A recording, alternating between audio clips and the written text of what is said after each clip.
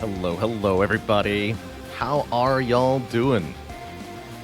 Hey there, Militime, E-Dog012, Igren, Jubal the Lion, Aaron W, Chunt, French Fry Apocalypse, Linny Poo, Samamir.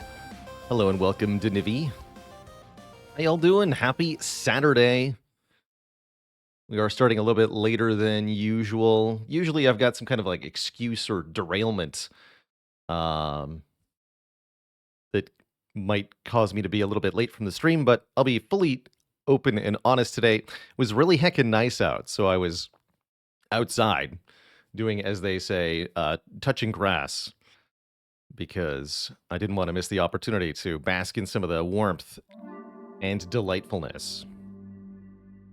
Yeah, isn't that a good excuse? It was just way too good. I didn't want to spend my whole day in the office and then realize that I missed the niceness. So I spent a little bit of time out there, and now I feel awesome. So I'm ready to stream. That's what I was up to. But now we're in the Spire. Have I ever played the Neo games? I have not. I have played Sekiro Shadows Die twice. But I have not... I think I own Neo, but I haven't played it. It's one of the many, many games in the, like, backlog pile.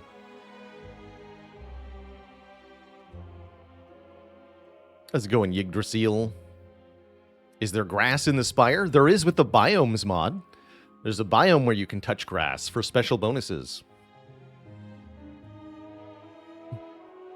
Bailey says, and I'll definitely affirm this, if your job relies you to be in front of your screen for an entire day, you owe it to yourself to enjoy the sun and fresh air, if you've got it, when you can.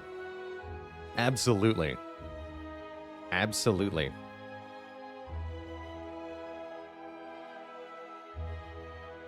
Just don't try to change the controls in Neo. Just don't try to change the volume in Ace Attorney. We'll be playing more Ace Attorney later. I'll probably have to do some tweaking here.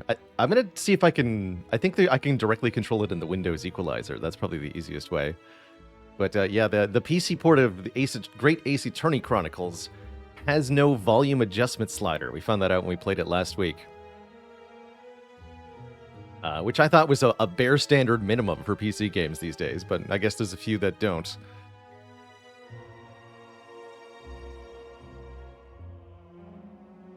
Although it does make sense if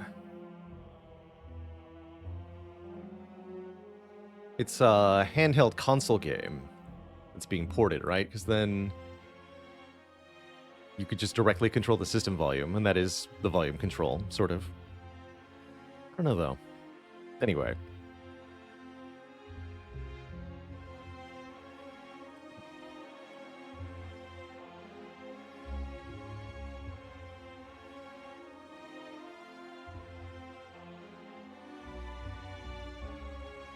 And Whipquazin, did you hear about the lawyer who decided to start showing up to court in fancy dresses? They call him the Lace Attorney.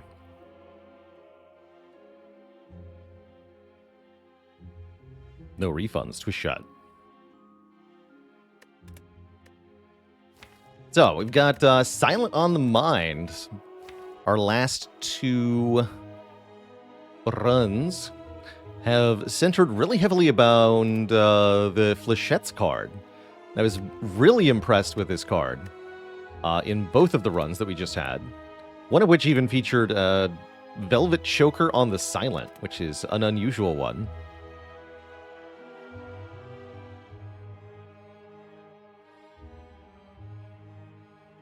Bandit says, I'm thinking of starting to stream A20 runs. I don't have any experience streaming. Would I recommend any resources for optimal stream setup? I'm trying to think if there's an easy listing of such things. You're definitely going to want open broadcaster software. That's the absolute best and easiest way to handle things on the software side. Yeah, OBS. You're going to want a half-decent microphone if you're planning on using voice.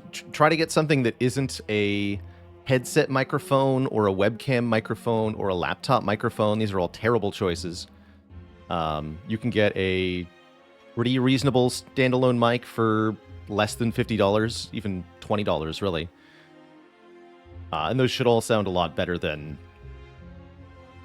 any kind of built-in microphone. You'll want to do some tweaking in OBS to get the audio filtered correctly. You're gonna want to add filters in OBS, and there you can do you'll want a noise gate and a noise filter at minimum.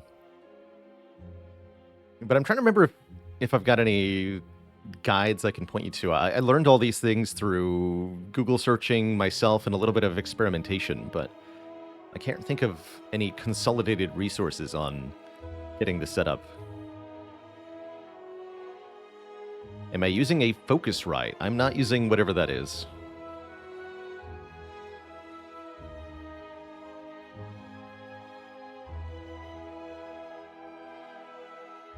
That's a good point, though, Shlu. You don't need to overkill it for a first time stream. Just a microphone that works and sounds not completely horrible, and an effective way to capture your gameplay. And then the rest of it is all mindset, I think. If you're planning on streaming for the first time, I do have a couple pieces of advice to give. If you're going to do it with audio, then talk like someone is watching, even if nobody is. And try not to, in general, obsess about how many people are or are not watching you at any given moment. Simply focus on engaging with any chatters that do appear, and providing commentary as to what you're doing, and most importantly of all, just make sure that you're enjoying yourself, whatever you're doing. Have fun, put it out there on the internet, and if people are able to find it and they like it, then they'll engage with it.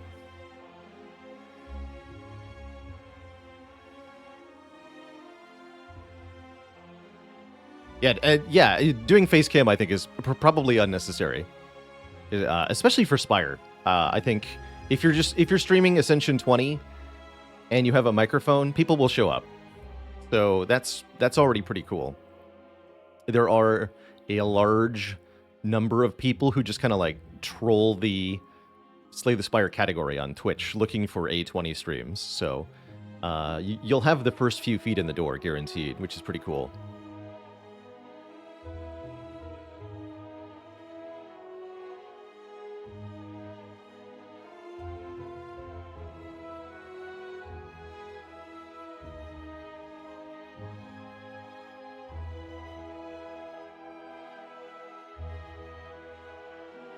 And indeed, if you start a stream for money and instead of enjoyment, you've already started wrong. It should be something you start as a hobby for fun, and if it makes money, that's cool. That's how I started.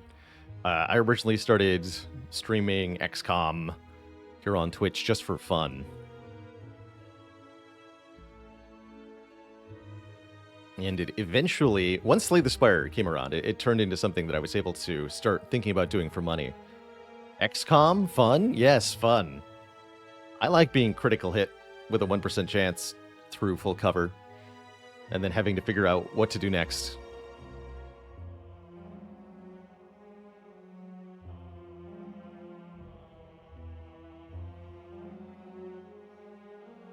Yeah, and then once you have got a functioning stream and you're enjoying it, then you can start to work on consistency. You can definitely build consistency by streaming repeatedly.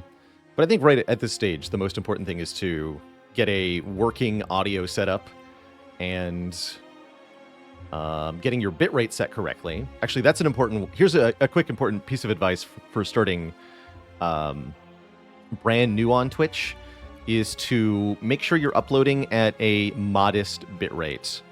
720p, not more than 2,000 to 3,000 bitrate. Because Twitch does not provide quality options for smaller streams, generally speaking. And that means that anyone who wants to watch will have to watch at the base bitrate, generally. And if that's set too high, even if you've got a good upload and you can handle doing more than that, if the viewer's internet isn't good enough to watch the stream at source quality, they won't be able to watch effectively. They'll constantly be buffering or stuttering or some such. So as a brand new, if you don't have affiliate status yet, do not go for a high bit rate. 2 to 3,000.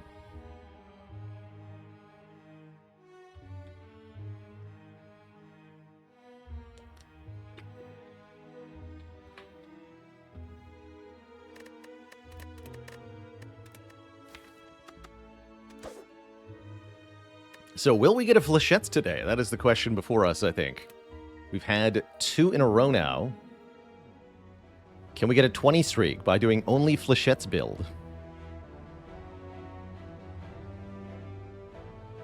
Is there an option you should change? I believe that quality processing happens automatically, so there's nothing you need to change. But once you get affiliate, and then definitely if you get partner, you can permanently up to a higher bit rate.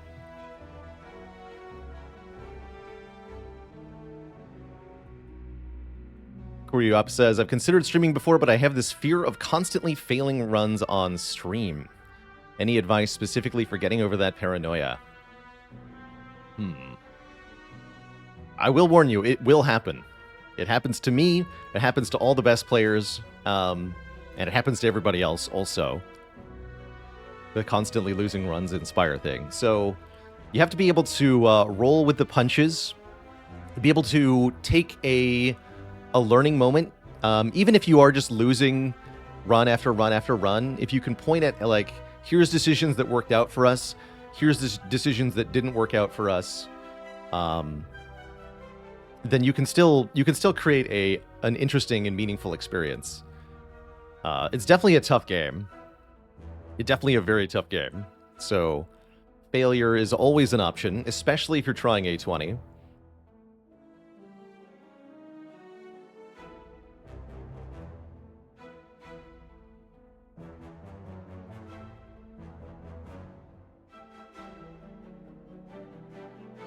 And sometimes Spire is just in an absolute mood. Sometimes the Jawworm, they get you.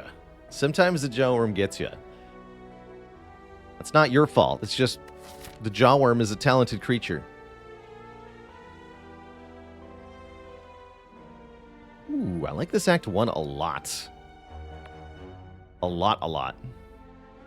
Late Burning Elite is always a juicy target. And it looks like we can catch several other elites beforehand.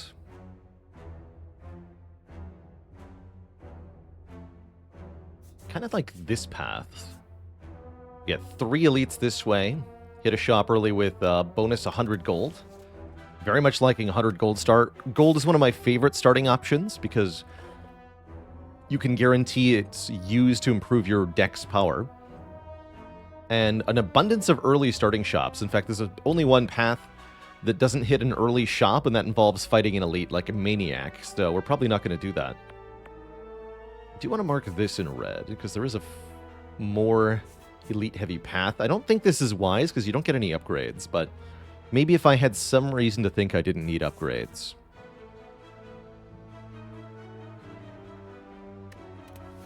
But yeah, I'm almost certainly taking 100 gold here. Meanwhile, losing all your money, this is something I prefer only to do if I'm not pathing into an early shop.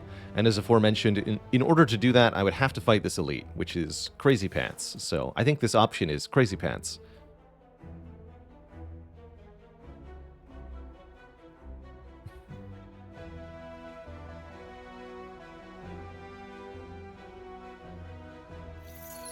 Take that money.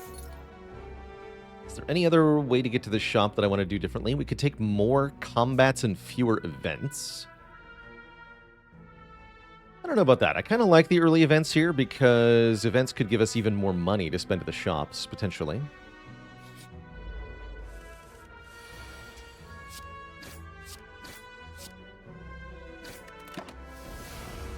Is an upgraded neutralize not enough as a starting bonus? I tend to think not.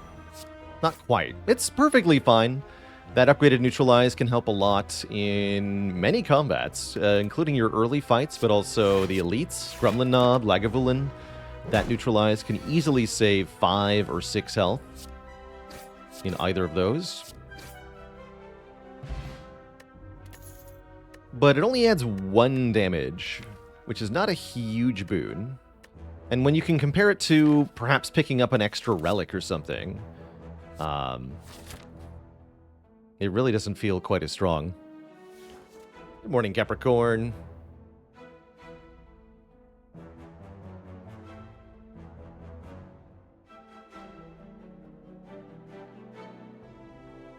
Looks like a deadly poison for us. We're not fighting Slime Boss, so I'm not poison averse here. And it's the only damage card being offered. We could grab a Deflect or Dodge and Roll.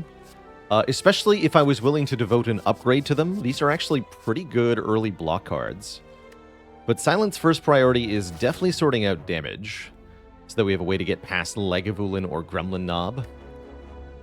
Against either of those fights, these 2 cards would let us prolong the experience, but they would ultimately lead to our demise by slowing down our damage. With Silent's low damage at the start, would I ever consider buying Hand of Greed? I would definitely consider it. Doubly so if I had access to Vulnerable in any way. Even if just Bag of Marbles. And thanks for the good luck wish, Al Bandit.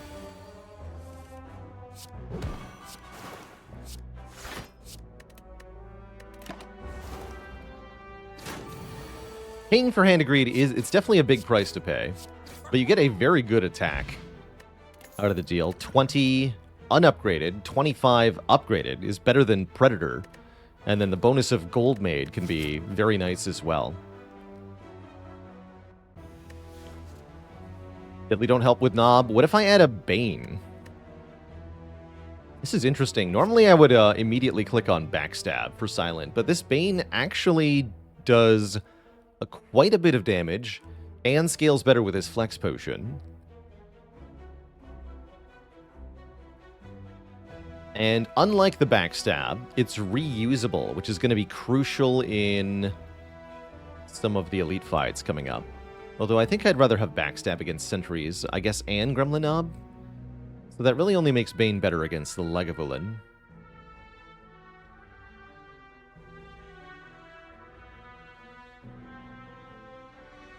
Strength applies twice to Bane? Yes, if you're getting the second hit, right? So if I use the Flex Potion, this becomes deal 12 damage. If the enemy has poison, deal 12 damage again. So it'd get plus 10 from the Flex Potion.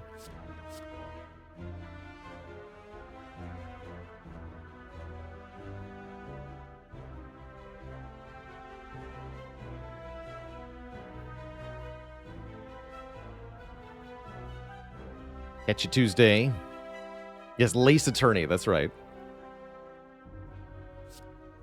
I'm actually not sure what to do. They're both good, though. I think I'm going to take the Backstab, but I definitely would like a Bane in this deck, I think is where I'm at. And there it is, Curse for money. I'll take it. Now we have enough money to afford a rare relic at the shop, which could be a huge deal. We could buy a Dead Branch. We could buy an Incense Burner. We could buy a Shovel. I could get more curses. I don't think I want more curses. Are we locking into Red Path? No, I don't think our first 2 cards were good enough to go Red Path here. I'd have to be really powerful at this moment to want to go Red Path. We'd have to have something like Reserved Insect and Predator instead of Deadly Poison. And then I'm thinking about going red, but we're not that strong. Certainly not that strong. I can't guarantee anything from the shop. As much as I would like to think that 374 gold here buys us enough strength for the red path, there might not be anything good in that shop.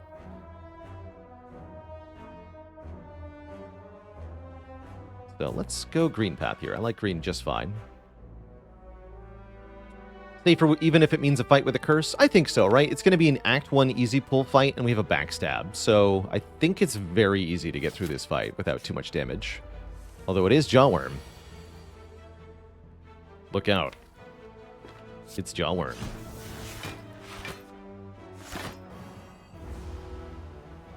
I'm not too worried about Jawworm here.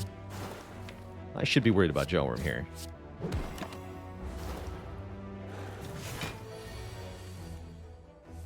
Oh, good.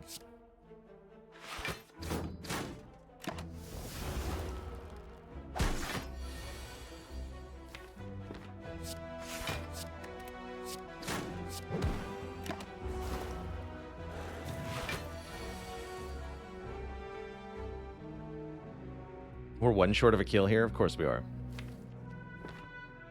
I see. Well, I guess the curse was pretty bad. That was pricey. We probably paid about at least 7 health for what happened there. But look at our reward here. Bouncing Flask or Catalyst. Spicy.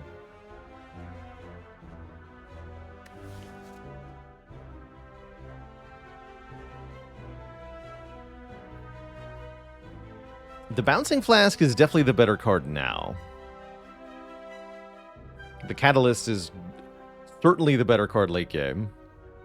Once you get other poison cards. Yeah, all 3, please. I think we should take the Bouncing Flask here, because our main concern at the moment is getting through the next elite fight, and the Catalyst could be unreliable there.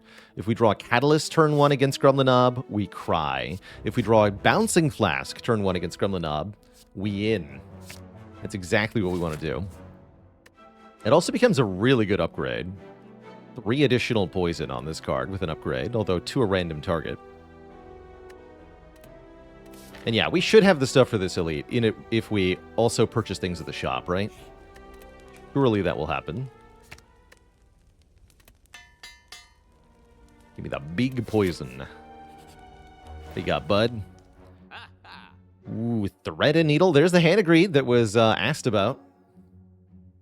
There's also Dagger Throw, Eviscerate, Reflex is a fun combo. The Abacus could give us block. Various potions are good. I like the Strength Potion and the Fear Potion.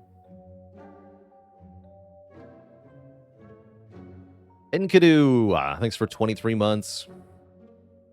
I think with Poison, I want the Hand of Greed a lot less. It's going to be pretty hard to get Hand of Greed kills if we're poisoning things.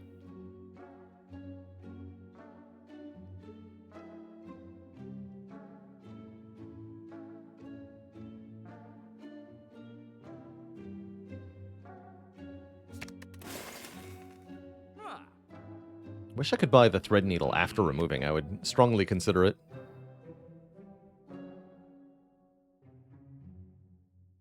Definitely a deck that would appreciate Fumes, right?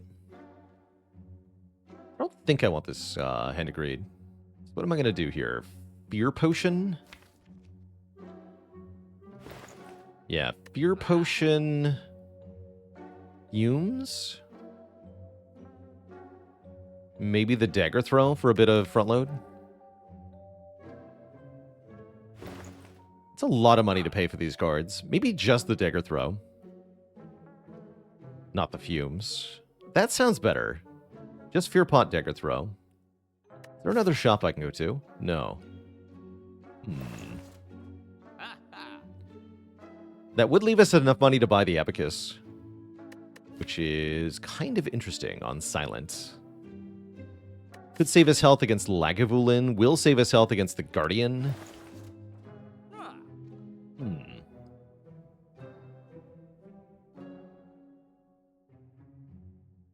Sure. Yeah, why not? Let's invest in immediate power. Make sure we live as long as possible. Let's see how this goes. Let's fight. It is Lagavulin. That's good, actually. I think I would like to wake up with Bouncing Flask. I'd also like to wait here for the Abacus. So I'm not gonna play Deadly Poison. Or anything else there. We're gonna... Yeah, we're definitely gonna go now. Bouncy, bouncy. Do I Fear Pot? Not yet.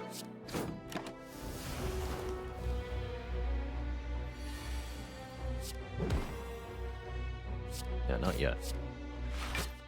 Take 2. Next turn, the Abacus gives us 6 block for free here. And we redraw the Neutralize. Very lucky. Really good draw. Give me Bouncing Flask. And Deadly Poison. Come on. Good enough.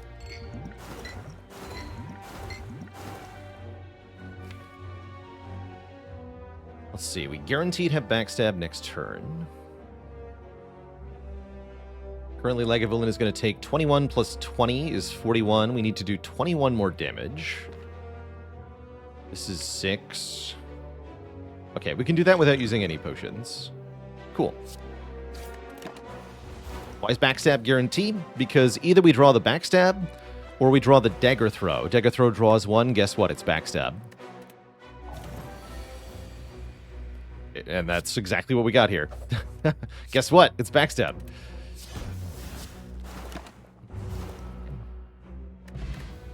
Now we have an Ink Bottle. That was really, really good. We only took 2 damage in that fight. Oh, my goodness.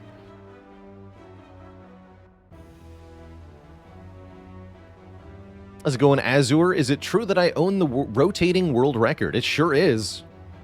Yes, sure is. We got a 20 streak. Rotating a 20 heart back in 2022. Let's see. What streak? I have a link. Yeah, there's specifically the world record win streak if you want a link to that. But yes, I do own the rotating world record still.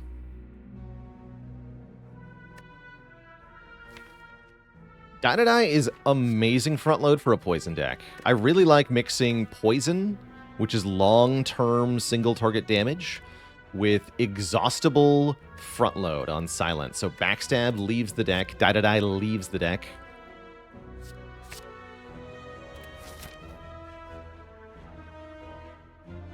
Did I hear about the fibbing silent? She lied. Oof. Ooh, 48 gold, you'll love to see it, and War Paint. Upgrade 2 skills. Could upgrade Deadly Poison, otherwise it will just upgrade our block cards. You know what? That's actually pretty good. It does upgrade Deadly Poison, even better. Now we have a really good Poison Core. And I can afford an upgrade to Dynadai or something. The only way that could have been better is if we got Survivor and Deadly Poison upgraded.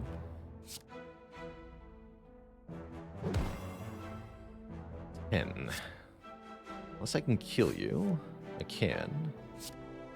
That goes to 9. I would still take 1. I don't want to take 1. 13 is exactly what Dynadai does. I'm going to leave you alive then.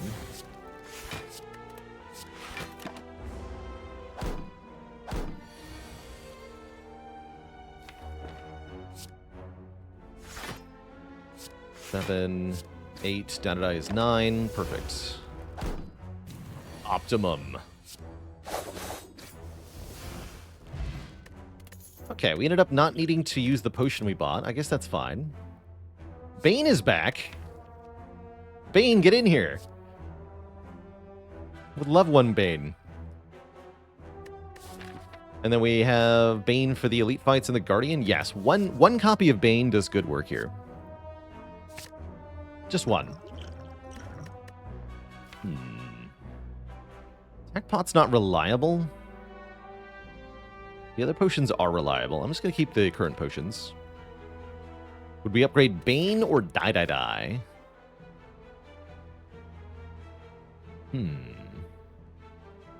Good question. I want to say Die, but it could go either way, actually.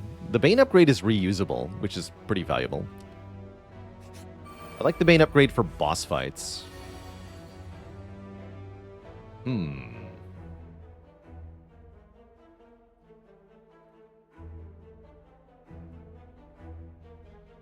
If I flex potion, how much is Bane backstab, assuming that somebody is poisoned? It would be 24 plus 16. Would you look at that? That's 39. So if I flex potion, I can kill either the front or the back one, as long as they get poisoned. So let the flask determine who dies.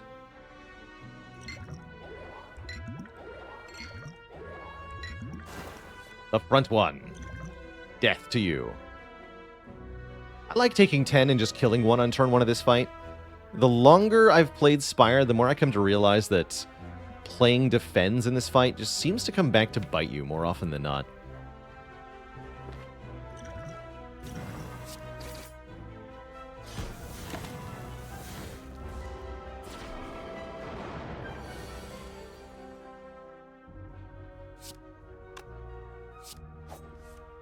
Hello?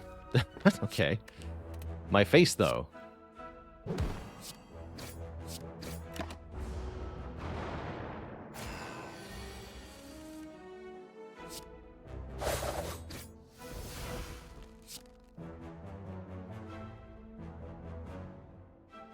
You die. I block.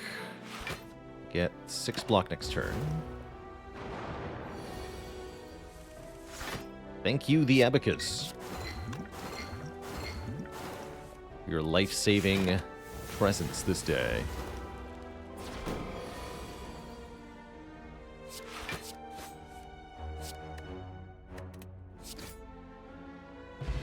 We get a Duvu doll. 1 point of strength per curse the deck has. That's great.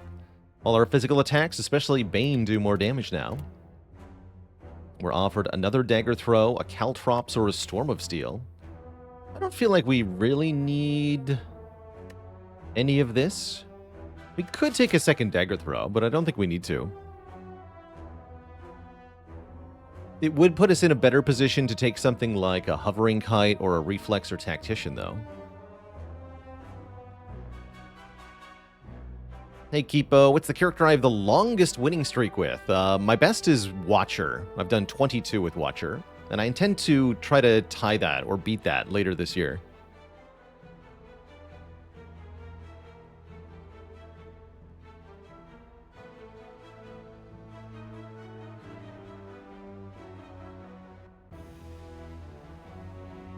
We want a smaller deck for Abacus, surely. Because the Dagger Throw draws 1, discards 1, it kind of keeps the deck feeling small. Doesn't really take up a slot. And it does do 10 damage. So I really don't mind it, actually. I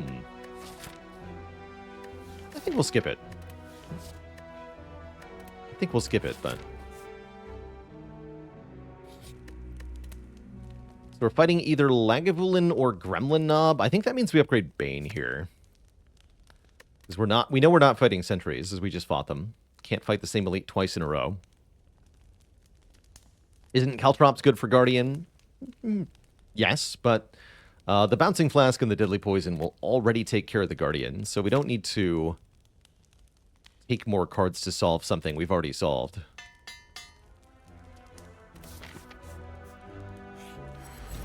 First, we have to get past the Metallicizing Gremlin Knob, which I think will be pretty easy, actually. Looking at this turn 1, this guy is posed. Bane does 32 damage. Datadai does 21 damage. He's actually only got 10 health left. He's dead. And I have Ink Bottle on 9. Bye-bye, nerd. Great job, Bane. We get an Ornamental Fan. Okay. If we play enough attacks in one turn, we'll gain block. There's the Tactician. What about a Crippling Cloud? I like that with the poison we have. It's also Area Effect Weakness. And a pretty good upgrade. Going to 7 poison per enemy. Crippling Cloud's quite cool here. Time to summon Dead Adventurer. Yeah, I'd love it. Give me another Elite Fight, please.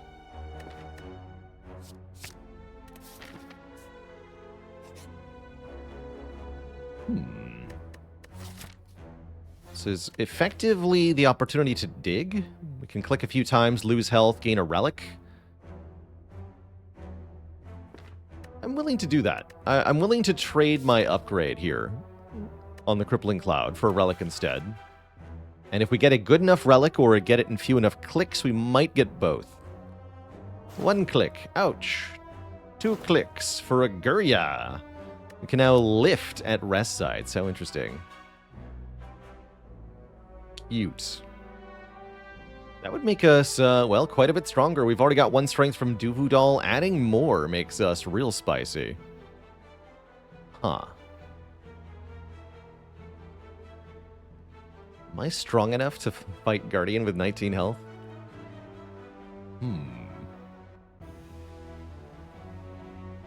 And 2 strength.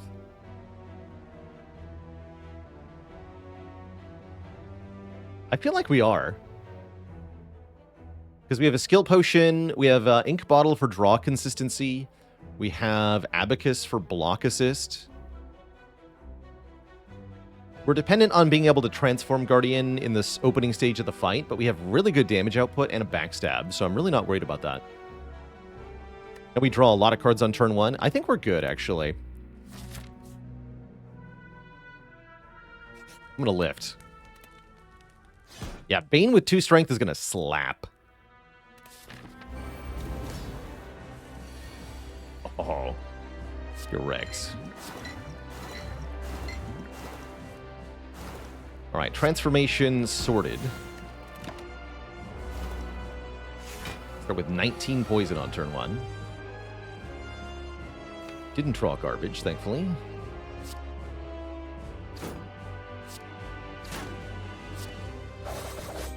Get rid of that card. Play this for ink bottle.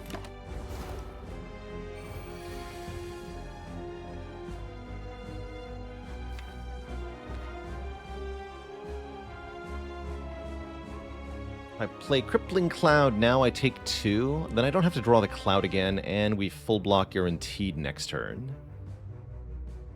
And we do 4 more damage per turn. Yeah, let's play this. Cloud Defend, take 2.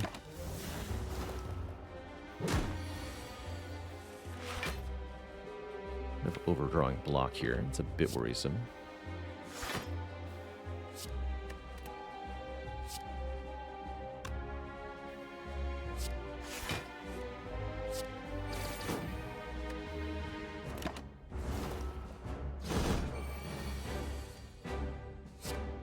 Really good draw on Neutralize. I can either reapply Bouncing Flask and take 7, or I can Defend Strike Strike, and we take only 3. I think actually we don't need the second Bouncing Flask because we have so much strength here. Let's get the Ornamental Fan block. Backstreet Skeeter, thanks for 37 months. Can I show off the Bouncing Flask throw distance trick? Yes, I can do that next time we draw it.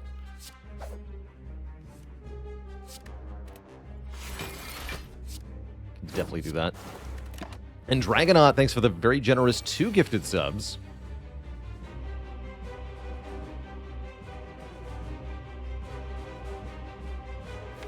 I'm not playing it, though. I'm sure we'll play it in Act 2.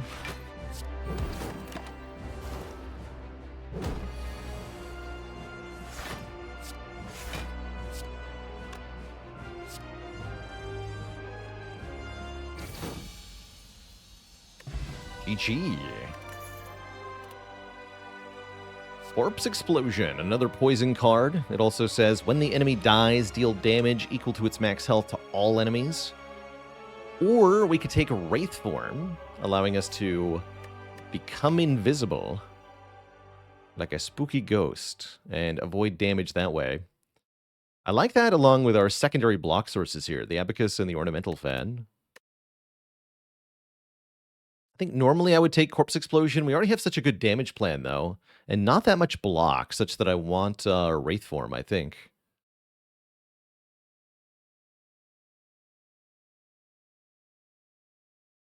Will I take Snecko? If I take Wraith form and we see Snecko Eye, I'm definitely taking Snecko Eye.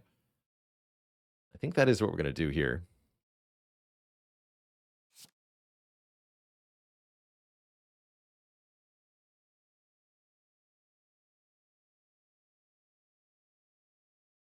And a dad joke for the crowd, courtesy of Ali Rise. Why did the Silent start putting up Christmas decorations all over the Spire? because she had entered Wreath form. No refunds. Well, unfortunately, we don't get Snecka. We also don't get energy at all. We get offered 3 more esoteric relics here. Empty Cage removes 2 cards. Black Star gives us more relics from elites. And the Sacred Bark doubles the effect of our potions. None of these are particularly impressive.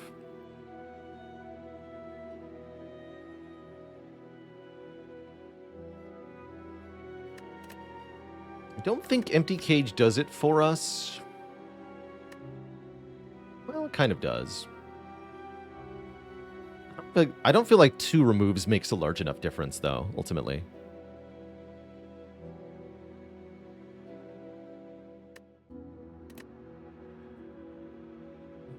You'd remove Defends with Wraith Form. I don't think having just Wraith Form is a good enough reason to remove Defends. However, I do think that having Wraith Form and 2 or more points of Strength and Ornamental Fan is a good reason to remove Defends. So I agree, we should remove Defends here, probably, instead of Strikes, at least at first. If I was removing 2, it might be 1 and 1. It would be at least 1 Defend, though, for sure. The Abacus does get stronger if we remove cards. That's true.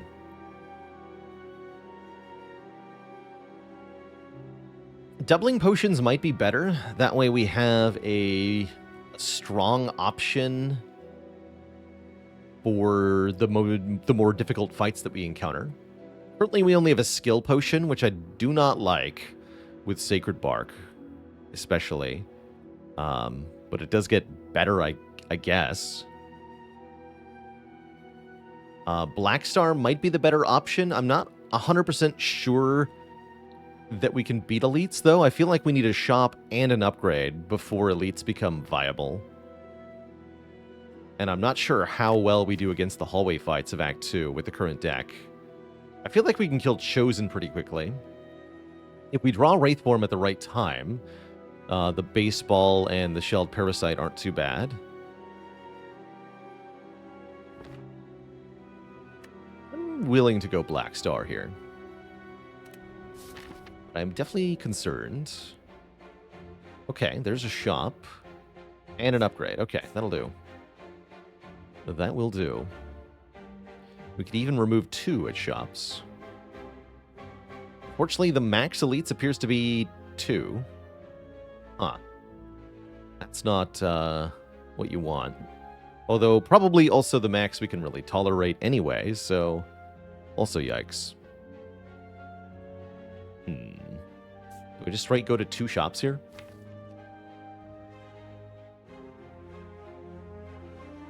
Then we can have our removes. It does sound nice. Also, don't want to run into the Forsaken Altar. That would be bad.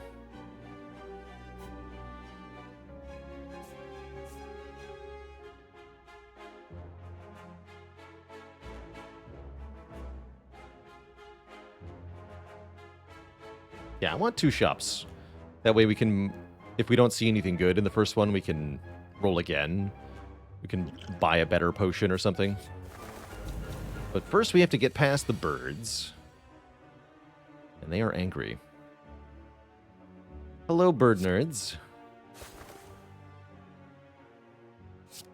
Why you are so angry, though? Crippling Cloud on turn 1 would have been nicer.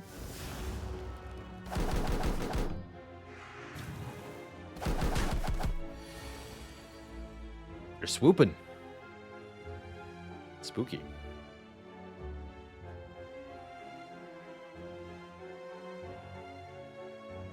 I'm already considering chugging this skill potion.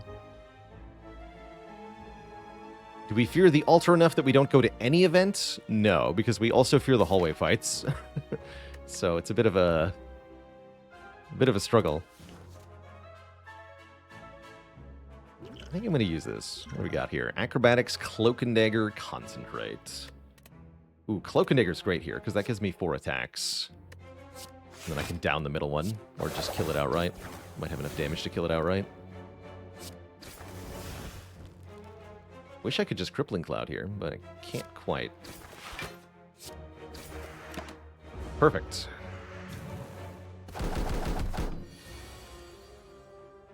Not perfect. Oof. Not perfect at all. Alright, we definitely poisoned the one that has more strength. I don't think we want to hit it with Bane, though. I think we just defend Survivor. Unless you're telling me I can kill it. Looks like we can, right? 23 minus 7 is 16. This does 12, this does 4. So yeah, we can exactly kill it. Which means we take 1 more damage, but then it's gone next turn. Probably worth it.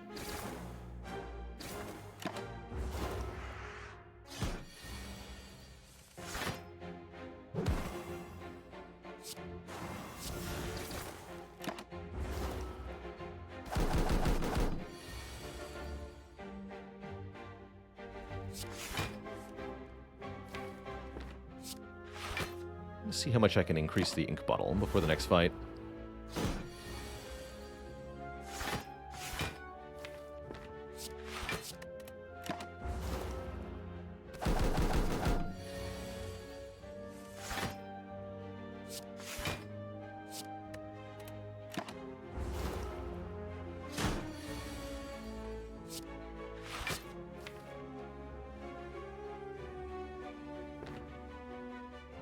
You attack for a max of 15? We're fine. Okay.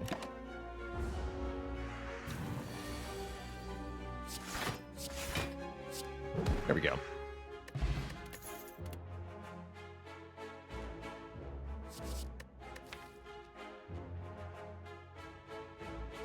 Can I use Concentrate? I'm not sure that I can.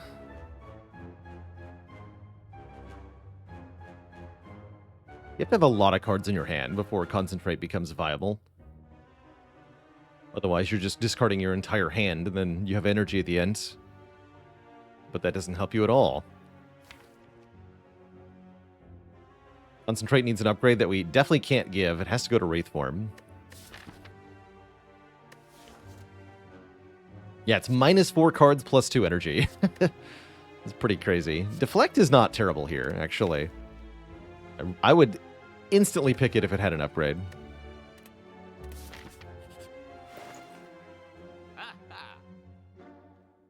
No second Wraith form for us, huh? Rip is pretty powerful.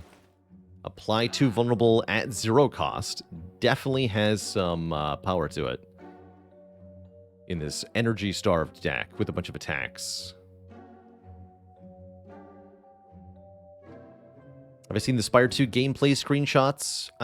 Briefly. I'm not over-analyzing them for details, because things are still highly subject to change.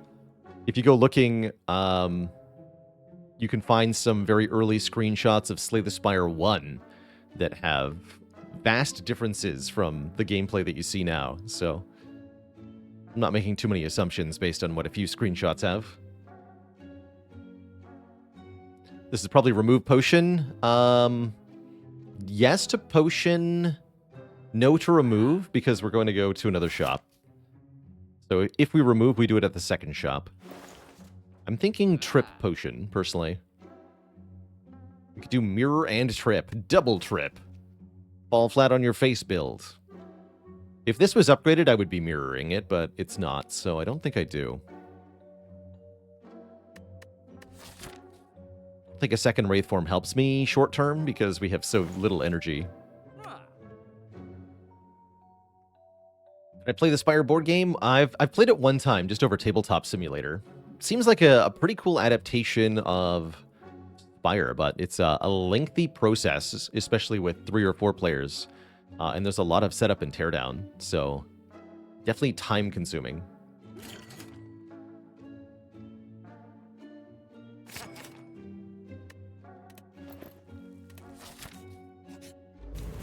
All right, Chosen should be easy-ish, hopefully. Hey, here's Trip. 19 damage backstab. Strikes do 12. 12 is pretty good.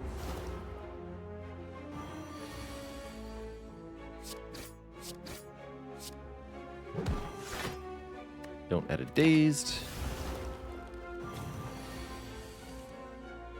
There we go. A nice, clean Chosen fight. With no damage taken. That's what we wanted. For sure.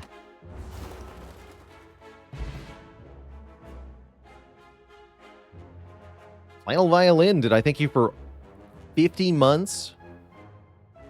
5 metric years. Holy moly. And Vehemens Valorant, thanks for the Prime sub.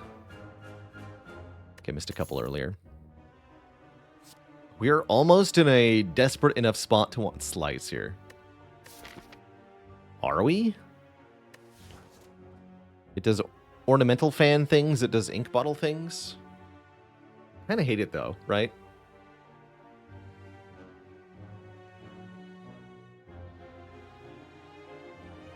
Do I do physical activities as a hobby? Does running and weight training count as hobbies? I do my share of those.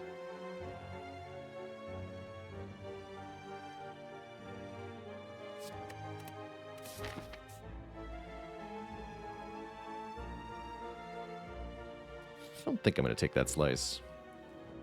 But I am going to upgrade Wraith Form. So we did actually have an upgrade to give to Concentrate. Terror is here. Although, you know what? Terror is that Trip isn't is expensive in terms of energy. We'd either have to upgrade it or have it cost 1 energy.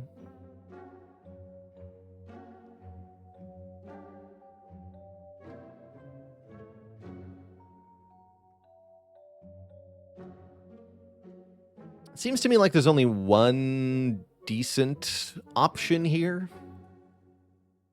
Palette and chat found it. Deep Breath is, if you squint really hard, a good Instincts. Except it also draws 1. Shuffle your discard pile into your draw pile for 0 cost. Draw 1 card. When we do that, we gain 6 block. So this is 0 cost, 6 block. And the reshuffle is also sometimes a good thing. A lot of our front load exhausts, so I do not mind redrawing the same things we drew already. Give me that.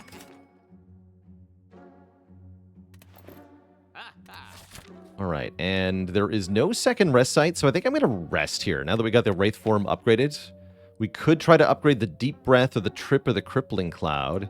I think I just want more hit points, try to get through the act intact. What is my fear level for this elite? 2 or 3 out of 10. But then we're at a 5 out of 10 here, and maybe a 6 or 7 out of 10 here. And then this is looking at 10 out of 10 right now. But this elite, I'm not too worried about. I think we can brute force our way through the first one. Or we could lift. Oh, we could lift. Lifting's pretty OP. No, I'm going to lift.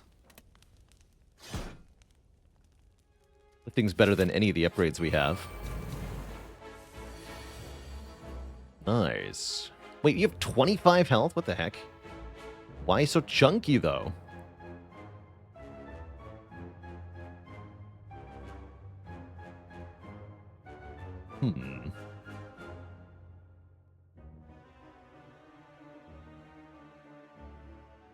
13 with Vuln goes to 18, so we could do 14 plus 9. I don't think I can kill this gremlin. That's not good. He's been bulking.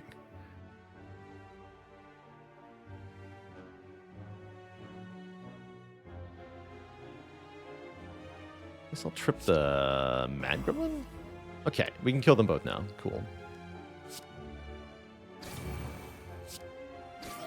Thank goodness for that.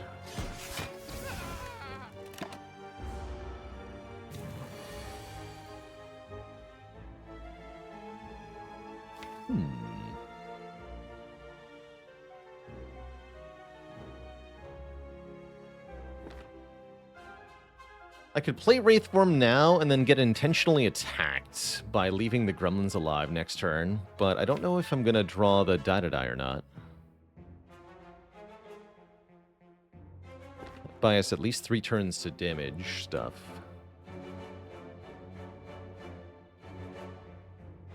Definitely considering just playing the Wraith Form.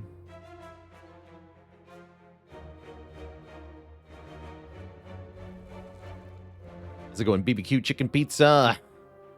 You're welcome for all the great content. Thanks for dropping by. Do this. Is the damage fast enough is the question. I don't know. Oh, I'm really glad I did what I did, though. Because we're getting attacked whether we want it or not, looks like.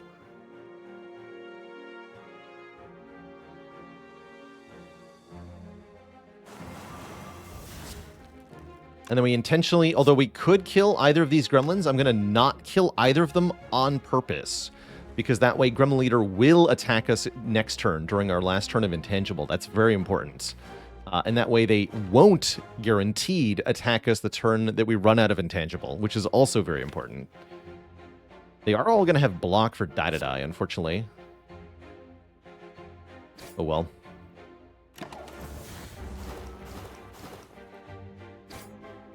Which might prevent me from getting the Bouncing Flask to land correctly. Oh yeah, 21 block there. But thankfully we have Deadly Poison. We'll do Deadly. Die-die-die? Guess so. Actually, work proper.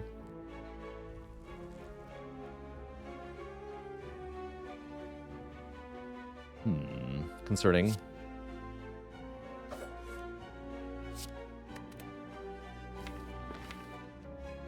Okay. Is the damage fast enough? The answer is I don't think so.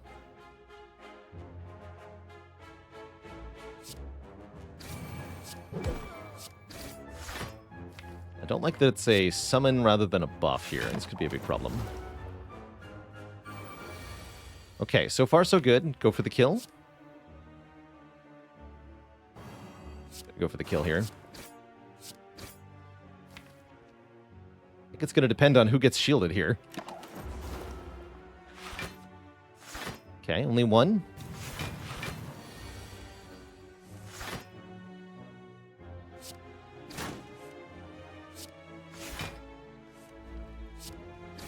Be good.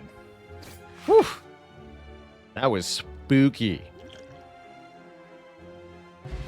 But I think that would have been much tougher without an extra point of strength. And wow, the rewards. Preserved Insect Gremlin Horn. The next elite's going to be a lot easier. And a Collector's going to be a lot easier with Gremlin Horn, too. And a Well-Laid Plans. Yoink. Okay. Now we're at a 3 out of 10 here and a 5 out of 10 here. That's a very big improvement in one fight.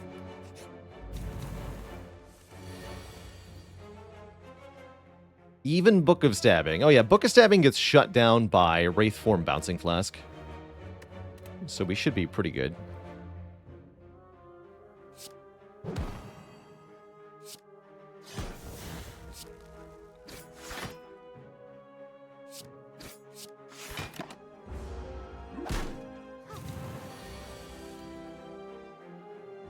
Guess I just block 3 times? I guess so. He's guaranteed to shield next turn. Yeah, we're fine.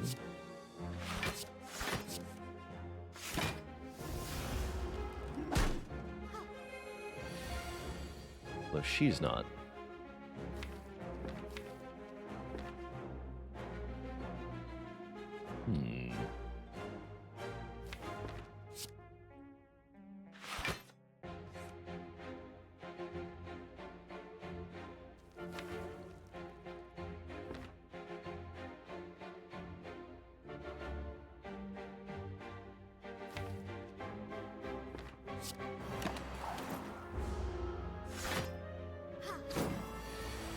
was worth it.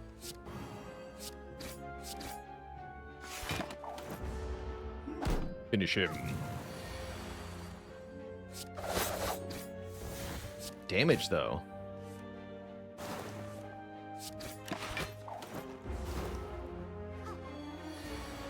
Excuse me. You are not allowed to do that. You hear me? Forbidden.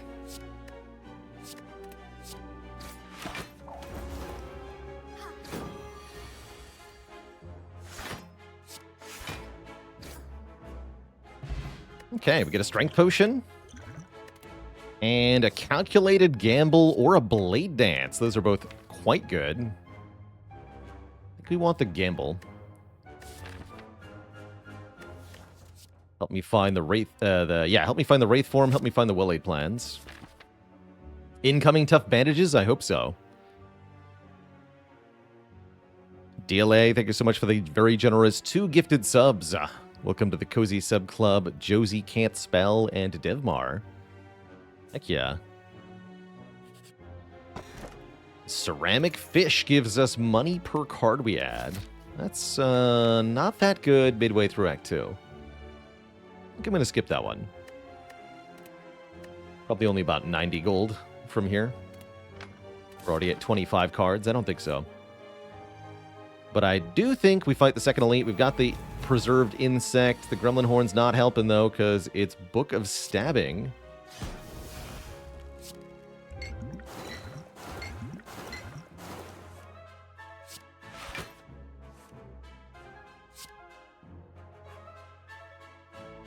And that's okay.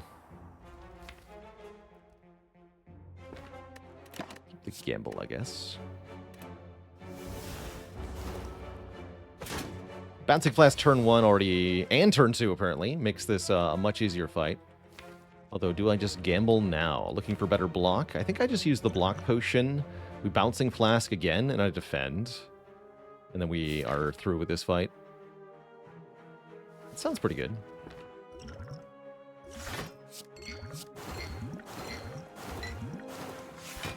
Cool side effect of the deep breath there. We got to play Bouncing Flask twice. Oh yeah, the Bouncing Flask thing. Heck, I've kept forgetting about that. Oh yeah, that thing. Basically, the idea is that when you play Bouncing Flask, the initial bounce animation of the flask depends on how high up on the screen your cursor is as you play the card. Hopefully I'll be able to show that.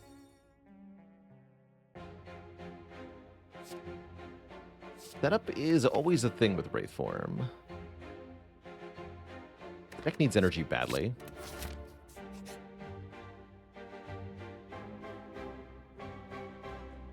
I have Duvudal and Darkstone Periap. So if we take a curse here, we gain 1 strength, 6 max health, and a relic. That's pretty sweet. That's pretty sweet. Instant payoff on Darkstone. Also, I need those 6 hit points. Give me that.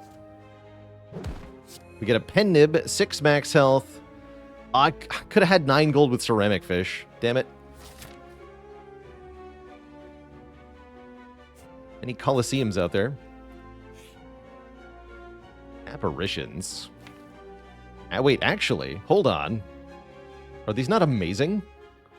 I'm below half health. We have Wraith Form already. They seem like they're pretty good.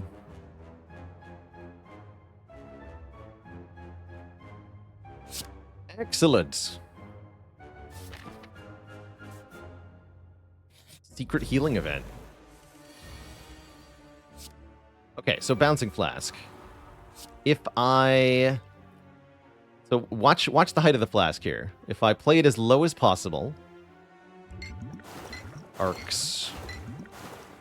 Relatively generously. But around the middle of the screen. We'll contrast with the next time we see it.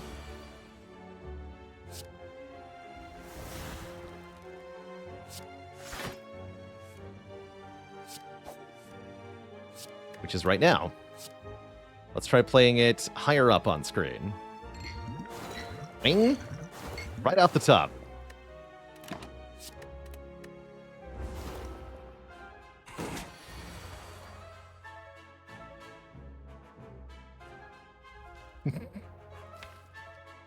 And now they know.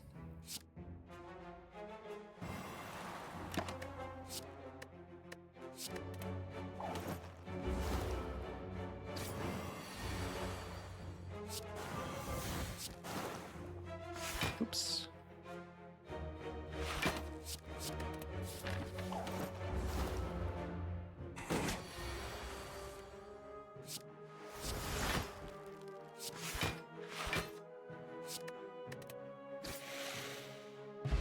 Ooh, Liquid Memories is quite good for Wraith form. Reflex is here. Second Backstab is here. Reflex is not very good. I only have a couple of things that discard. Not this time, Flechettes. Actually, wait. Are we sure about that? That's a pretty good Flechettes. With 4 points of strength, that Flechettes hits like a truck. And Pendib, too. Yeah, that is a surprisingly good Flechettes. The main thing we're missing is a way to get more cards in hand. So we're going to be reliant on well-laid plans for the most part.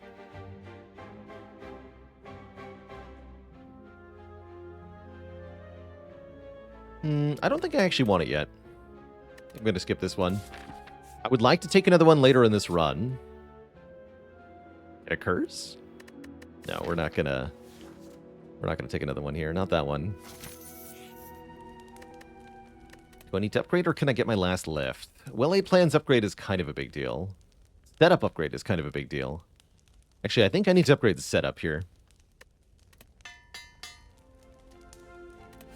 Rather than lifting. I know how weird that seems. Don't worry about it. Let's use this too.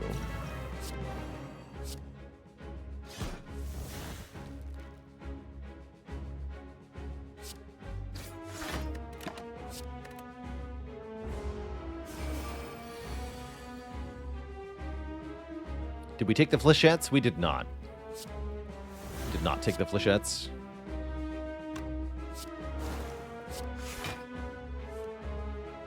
Easy game.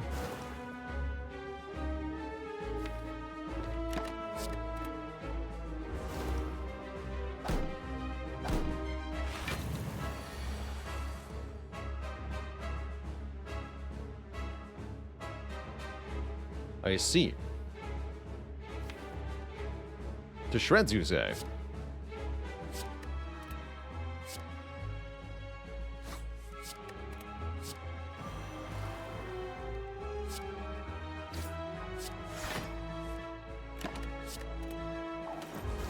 Jeez, thanks for the Prime sub and the 29 months of support.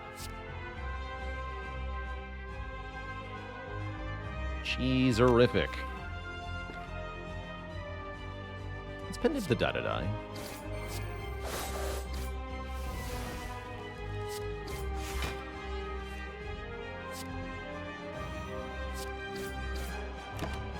We do a crap load of damage. Holy moly. Heck slaps. I'm so glad we took a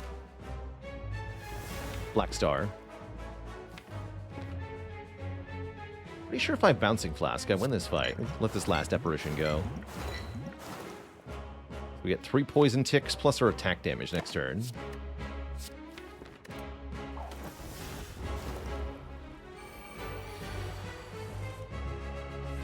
Already got the Abacus. Perfection.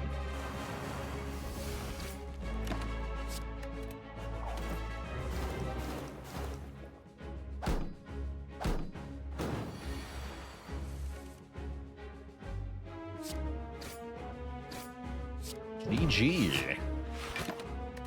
Amazing fight. Amazing act. I did not think taking Black Star was going to work out this well, but it did. My only regret is that we only got 2 elites. Last Knife hits like a truck. Thinking about Malaise, though.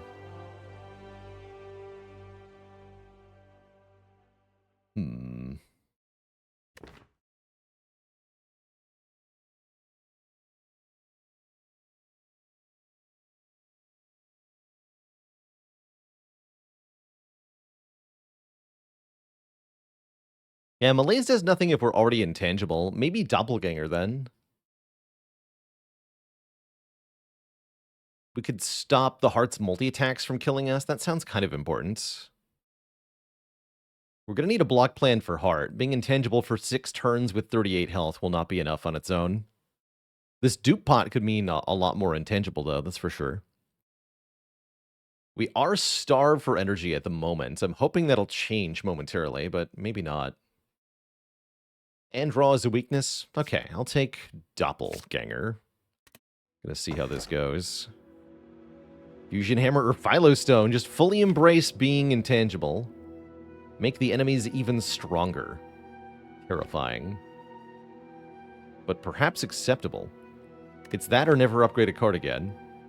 I want to upgrade Well-Laid Plans and Apparitions, so Philostone, you're coming with me.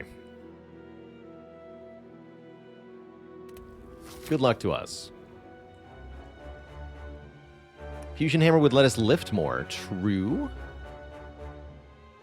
Very true.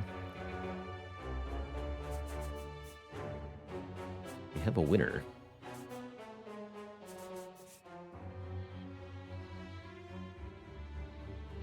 I could even go this way if I get Mind Bloom. Oh man, I hope so. Oh, I hope so. Let's mark that in gold, just in case. I would love to get Mind Bloom in the first couple floors. Today would be the day. Please. Please. Please. Make it happen. But first, we have to get through these nerds. Terrifying. Oh no, double terrifying. They're all buffing on turn 1. Help. Someone send help. Also, I can't correctly use my pen nib because I am a fool. It's going badly.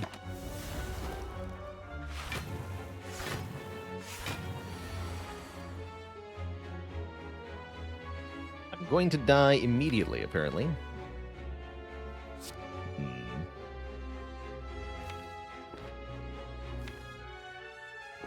Wow, that was really, really bad. I needed Frozen Eyes, what I needed. Actually, we can just kill that one, right? No. That instantly dies. That is so much damage. One more. Oh, jeez. Okay. Bad, but not terrible bad.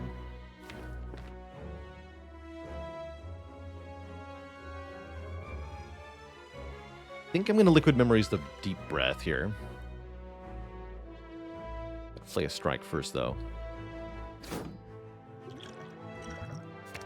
Spooky. Okay, we got our strike back. Fair enough. Okay, that's as good as we're going to do on block. I think I'll Doppel for 2 here. Take a bit of damage. Definitely could have been worse. Definitely could have been worse. There we go. Safety at last. Good reminder, though. I gotta be really careful playing this deck. Very much all or nothing at the moment.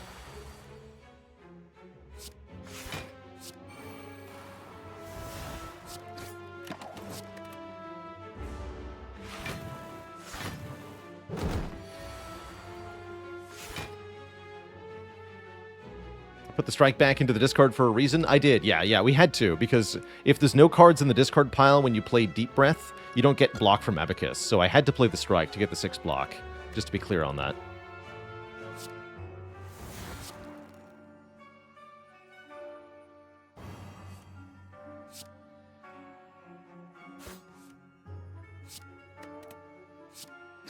Cry of the Wind, thanks for the 19 months. One day I'll remember, Pen Nib. Today is not that day. Does that work differently from Sundial? No, you also need something in the discard pile for Sundial to work under the same condition.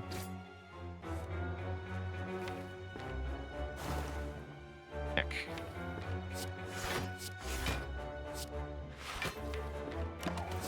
Please let me kill them.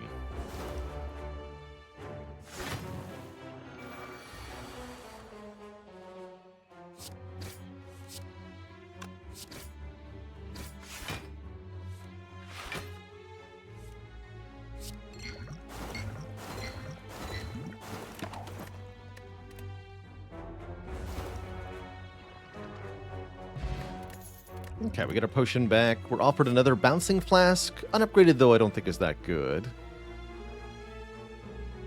We haven't added any poison since the Act 1. More attacks now.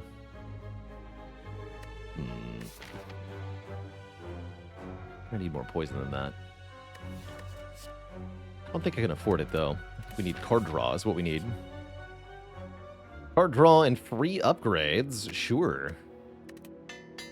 Thanks for that. And a transform. I could transform Writhe and gain 6 more max health. But I think we should probably transform a defend. We still have 5 defends and 5 strikes, so that's part of the problem here. Turn defend into Corpse Explosion. There we go. Climber King, thanks for the 7 months of support. Okay, we did not get Mind Bloom. That's okay.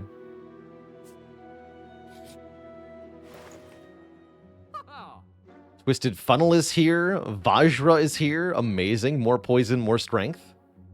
We got a 5 strength.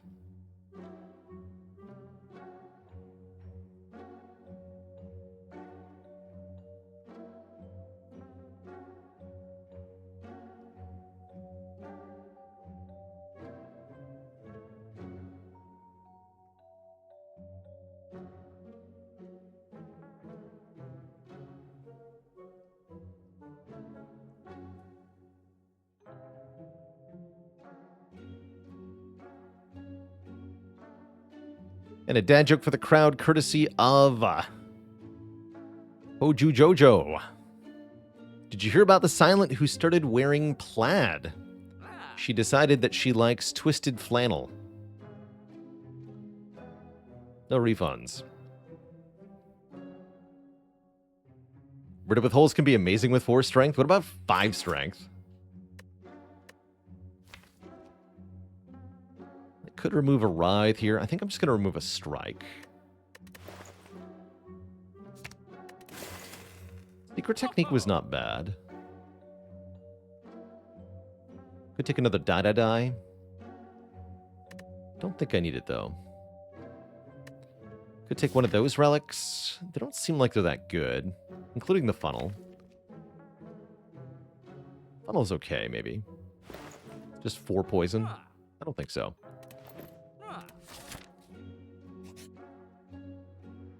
Stop offering me that at the inappropriate time, Gabe. Heck. Second time I've had to turn down the Golden Shrine. 5 strength. Absurd. Just absurd.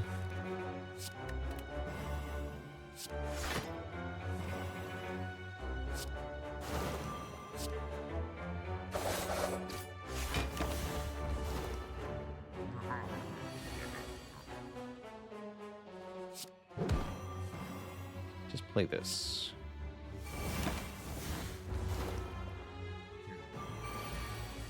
Give me one really big turn. Thank you.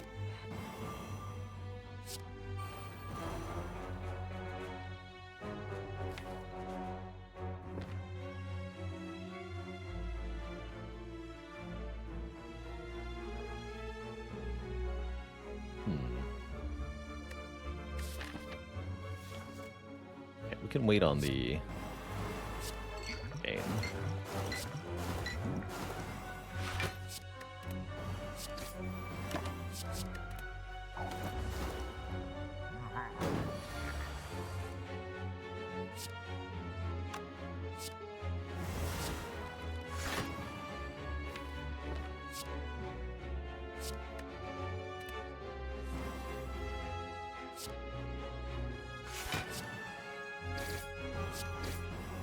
Pretty good damage.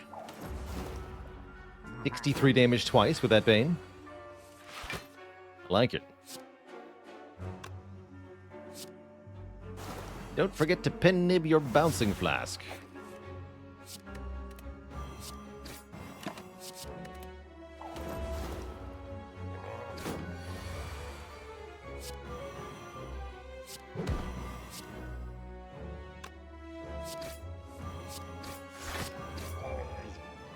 Easy peasy. There's the sundial. Every 3 times we shuffle our draw pile, gain 2 energy. That's kind of cool. I want another setup, a sucker punch, or a crippling cloud? Not really. No, not really. What skill do I want in the opening hand? Calculated gamble, right? Especially with Writhe. Or Doppelganger, maybe. Or Apparition, maybe. No, it should be gamble. Then I can discard apparitions I don't need or find ones that I do. Yeah, I like that a lot. On turn 1. Right. Like if I draw this, for example, I really want to be able to gamble. Help.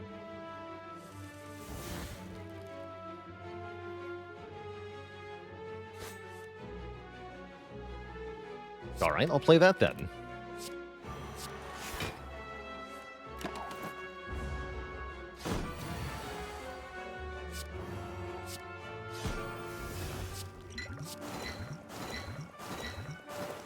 .33 damage strike.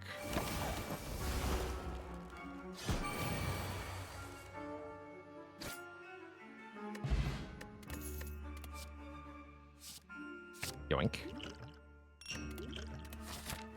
Okay, elite number 1 is going to be Mini Reptomancer. I like Mini Reptomancer a lot. Mini Reptomancer is relatively easy to defeat here. Let's just... Crippling Cloud, Doppelganger. Don't want to draw into intangibility yet.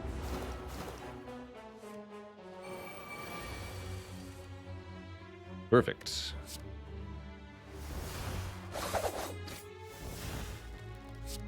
Yeah, Giant Head, whatever.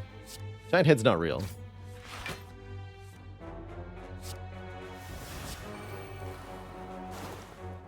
There's only blurry photographs as proof. I don't believe him.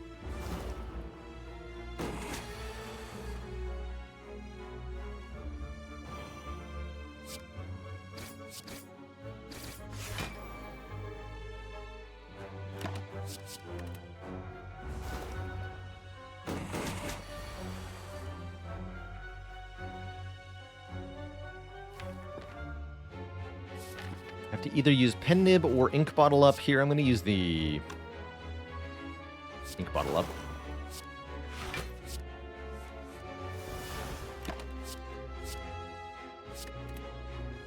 Try to win without playing any more attacks. Be easy. Very easy.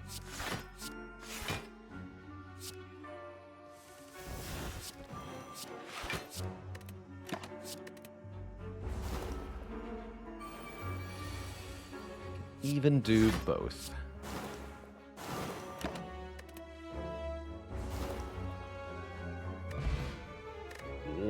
Wow. What a set of rewards here. Money, good. Whetstone upgrading 2 attacks is perfectly fine. We adding an attack? Yes? Maybe? Flechettes? Flechettes are here. I like backflip too. It's card draw. And it's upgraded. I'll take backflip. Dagger Throw, Die get upgraded, that's great. Healing from the Ornithopter, that's great. Ghost in a Jar for even more intangible if we fail to draw any of our own. That's extra great. Love those rewards overall. This run is going well. Meal Ticket, even more healing in Act 4. Pretty good. Means we heal to full in the shop. Although we do have another elite to get through. First, we must defeat the double exploders. Boom. The single exploder. I mean, Guess it's not that hard when strikes do that much damage. It's a lot of damage.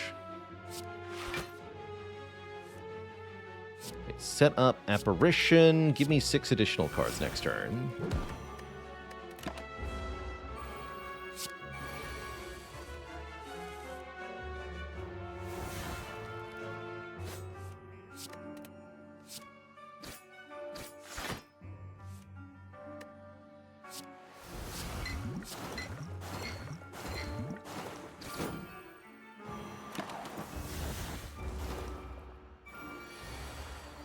If I could play 2 more attacks, that would be great. So we'll just kill it. If I could play 1 more attack, that would be great. It says plus on it. Is a regular deadly poison plus enough here? I don't think so. I think my attacks do so much damage that we don't need more of that.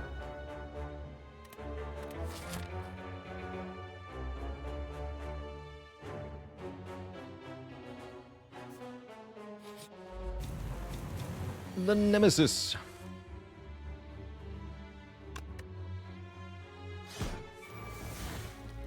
Gamble. See, we can both be intangible. Very well.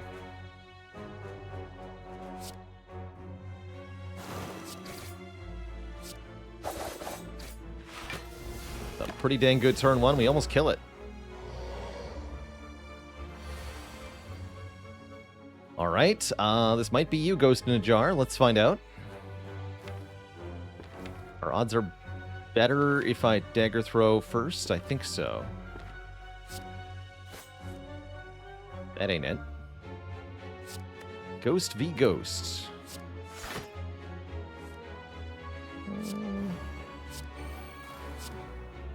Yeah, this is not good. We're gonna die, so let's not die. Nice knowing you, Ghost in a Jar. May the best ghost win. Definitely not how I wanted that to go, but we win the fight now. That's good. That's good. Get meat on the bone and a block potion. And a lantern. That's nice.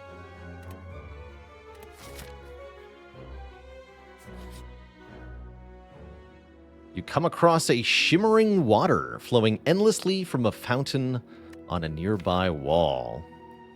You can drink the water to remove all curses from our deck. This is the rarest event in the game. Always cool to run into it.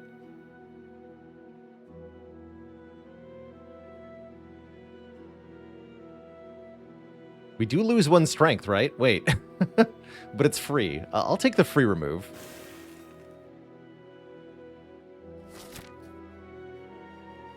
So, part of the reason that event is the rarest event in the game is that you need a curse in your deck that you can remove, or it will not spawn. Most players are not running around with removable curses. Usually they remove those curses. And so most players don't encounter that event, ever. Pretty cool to see it.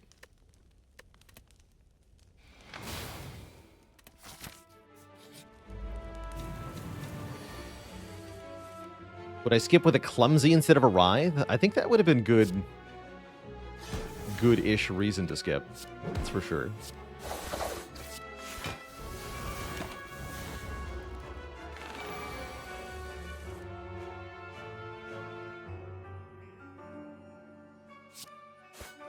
was a spooky run, man. Oh, we have an apparition. I missed that. Okay, we're good.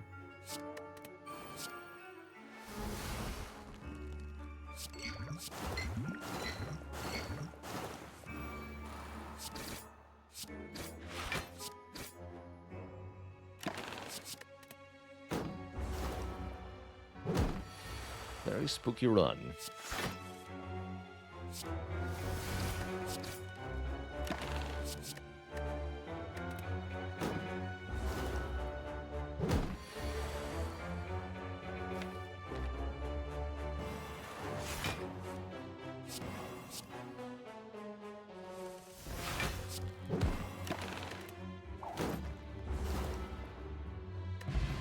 Have I ever skipped the fountain? I'm sure that I must have at some point. Blade Dance with 4 shivs? That's a lot of damage. Why did I upgrade the setup? Because we needed the energy in Act 2. We only had 3 energy, and I needed a way to make energy for free. That was the main reasoning there. Do we lift one more time, or do I upgrade an apparition to make it retainable? Could also upgrade one of our calculated gambles to make them reusable. I skipped for the masteries. Yes, that makes sense. For the mastery challenge. Picked up this blade dance. Let's lift. Get to 5 strength again. 1 strong silent. Strong silent type. The dead silent type. That's us.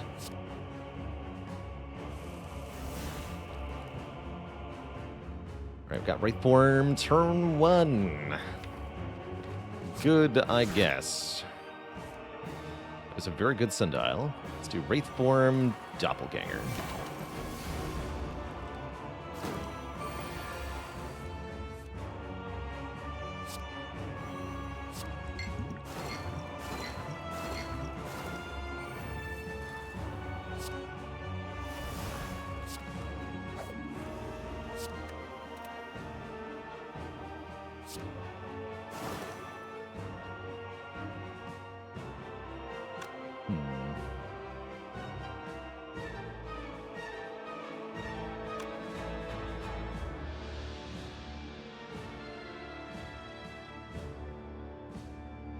I want to play 2 cards here.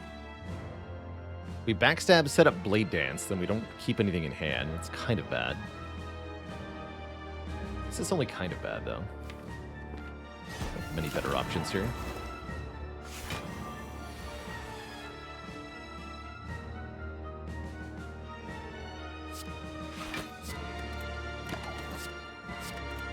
Pretty weak turn.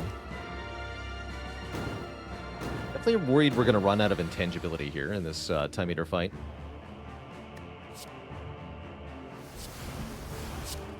Much we can do about it now, though.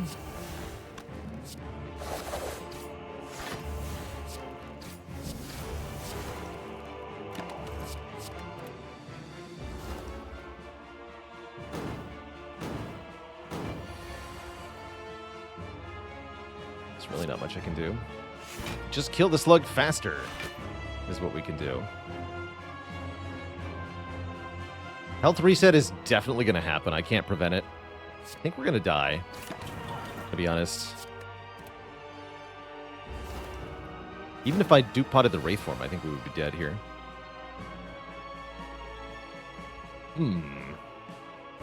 Concerning. Look at these, at least. Yeah, not enough scaling in this deck, definitely. Definitely a problem.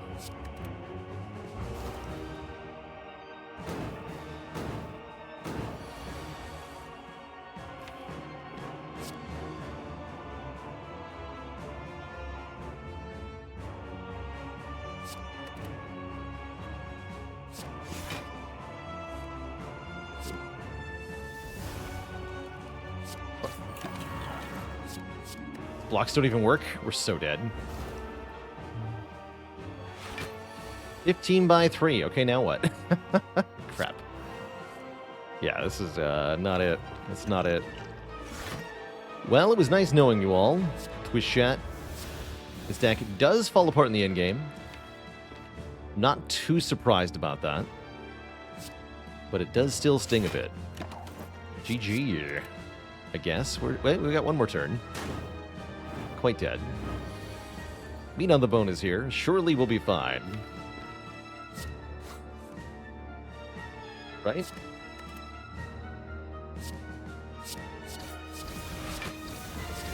No, we will not be fine. We will not be fine at all. GG.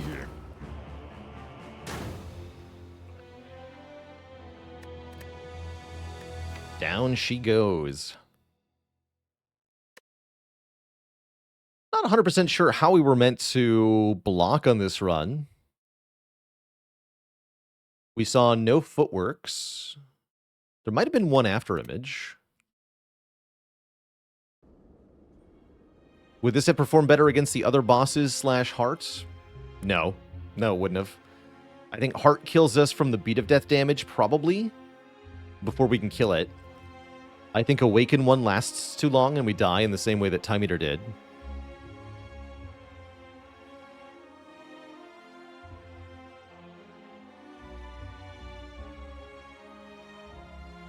How much of a difference does that malaise at the end of Act 2 make in that run?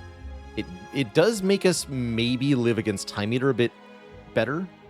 We don't necessarily have to go Wraith form immediately. But I don't know. Yeah, in Donu Deka we don't kill quickly enough either. I think we just failed to thrive on this one.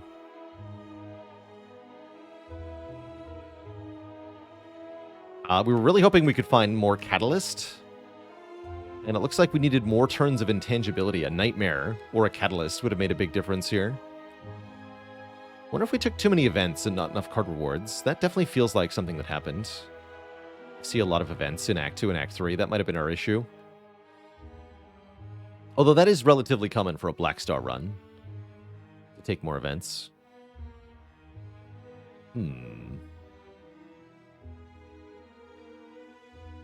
1-2 runs with Flechettes and lost one without him. We did not see a whole lot of acrobatics, although we did see them in Act 1, right? Yeah, but I can't take it over Bouncing Flask or Catalyst.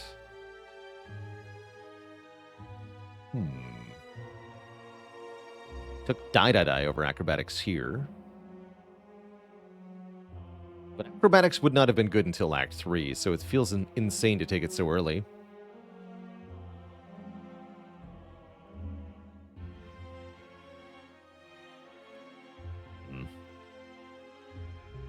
Not sure what we could have done differently here.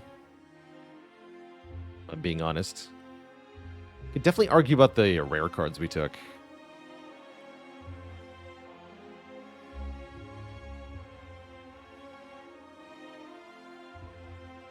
How often do I go for Act 2 Burning Elite? Very rarely, maybe 1 in 20 runs. I'd say mostly I do Act 1 or Act 3.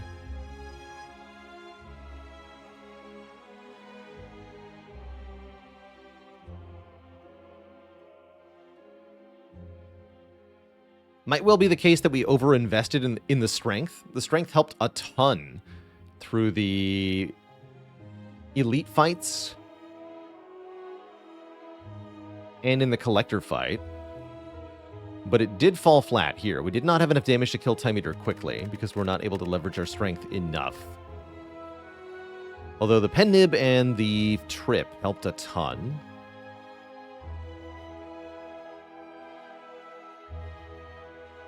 I'm not sure.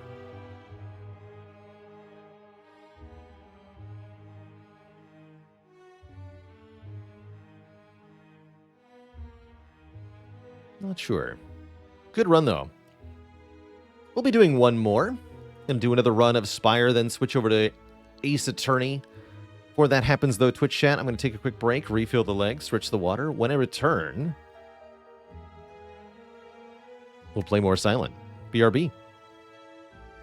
Prediction time? Sure, go for it.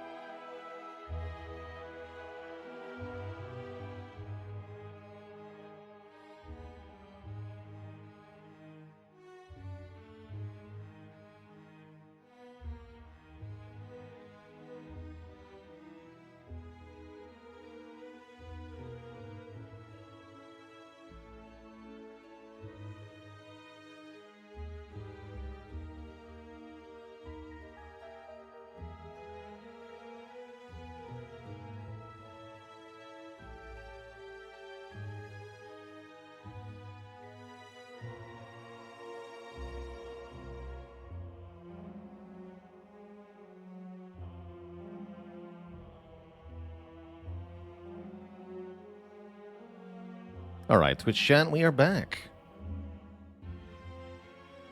Thank you for hanging out. Let's try again. I'm not too surprised at that last run. We did have a very difficult boss relic pick after Act 1.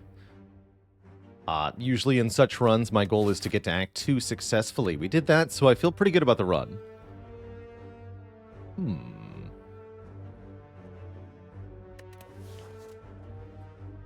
Who's our boss? Guardian.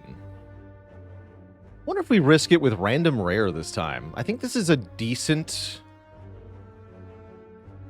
starting bonus on Silent. In fact, potentially better than choose a rare, because you get all of the upside with none of the downside. There's a lot of good rares for Silent on floor 1, After Image, Die, Glass Knife, Unload, Adrenaline, Alchemize are all very good. There's a few stinkers, cards that don't work out too well immediately, like Nightmare and Grand Finale and Envenom. I'm okay with Storm of Steel. Definitely okay with Wraithform. Let's see. I don't think I need to take 3 random potions, because we can just go to the shop for potions. Bullet Time. That's one of the more stinky ones. Corpse Explosion's good. 1,000 Cuts is medium. Doppelganger's okay. Tools the Trade is fine. Is Unload good even? On floor 1, yes. I would put it in the better half of the rares. Let's see what we get. Unload, speaking of. So yeah, I said Unload is good on floor 1. Let's prove it. Let's show what Unload can do.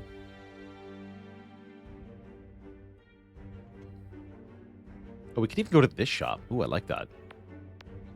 I think this is my intended path.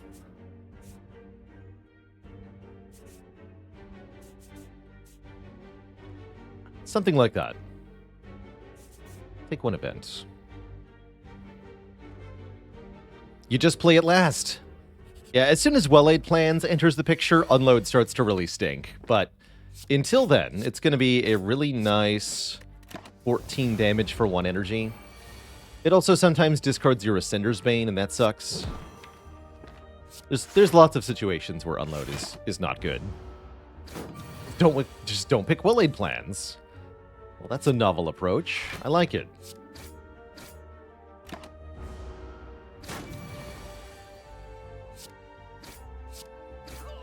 Unfortunately, a nasty draw order there means the cultist whapped us for a little bit. Still looking for early damage here, meaning Sucker Punch is perfectly good. Don't think I'd be taking Dodge and Roll, especially not if I want to fight 3 elites successfully.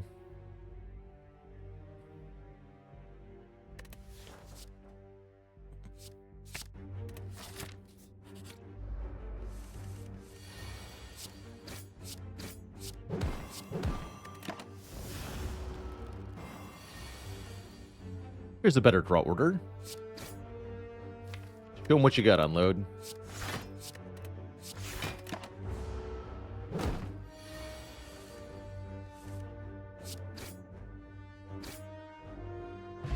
Good work.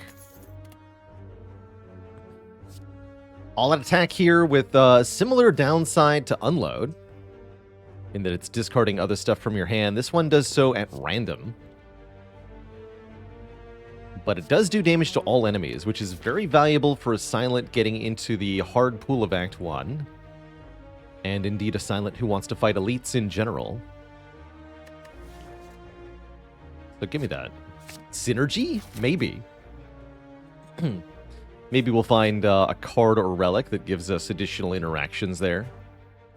It's only 13 health, right? Give me a donut. Give me a donut.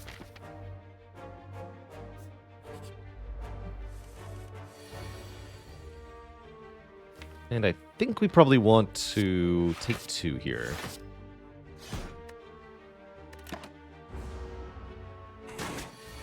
Toilet paper when?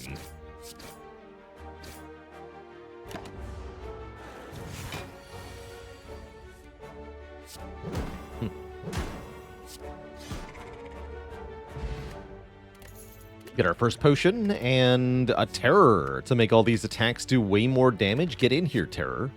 Stinky flechettes, no way. Terror, yes. Terror is one of my favorite early game damage options on Silent. Definitely means we can wait until this shop, I think, to spend our money. Or as the first upgrade goes, I'm probably going to be upgrading the all-out attack to hit every target for 4 more damage. You're guaranteed dead next turn, right? This does 21, this does 15. Oh yeah, you're super dead.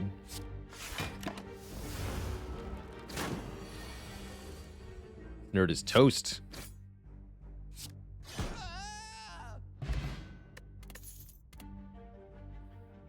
Envenom is here. Blade Dance is here. We don't need a Blade Dance, but it's okay. Pretty skippable, actually.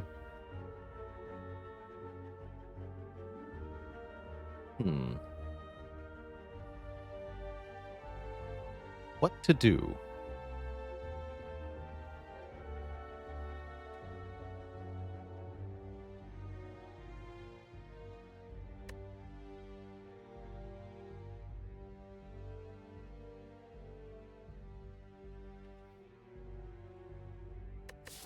Yeah, Blade Dance is better for short term of the two. I'm not sure I want either. I guess one more offensive card going into this first elite is a good idea. I'll take it. I'll take it. Gives us more directions we can go in the deck, too. If we find a Dead Branch or a Ninja Relic, we'll be happy we have it. But let's upgrade the all-out attack first. And see who our first opponent is. The Sleepy Egg. And we got Terror on turn 1. That's good. Can we get a decent damage draw to start out?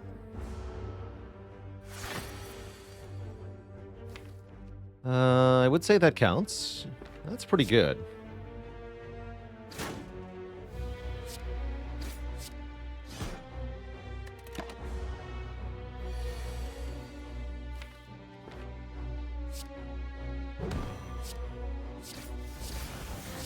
Did I want to use the poison potion?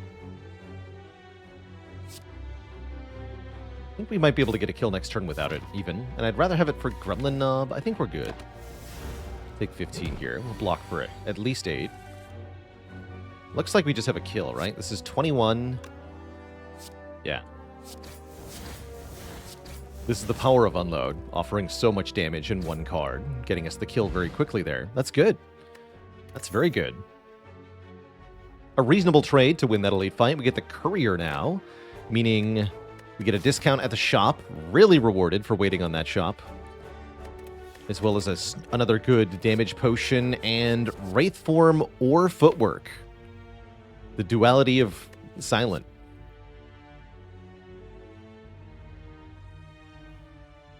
We're fighting Guardian as the Act Boss, so not only is Footwork the cheaper card, I think it's the more reliable one short term. And we just saw the downside of Wraith Form in the previous run, which is that if you run out of Intangible and the boss isn't dead yet, then you will be the dead one.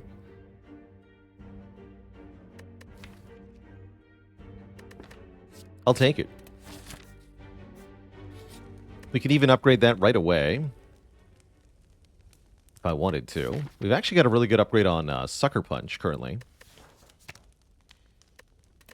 For more weaken, more damage. Cross up MK, thanks for 15 months. I feel like I've already got enough damage for Gremlin Knob. Let's just upgrade the Footwork now. Then maybe I can upgrade a good card that I purchase at the next fire. Big money? Big money. 82 gold, the maximum possible. Nice. And a sundial. Do we want the sundial? I guess so. Seems fine.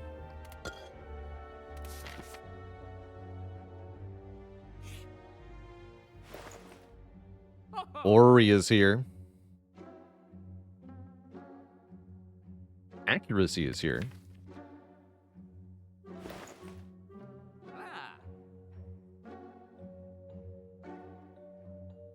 But the tiny chest is cheaper. You're right. My god. Would calipers be good here? Is Sneaky Strike any good here? I don't think so. Well, actually, sort of. It works with Unload, kind of. Only kind of.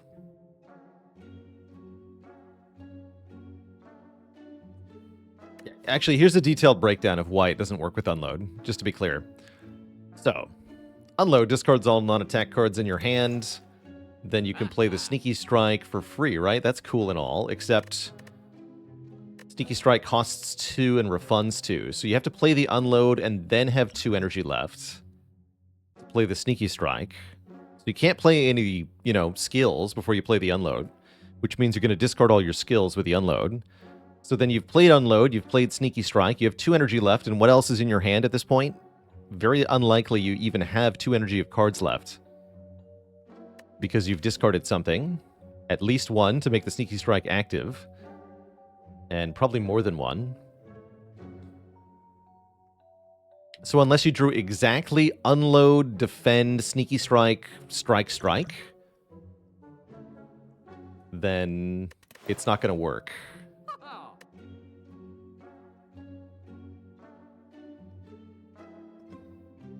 Let's see what the Ori has.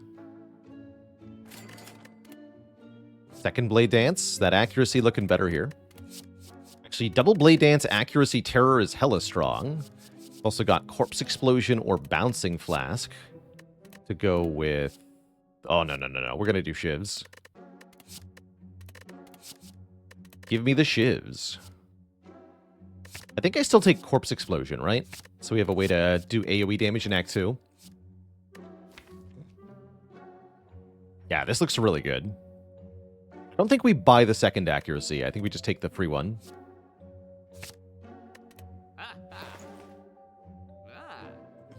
I will remove a card for sure now. You could definitely lose a strike. But yeah, I don't think I want 2 accuracies. I don't think that's quite right. No frozen egg for us either. Alright, toodaloo. There'll be more shops, and with the courier, we can definitely get value out of this money.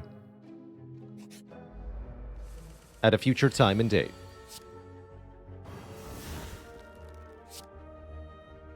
Hervalicious, thanks for 28 months of support.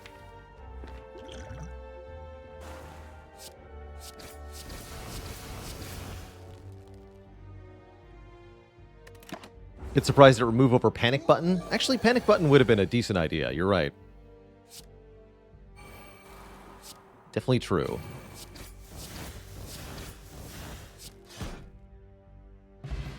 He did.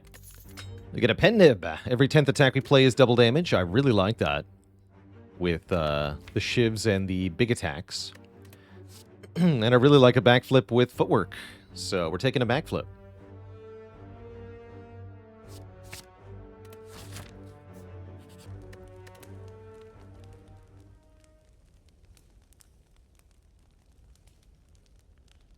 Blade Dance upgrades are good. Accuracy upgrade is good.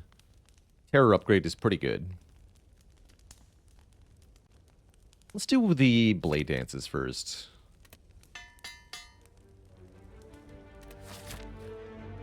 Am I familiar with the backflip mod? I am, yes. Silent does a backflip every time you play backflip. It's great. What's not great is this. 25 damage on turn 1 in Act 1. Not cool. Not cool at all.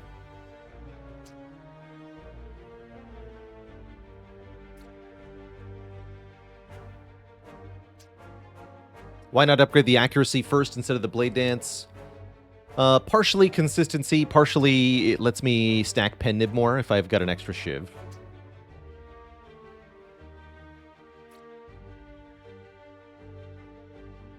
Could do Footwork, Survivor, Defend here. I think we want to use a potion here, though. This is a really tough fight, and I'm happy to invest the Shiv potion. That does 18 damage.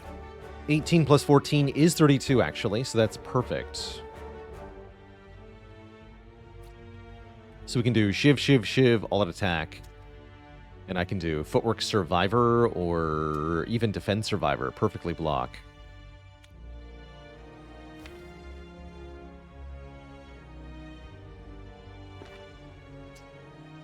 Let's try the perfect block line. I like that.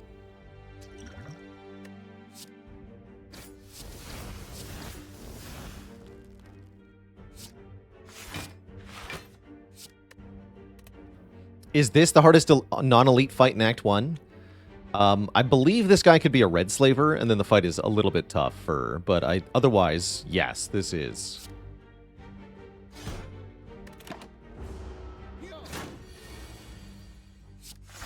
This is it.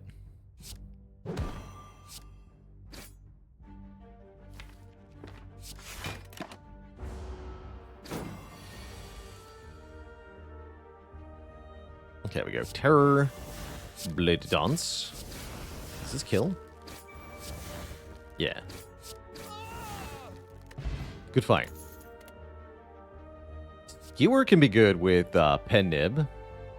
What about Piercing Whale? You know, that's a card we didn't see at all last run, actually. Piercing Whale. Very good defensive card. I really like it paired with the whole footwork thing as a block engine for Silent. Let's grab one here. It's good against Guardian. Really good Nexu. And I'm not afraid of the Gremlin Knob. Because he's not real. Doesn't exist. I think Accuracy, Defend, Blade Dance. Not Backflip, because we don't actually want to draw these cards yet. With Corpse Explosion, we should have a pretty easy fight here. I'm going to plan around Corpse Explosion and the all-out attack. So I'm going to target the one with the least health first. There's no need to Snecko Oil here on turn 1. Possibly next turn, depending on what we draw. But we probably get to save this, I'm thinking. Yeah, because if we draw... I was going to say, if we draw Corpse Explosion, all-out attack, we just win the fight. And then there is no need for... Actually, wait. No, you live on 1.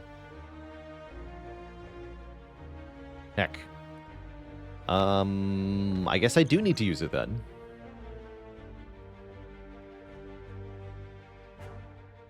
Because Corpse Explosion, all-out attack does not kill. We take 20 if I play them both. So yeah, I'll just drink this. What do you got?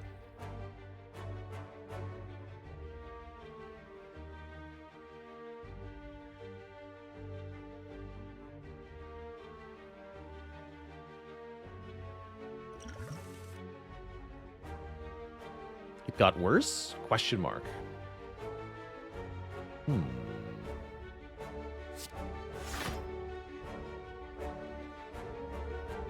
think I'm playing this Blade Dance now.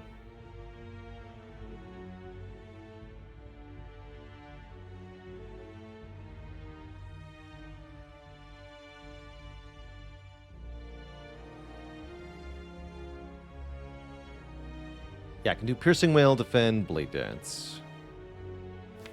That's fine. Not how we planned on making this fight go, but it's fine. These are 8 each. You're dead. We full block. Work on this one.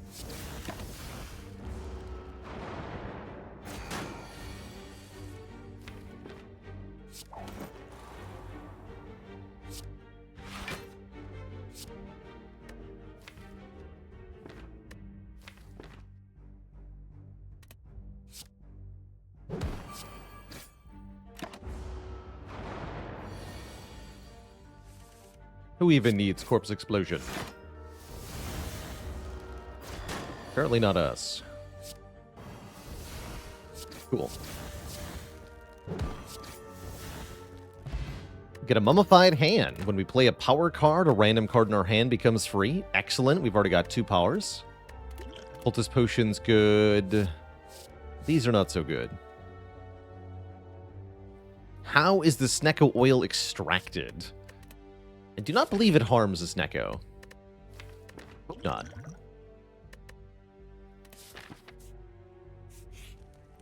I imagine it involves petting them with a special brush of some kind.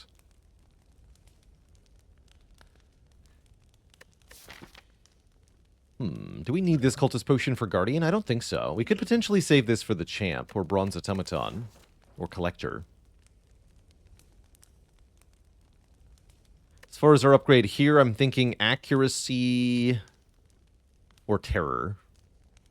Maybe not the second Blade Dance yet. Let's do Accuracy.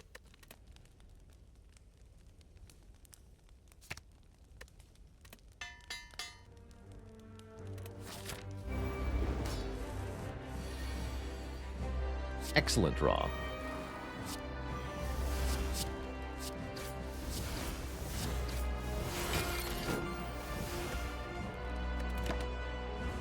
To shreds, you say?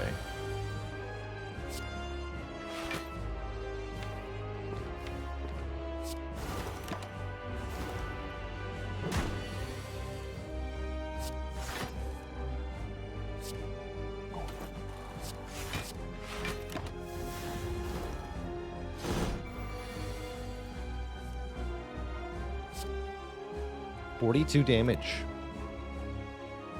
And then we get a transform if I follow up with strike. So let's just do that. No need block here. Perfection. And have some more poison for fun. Happily take 2 here. We want to make sure the fight doesn't go on too long. Lest undesirable things happen to us. This is free.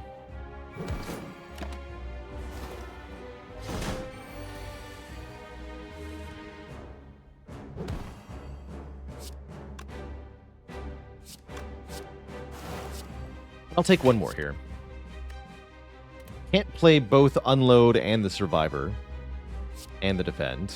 So we gotta choose there.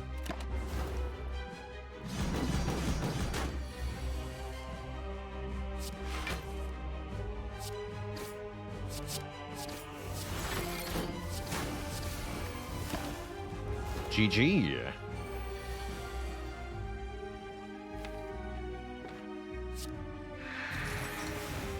Take 4 either way, but I take... I get to leave Pendib on 9 and Sundial on 1 if I just end turn here, so we'll do that.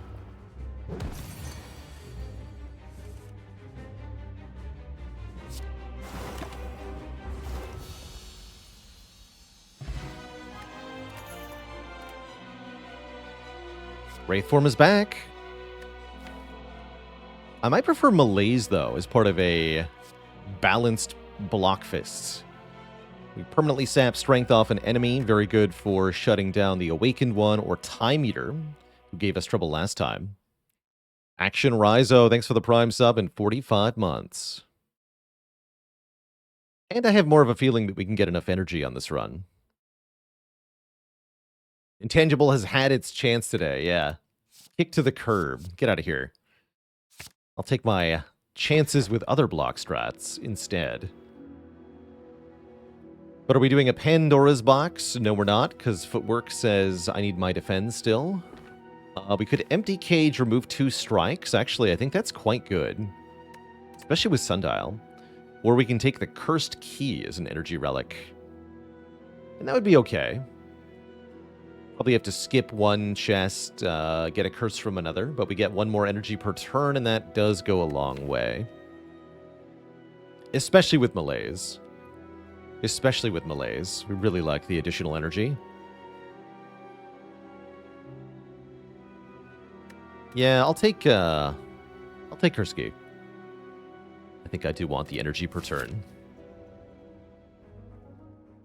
But Cage was tempting, definitely.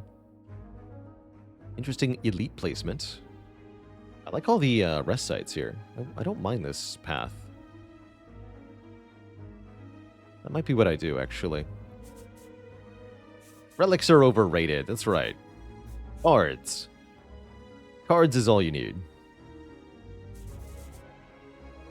Cards and a career.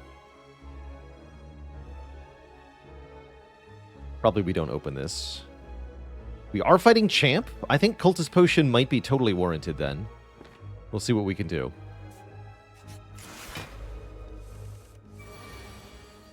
Oh, Malaise, I'm happy to see you.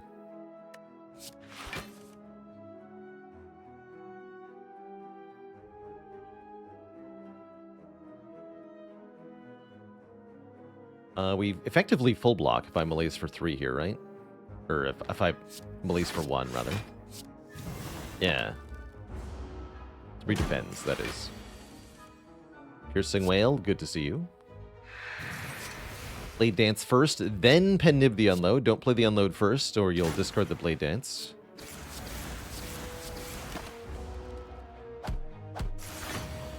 Uh-oh. Oh no. But why? What have I ever done to you? Except mock you mercilessly and strip all your plated armor and insult you constantly.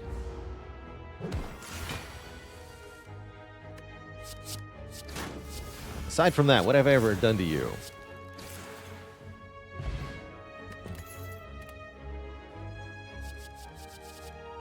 Was hoping we'd find Acrobatics, but it's up against Calc Gamble. I'm taking Calc Gamble. Yoink. Also, ow. My face. The Abacus is back. Cute. Vajra's back. Not bad, actually. Definitely I want to remove a strike. Why Calc over Acro? Calculated Gamble is both 0 cost instead of 1 cost, and potentially draws more cards. It's also the rarer card. So a lot of reasons to prefer it here, I think. Warpaint is kind of interesting. Panic Button is kind of interesting. Abacus is kind of interesting, too.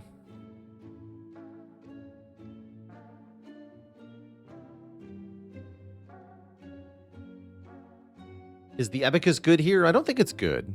No, I don't think it is. We definitely want to pick something that helps us with these elites, and I'm thinking that might be the Vajra. Since all of our damage is actually attacks. Yeah, let's take the Vajra. Just a constant +1. Is Abacus really that good? It can be. There's ways to abuse it, basically, but I wouldn't say that it's good by default.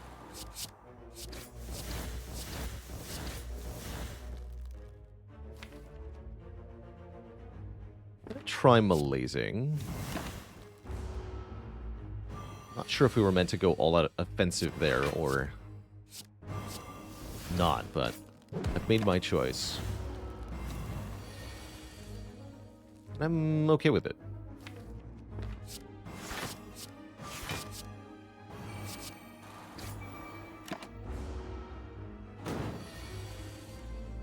No longer okay with it.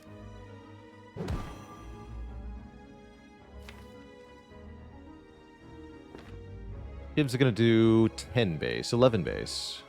We can down to 8. Yeah, we just kill. There's no need to play this.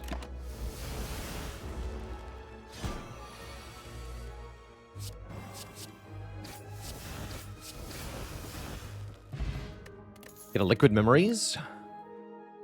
Could take a Cloak and Dagger. It's only 1 Shiv. I would definitely click an upgraded Cloak and Dagger, but I think the unupgraded version is not that good here. Wolf FS, thanks for the Prime sub and the 6 months of support. And up to 9 block. With the footwork. Not good enough, though.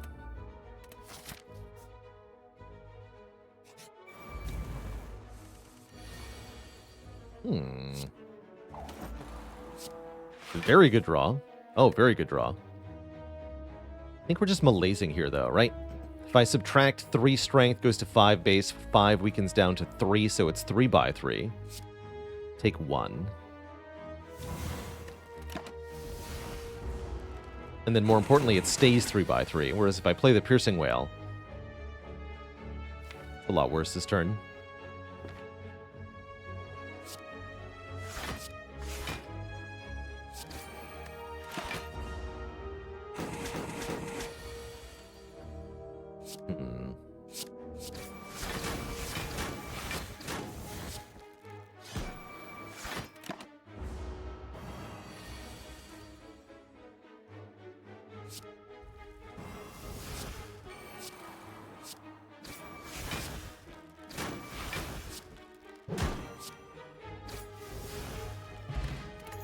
Cunning Potion is good.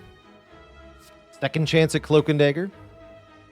Eviscerate could also be okay, with the discount per each card we've discarded this turn.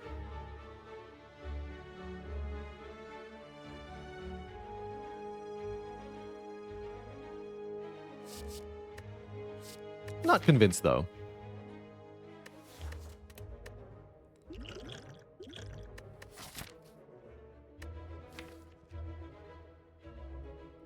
Do I need Cultist Potion for Champion? I'd much rather have Cunning Potion and Liquid Memories for the elites. Let's try to do that.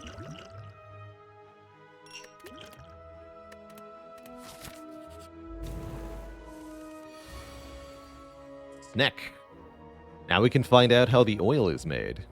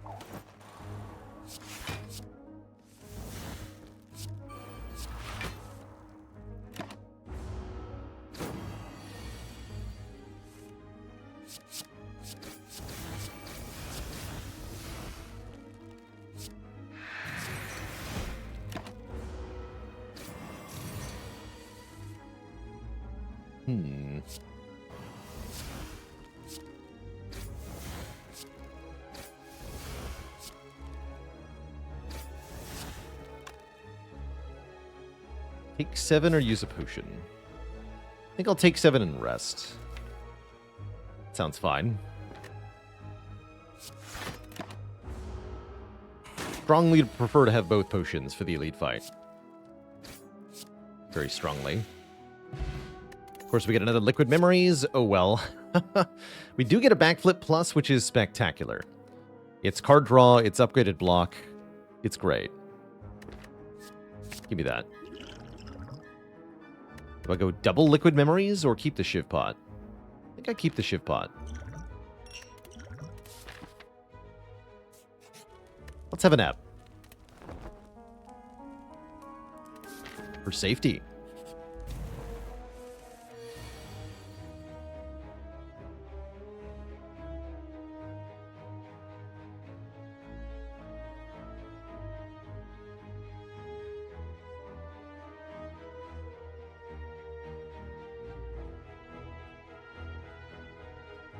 To the Mathulator.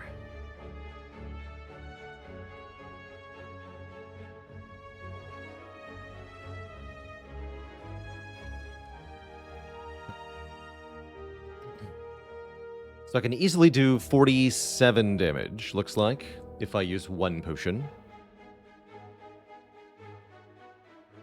Cute.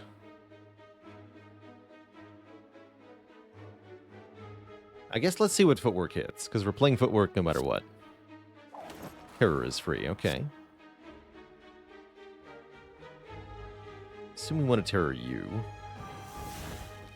I could just triple defend, take some, and then next turn we can evaluate what to do. Probably use the Liquid Memories on the Corpse Explosion. But I may not need to also use the Shiv Potion. Option B is to use both potions right now and win the fight. Yeah, that would instantly win the fight with no damage taken if I use both potions. Currently, we're looking at taking 10 to maybe save one of the two. Seems pretty reasonable, actually, with these two elites coming up. Try to save one of them. We're unlikely to get enough. 42 damage by your count, so Pen Nib. The Shivs are going to do 10 plus 10 plus 21. Corpse Explosion deals 6. We Liquid Memories Corpse Explosion again, 6 more. So we get 41 plus 12, and then they explode for 100. And everybody dies.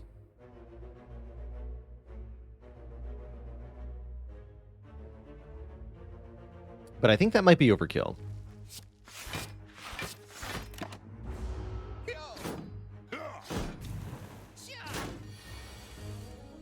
Yeah, yeah, now we get to keep the shift potion for sure with this hand. That's a good hand. It's a disgustingly good hand. That's so good that I don't even need the corpse explosion. Maybe. This nerd dies to 3 shivs. These are 11 each, so they don't kill you then.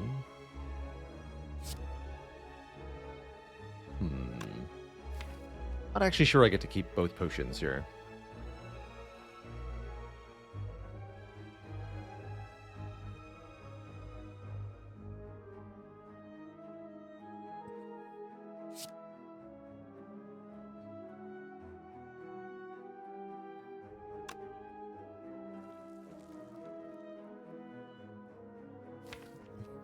Benjamin Nib. Do something weird for a second.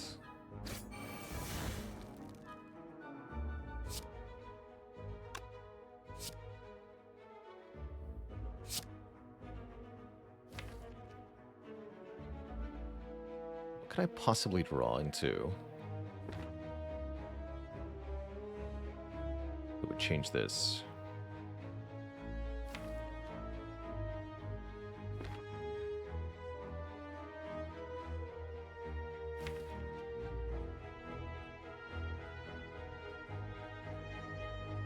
Yeah, whatever.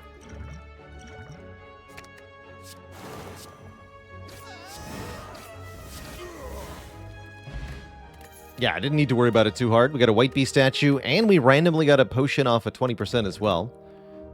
And we get a third backflip, which I'm going to continue to click on. Okay, I feel great about that.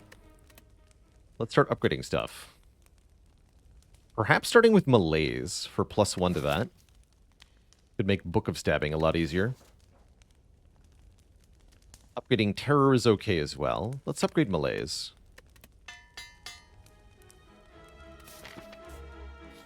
And let's not open the chest. Yeah, fun fact, there is a button that says Skip Chest. And if you skip the chest, you also skip the curse. See you later, curse.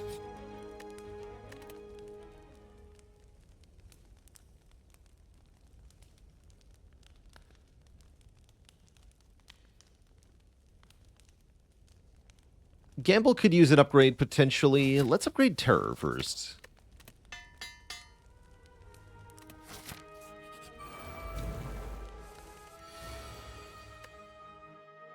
$15, you say? So I could just play 4 attacks here. 4 attack cards. Or I could draw. I think we should just do as much damage as possible. Seems pretty good.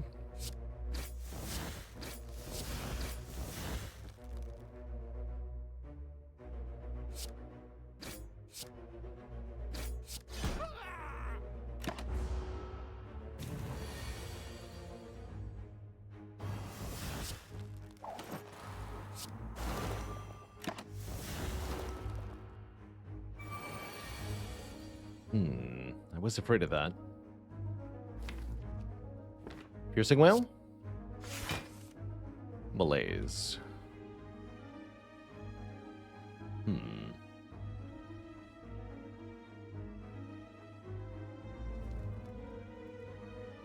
Can I just kill you? I'm happy to use both potions because we know we're getting more potions, right? Let's see. With accuracy in play, can we kill? Shivs will be 11 base, goes to 16. 16 by 4, actually.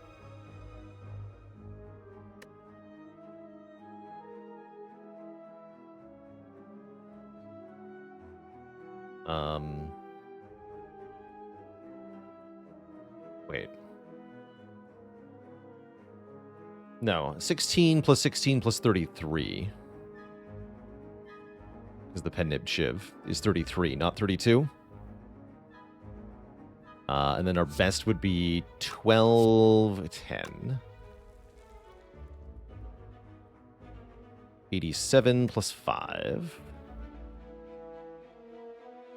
So just the Shiv Potion gives us a kill if and only if accuracy lands on one of the 3 attacks. Otherwise, we also have to use the Fire Potion. Just the Shiv. Wait, 19. Oh, they're up. I forgot they were upgraded Shivs. I was slightly off there.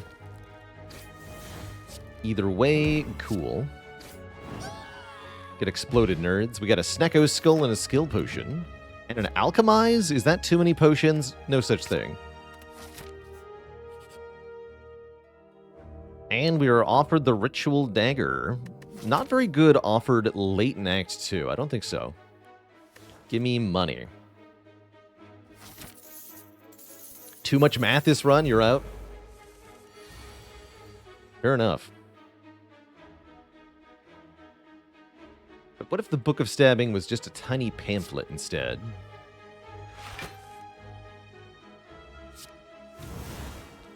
Two per hit. Take that. Stupid book. Nice try.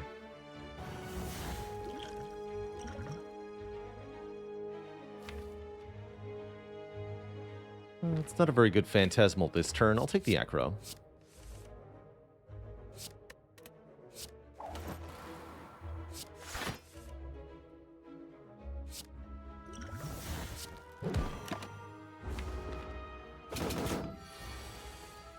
Yeah, this would have been the Phantasmal turn. That was not a good pick, for sure.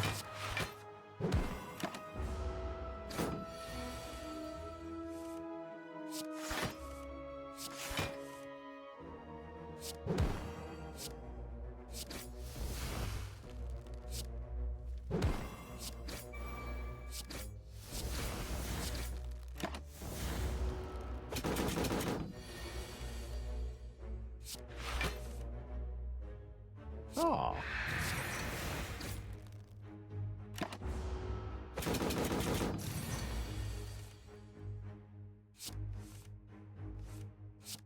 This fight is over.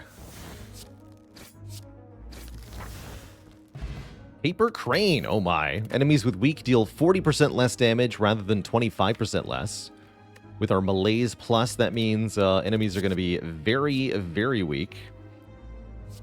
And one of the reasons I don't often seem all that eager to upgrade my Calc Gamble is that sometimes you just get more of them. And then you can just click that instead. More seems good. Let's lose the Fire Potion for a Dex Pot for the champ fight.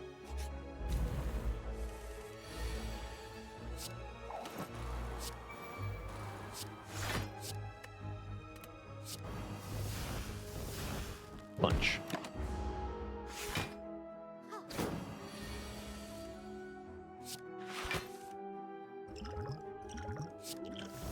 Memory's pretty good.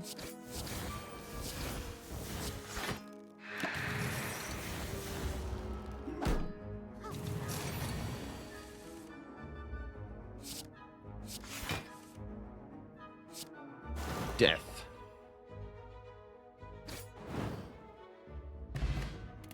Ancient Potion. Either Blade Dance or a Fumes.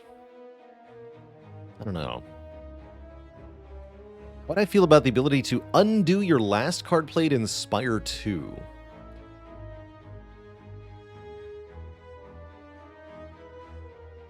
You wouldn't be allowed to do that if the card drew a card. And there's a whole bunch of other situations, too. Any card with a random target or effect, any card that draws a card, you can't undo these, because as soon as you play them, you gain information. So I don't think you would ever see such a thing without radically changing how cards are designed. Does the skull make the fumes any good? I don't think so. Not when most of our damage comes from Givening. Maybe we do want the third Blade Dance, actually. I'll take one more Blade Dance.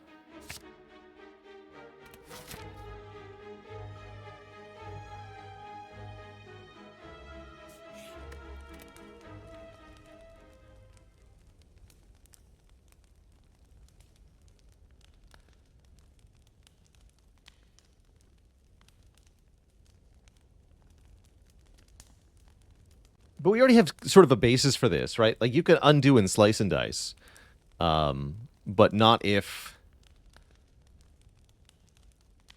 your action killed a hero or a few other things, I think. There's some restrictions on the undo. So you could have just a restricted undo. That's also fine.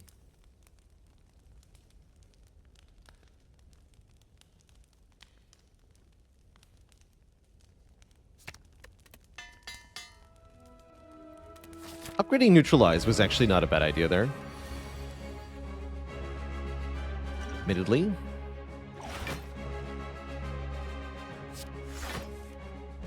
It's just malaise. Remove as much strength from champ as possible. That buys us the most possible time to do our stuff.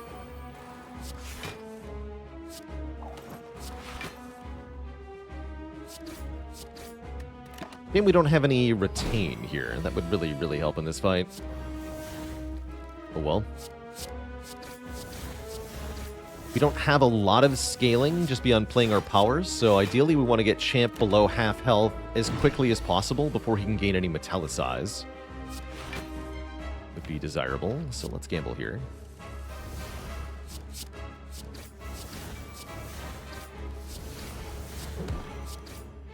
We're already almost to half health here. We got the liquid memories for assistance at some point. You. Colorless potion. So do we just go now? We're set up with the sundial. I think we just go now. Also, if we bring champ below half health now, we will not be vulnerable for execute, which is a big deal. And then if we draw a weaken card, champ's execute is going to be hilariously sad. It'll be 22 times 0.6. 13 by 2? What a joke.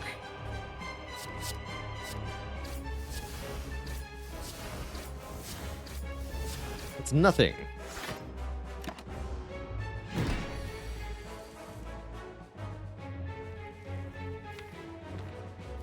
But yeah, now would be the turn to use the Blade Dance Plus.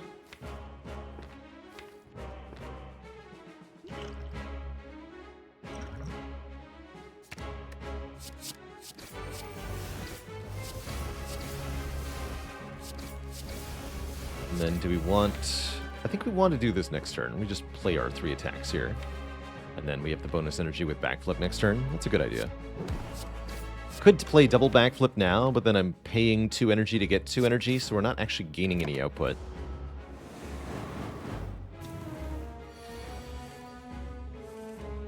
Oh, I've got Piercing Wail as well. Nice execute, idiot.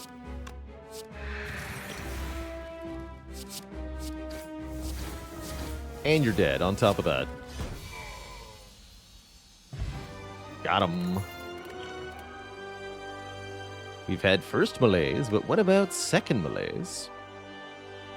Envenom is not that bad. Envenom can add poison scaling. We have the Snecko Skull. Oh, we have Snecko Skull. This is a really good Envenom. With 2 Blade Dances, that's a very good Envenom.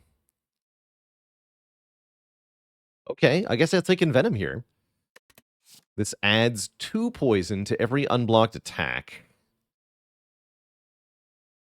which is really good damage scaling to help out with the late game here. I don't think we can kill Heart with what we have, but the Envenom gets us a lot of the way there.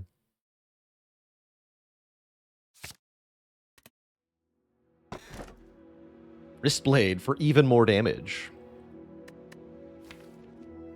Although I think I'd rather have more energy here. Coffee Dripper looks pretty good. We won't be able to rest at rest sites. That could be bad. But 5 energy is definitely good. Unfortunately, we have to get all 3 keys next act. That's going to be tough.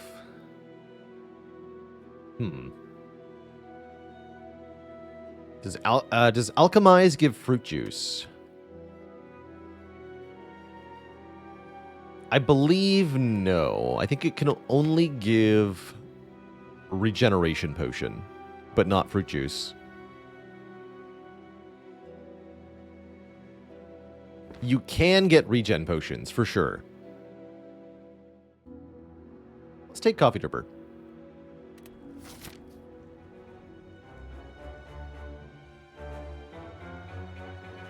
I have to go here. I was worried about that. Oh, no, we can get to a shop. Good. Give me a shop. Thank you. Thank you. Less elites than going left, but I really want the shop. Because I want removes, because I have 3 strikes still. That is too many strikes, I assure you. Yeah, 3 backflips in melee says 5 energy good, and I want to make it 5 backflips. 10 backflips, you know? 2,000 backflips.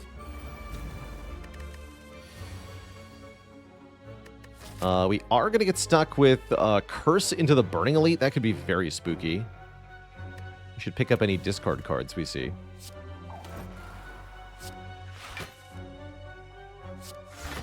He's gone mad.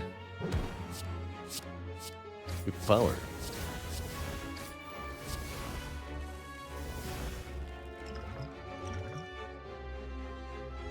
Cool. That's a good potion.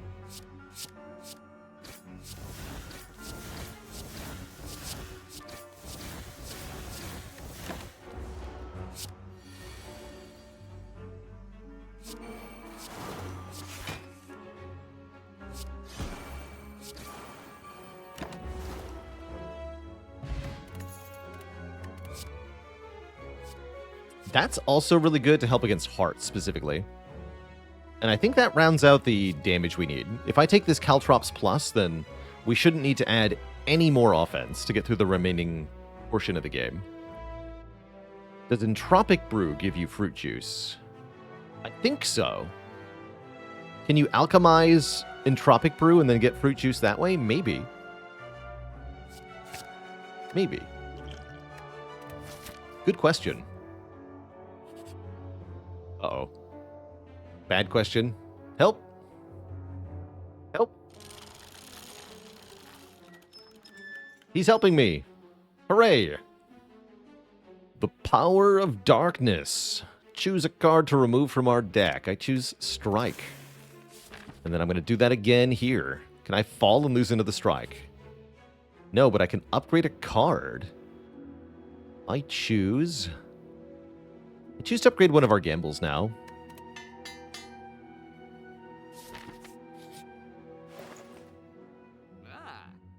Escape plan is okay. Ridded with Holes is better now that we have the Envenom, but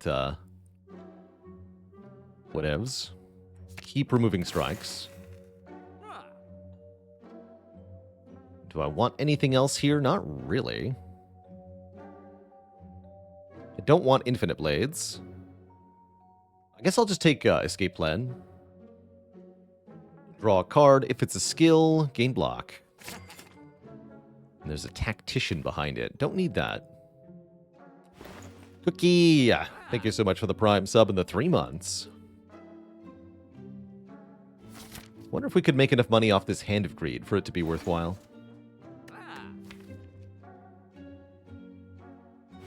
I don't think I'll bother. Like I said, we don't need any more damage now that we have the Caltrops Plus. So, no need for Infinite Blades here.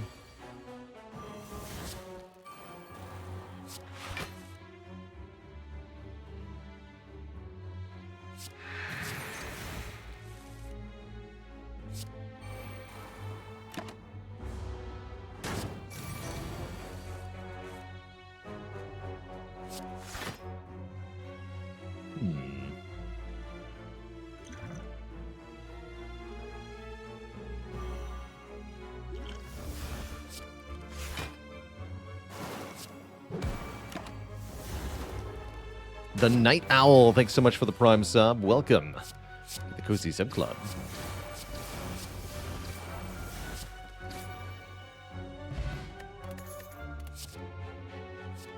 Don't need more accuracies either, as much as they might seem good. Adding more powers will only hurt us, especially in the Awakened One fight coming up. Although I would take a Well-Laid Plans or a Footwork or an Afterimage. Powers that block are good. Powers that do more damage are not helpful. We have enough damage.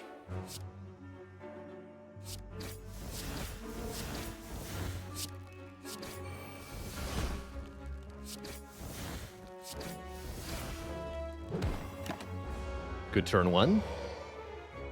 Boot check. Boot not detected. I repeat, boot not detected.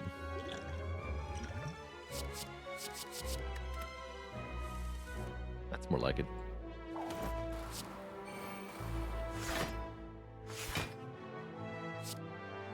Go Whale Malaise. 22, that's not too bad. Definitely could have been worse.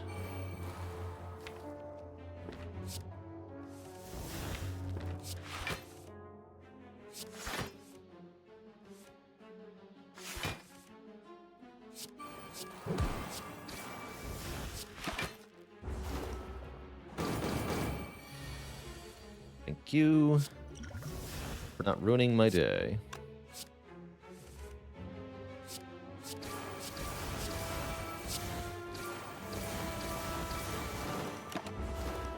Yeah.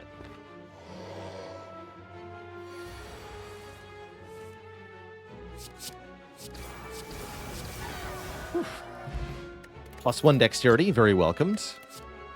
Acrobatics, very welcomed. I like the current potions just fine.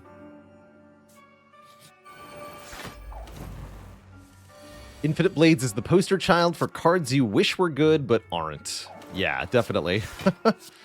A sad state of affairs, but a true one.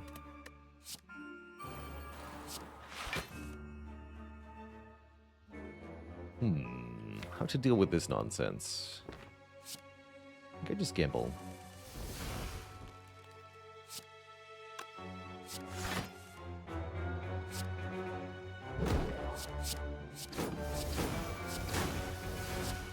One off? Really? Bummer.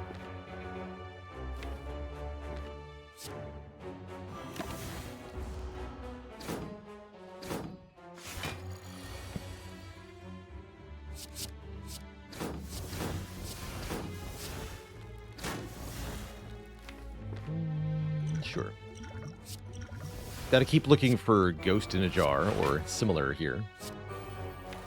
Some of our best ways to survive the late game is with really good potions.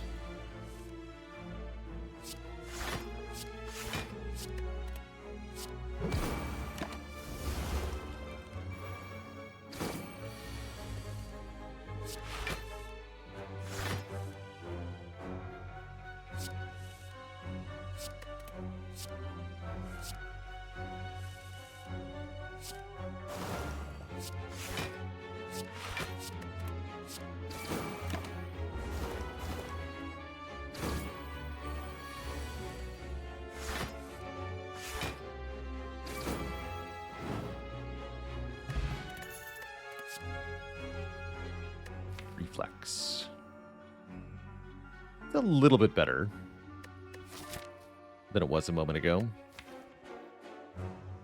We have Unload, we have 2 Gambles, we have Acrobatics, we have Survivor. It's okay. It will betray us sometimes.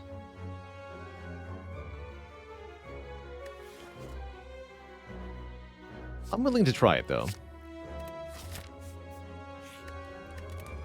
I do want to upgrade this. And we have to open this. Have to get the blue key to go to Act 4. We're stuck with a Parasite, which is definitely not the worst curse by any stretch of the imagination. Pretty happy with that overall.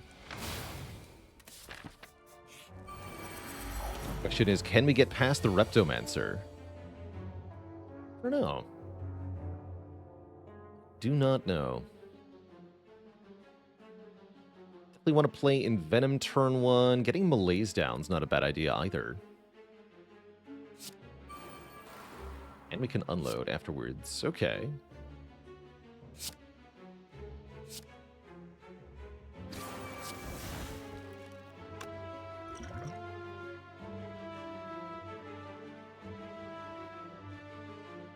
So I malaise, then unload now? Yes, malaise, then unload now. Let's unload here.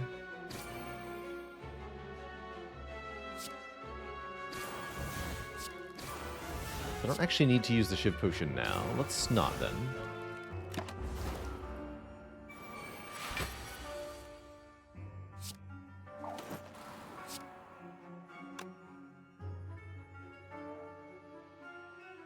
This taking 9 is fine.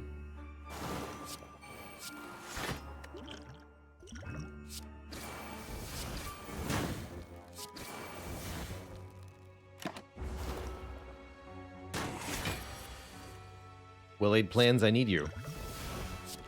Please.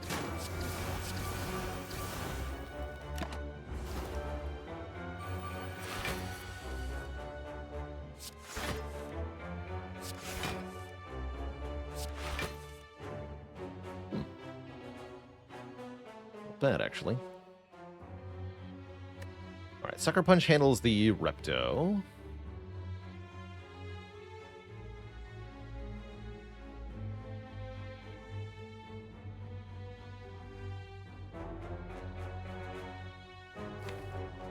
We need to do Blade Dance all-out attack, though.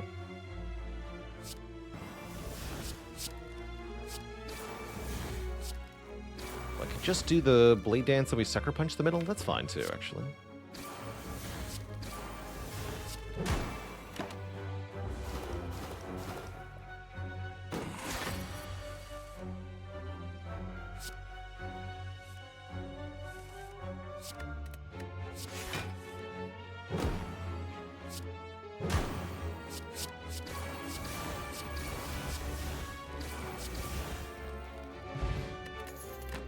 Good fight. Art of War is nice. One more Piercing Wail is probably worth it. Skill Potion over Thorns Potion? Guess so. Can we get through this fight without getting a second Parasite? That is the question before us. Sounds like a difficult question to answer, actually. Good. The enemy changes their intent every time they take unblocked attack damage. I like to think of that as meaning that I have control over the enemy. If they're doing what I want them to, then there's no need to change it.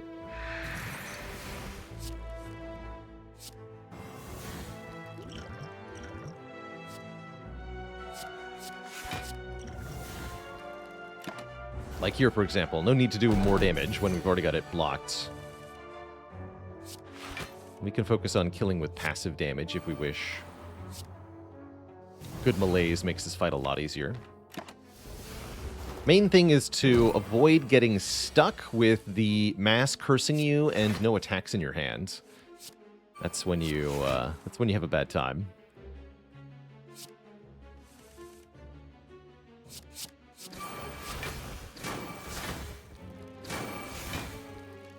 Not that one. Maybe not that one either. That one's good. Okay, stop here.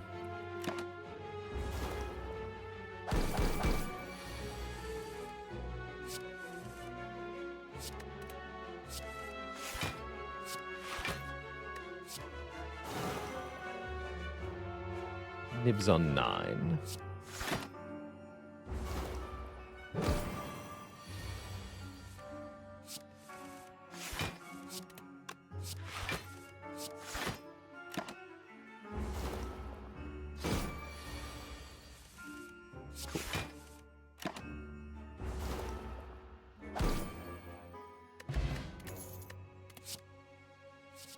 That's a pretty good block card with 4 dexterity. This is 10 block this turn, 10 block next turn. I'll take that.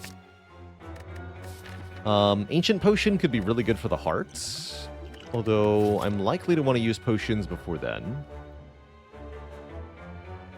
I'll take it for now.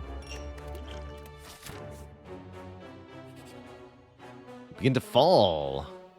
Lose Defend, Footwork, or Sucker Punch.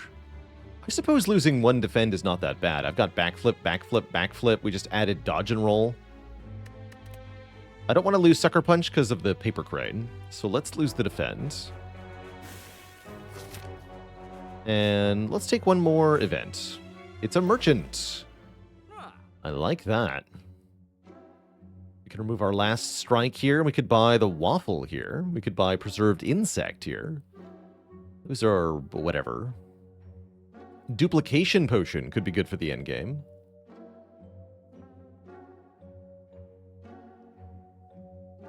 Is removing the parasite worth it?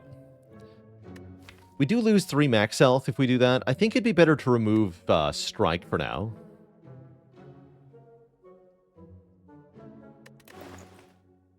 That's what I'm going to do.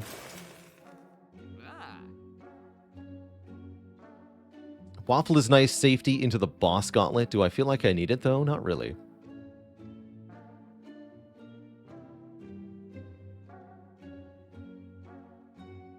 Although that will mean more health into next act also, right?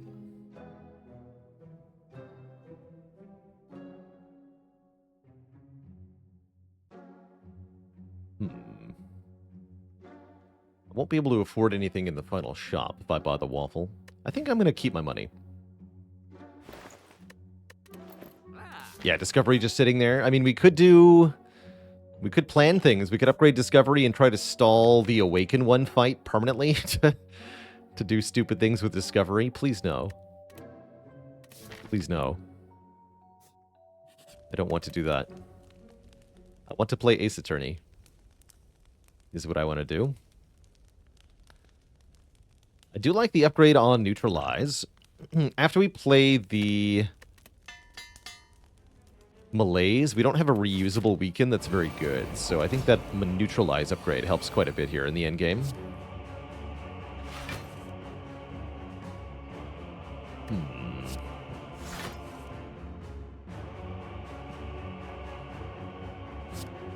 Ergo's here.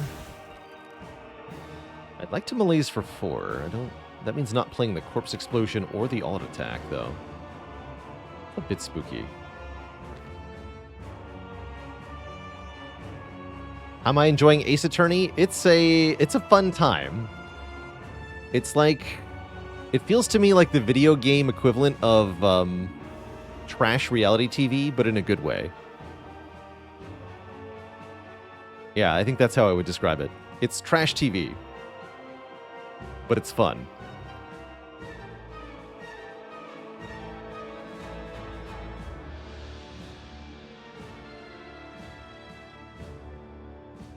Judge Judy the game. Yes, exactly. Exactly. Trash soap opera. Affectionate.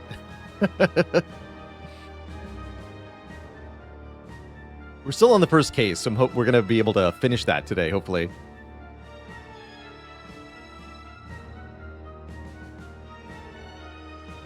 Am I roasting it or praising it? Yeah, I am. Yes. Yes, to both questions.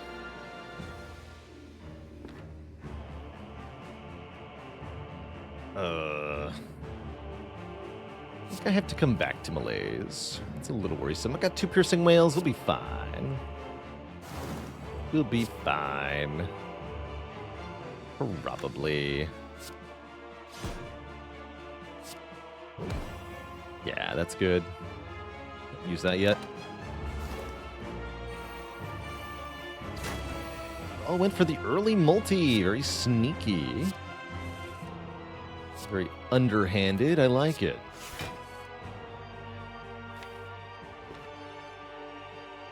Still playing accuracy, though.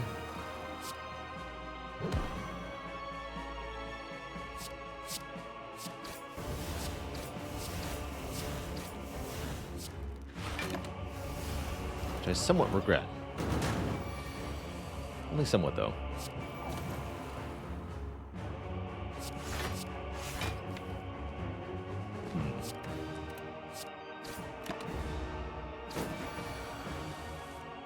Oh boy.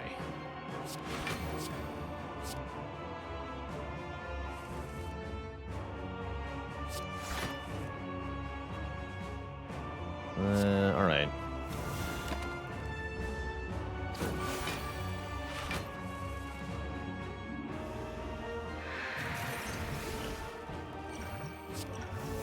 Okay, that's good.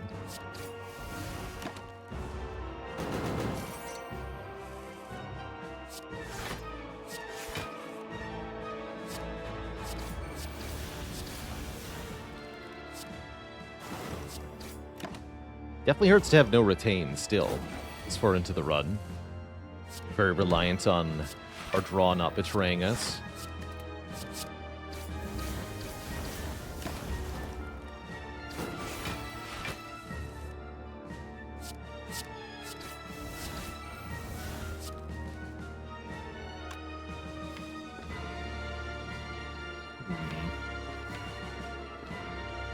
Please don't betray me, draw. Don't like that I have to cycle those shivs. Oh, good. Unload, go!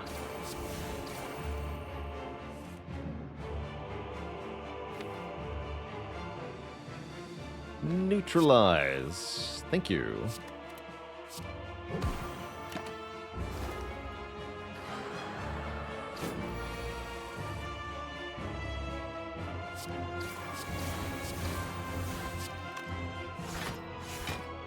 This makes me very afraid of the hard fight, just that we can't retain anything. Very much afraid.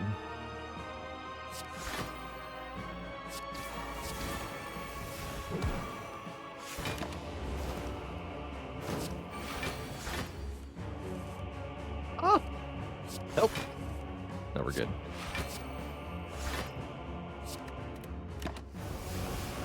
Double Void draw on Awakened 1 is pretty rare, but can definitely mess you up. Can't retain anything yet. It's the right attitude to adopt.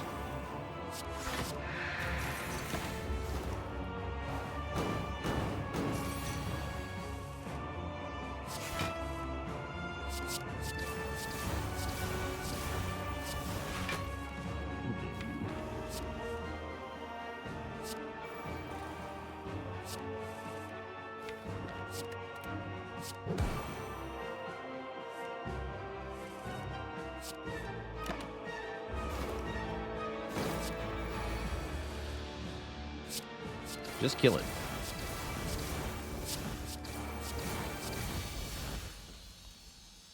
Okay, one boss down without too much health lost. Now we face Tim the Time Eater. Tim could give us some problems here. I think I'm willing to use the Power Potion more than the Duplication Potion. Let's use Power Potion here in this fight. Does not contain a well-laid plans. Does have infinite blades, after image, and accuracy. I like the infinite blades okay in this fight, actually.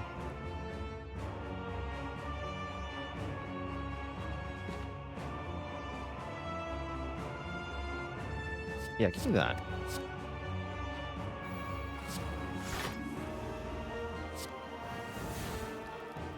It's going to be our poison application card, basically.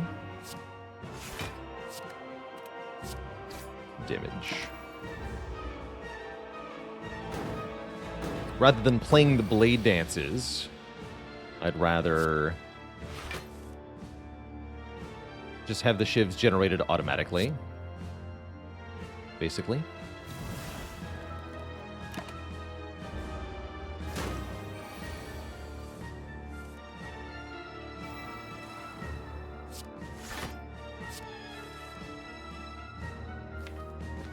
Choose Footworker and Venom, though. That's not good.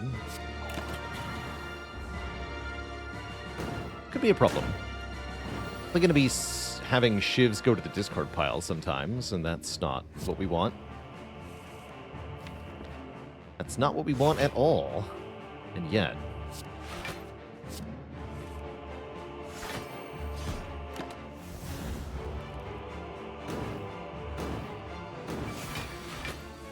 oh dear.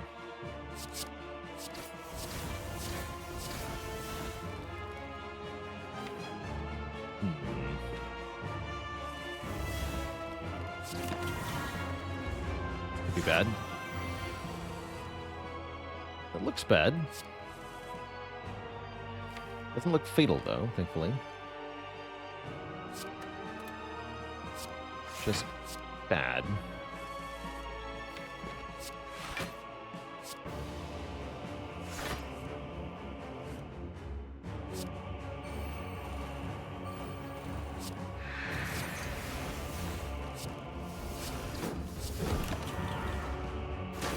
Okay, that could have gone a lot worse. So could this.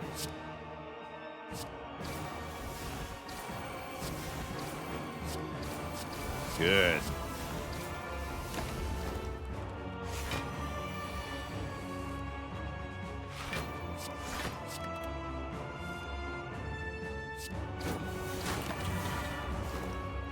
Okay, phase 2. Block 11 by 3. So far, sort of.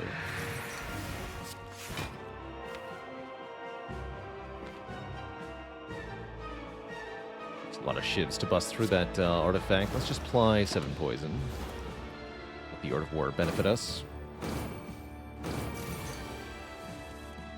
Fine.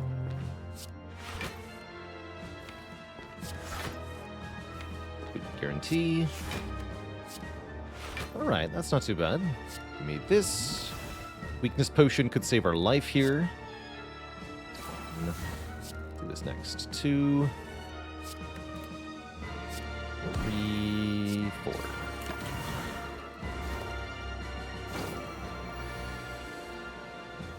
Alright, next turn makes or breaks us.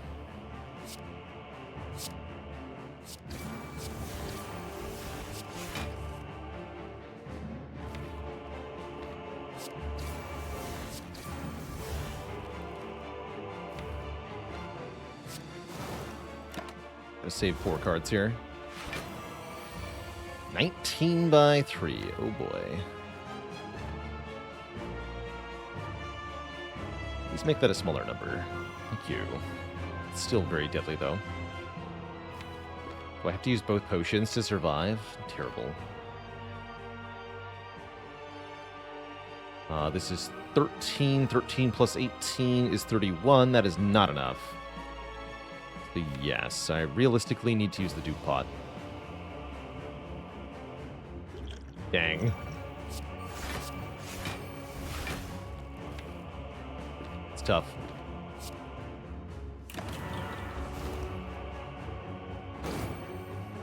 Oh wait, no, we still die, actually. GG. GG. Right, the strength goes up at the end of the turn there. Dang. Well, knowing how that went, I should have used the duplication potion on the Malaise the first time we saw it. I really thought we had a better matchup there, but turns out lacking well-laid plans really was the difference here. Without being able to hold on to our block cards, or the Shiv cards that we wanted to use, we couldn't deal damage fast enough or block consistently. And so we fall. Although I do have to wonder, this was a run where a more refined deck could have performed better, so I do wonder maybe if Empty Cage over Cursed Key might have actually been the way to go. Waffle could have kept us alive, too. Yeah, we did die for not taking Waffle there. Waffle definitely would have lived into Act 4, for sure. GG. That was tough.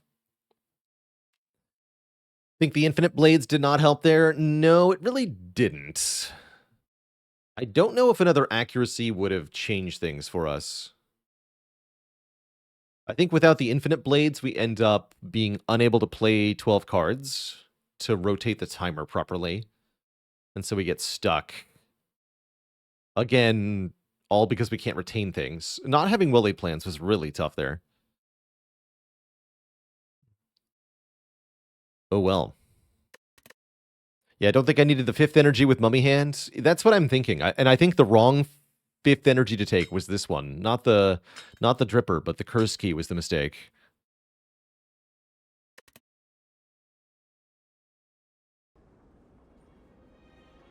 That's tough. Good run, though. Good run.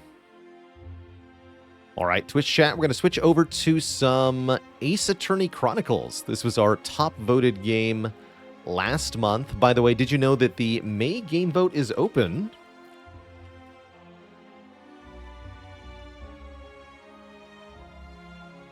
And the top-voted game will get played live on stream this month. So get those votes in while you can.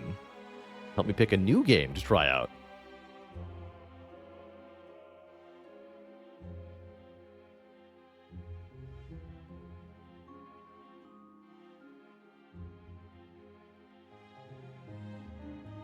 So, back in a few Twitch chat. When I return, it's going to be Ace Attorney time. BRB.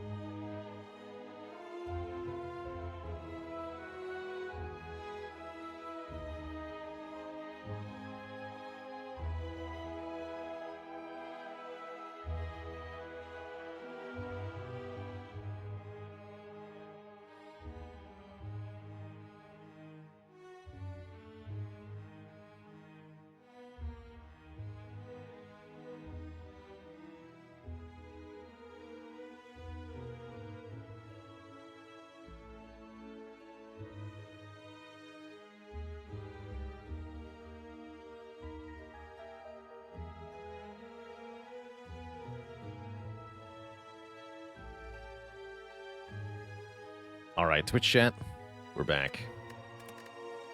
Did Time Meter get me twice in a row there? Oh, he did. Dang it. GG, Time Meter. It's a good battle. Good battle. So, we're playing Ace Attorney Chronicles.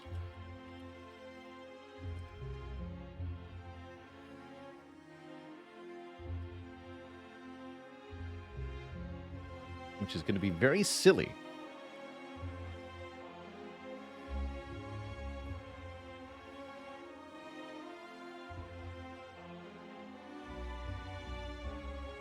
Oh yeah, and I'll resolve the prediction. Pay out to those who voted perish in Act 3. Heck yeah.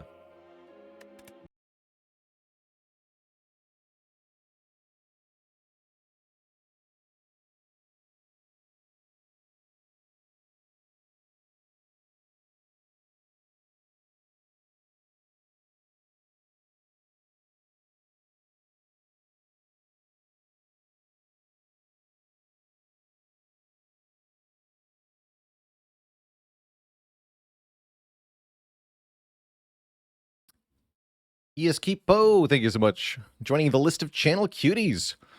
All hail, Twitch chat. A new channel cutie joins the list. Amazing. Let me get you added right away there.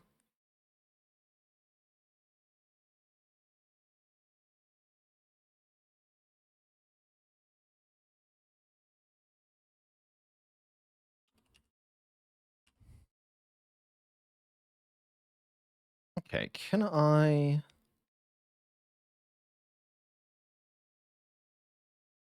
Ah, perfect.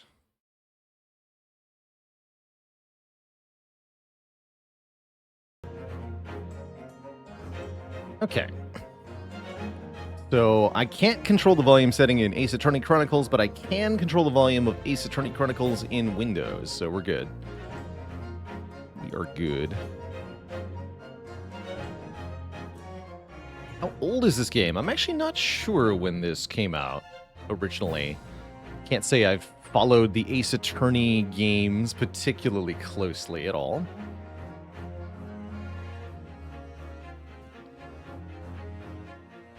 It's a 3DS remake? That sounds about right. Certainly looks like a DS game.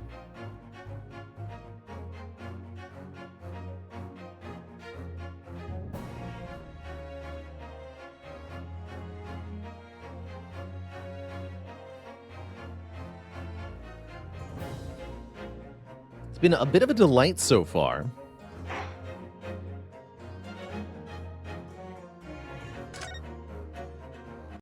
So, let's try to summarize.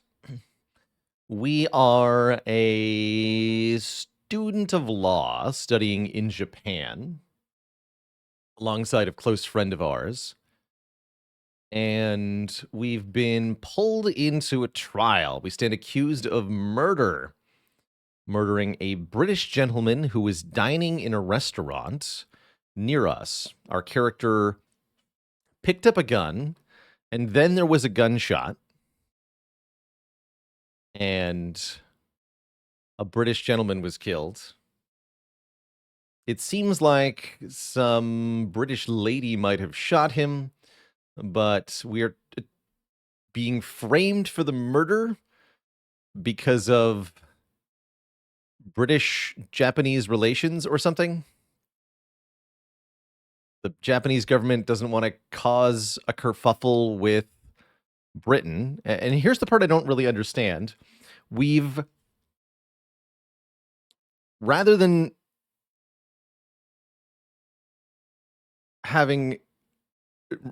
finding a Brit guilty of killing another Brit on Japanese soil, we'd rather it be a Japanese person that killed a Brit on Japanese soil. It seems to me like that's a bigger international incident, but sure, whatever.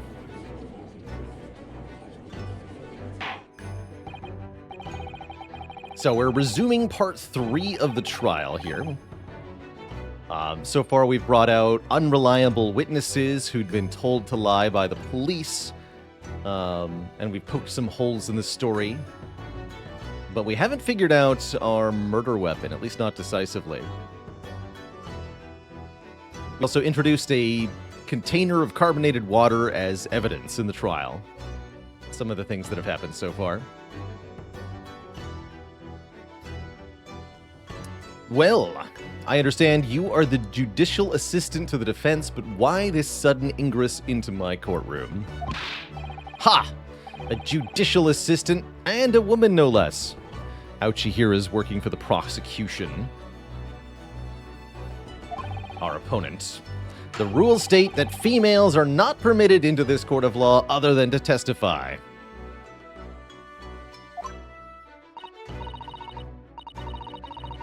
Yes, I fully understand. I ask only for 5 minutes of time. I have some vital evidence that I must hand over to the defense. Ha! You're too late, little girl. This trial has already been concluded. 5 minutes. I will not allow a moment more. But, Your Excellency, I am most grateful.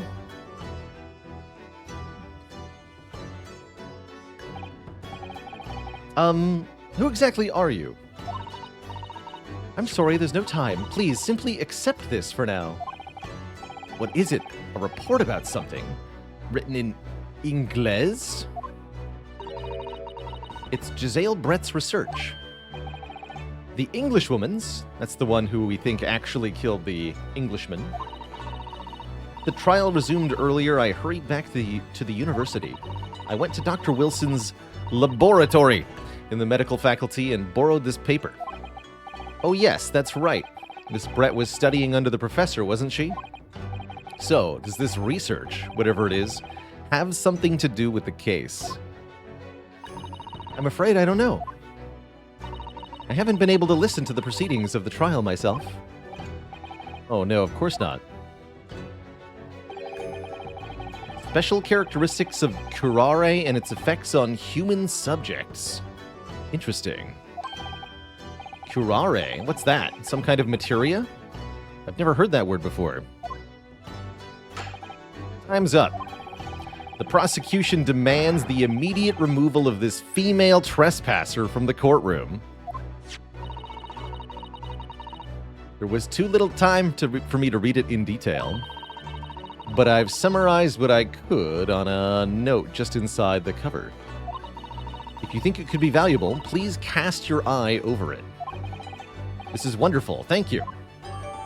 Giselle's report has been entered into the court record. Yes, you gave it to me privately, but it's also in the court record somehow.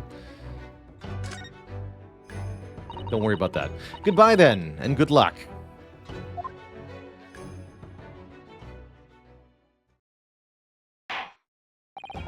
You have had long enough, counsel. We cannot detain our English guest any longer. Actually, hold up. I have a book to read while you're talking to everybody, Mr. Judge. Giselle's report. Oh, there's a synopsis. A poison made from the bark of certain trees in the jungles of South America. The hunters of the region have used it since ancient times to incapacitate their prey. Instant paralysis of the entire body and subsequent death, even in minute doses. The above-mentioned effects occur when the poison enters the body through a wound, such as that inflicted by a blowpipe dart. Due to its ability to render the human body paralytic, it's believed the toxin could have application as an anesthetic. However, a solution for the respiratory arrest caused as a result of full-body paralysis must be found first, or they die. Okay.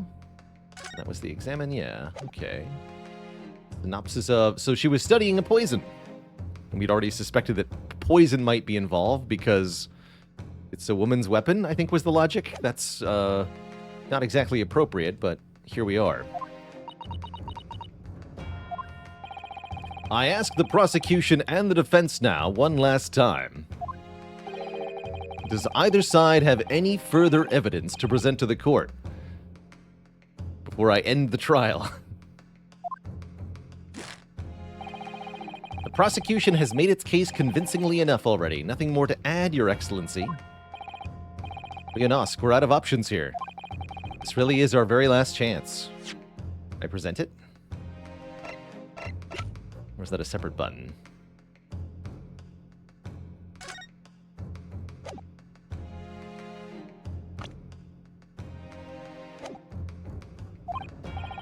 I know. Blam. Your Excellency! The defense does have new evidence. That look. The unyielding stare of a true Japanese warrior. Well, Miss Brett?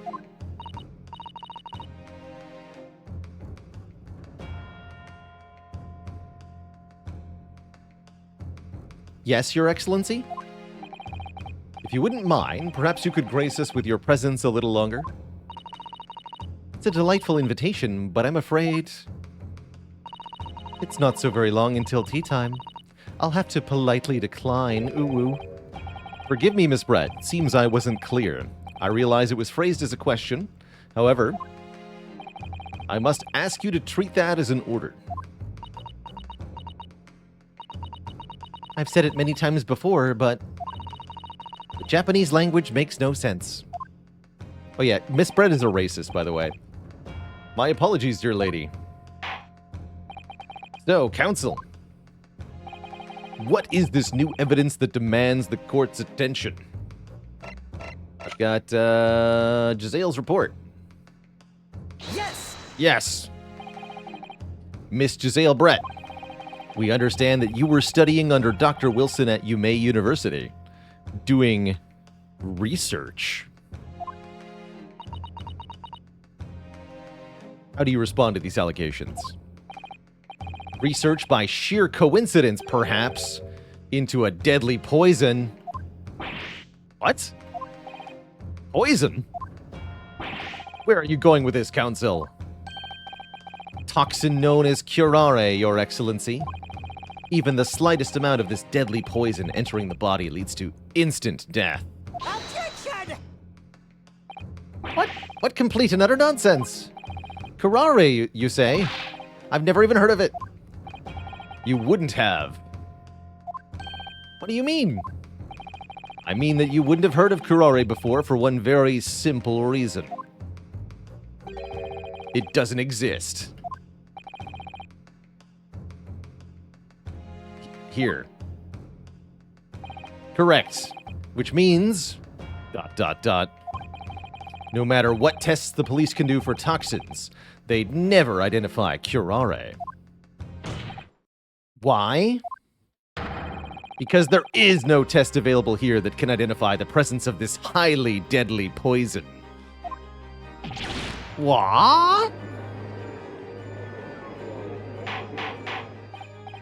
Order! Order! Order! Counsel, does this deadly poison truly exist? According to this report authored by the visiting research student from England, curare has long been used by the tribespeople of South America as a poison to lace their arrows. It seems that it's reasonably well known among European doctors and scientists. To lace their arrows? The report states that it is produced from the extract of a tree that grows deep in the Amazonian jungle. And it was first brought back to Europe at the turn of the century by explorers. It claims that animals shot by arrows laced with curare suffer instant death. Doesn't that about sum it up, Miss Brett? Objection! Trumpery! These aspersions are utter trumpery. To start with, if the victim had been administered some of this so-called deadly poison, he would have been squirming and writhing in pain. The other diners would have surely noticed. That's true. What do you say to that, Inspector?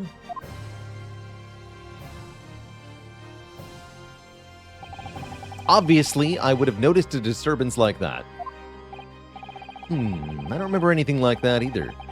I didn't notice the professor being in any kind of pain. According to this, however, it's the other way around. And what do you mean, the other way around? The very fact that the victim didn't show any visible signs of distress is evidence that curare was used. Explain yourself, Counsel. The moment this toxin enters a person's system, it causes instant paralysis. In other words, afflicted victims lose all strength and are completely unable to move. Even if they were in total agony, there would be no visible signs of pain at all. Even if they were, for example, burning their hand on a hot steak plate. How terrible. Obviously, if a man lost all strength in his muscles, he'd collapse on the floor. But with a chair under him for support, as Dr. Wilson did, the effects could go largely unnoticed. But I don't follow, Kazuma. That's just paralysis. I thought the poison caused instant death. The full explanation is extremely unpleasant. The poison causes immediate paralysis, as I said, leaving the victim unable to move.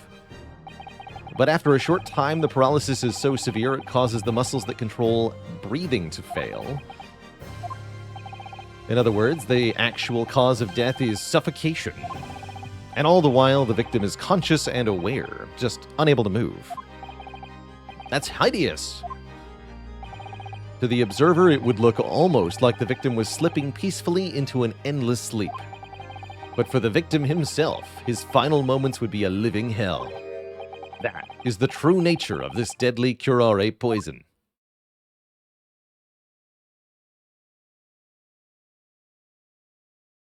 Dot, dot, dot. And you're suggesting that this bottle, Counsel, actually contains this poison? Objection! This is all very convenient, isn't it? A hitherto unknown poison for which there was no means of testing? What a happy tale for the defense. If I may. All these facts, you think you're so clever, but you must be taught some... Shut up, she says. It is you who must be taught. Of course, my lady. Dear lady.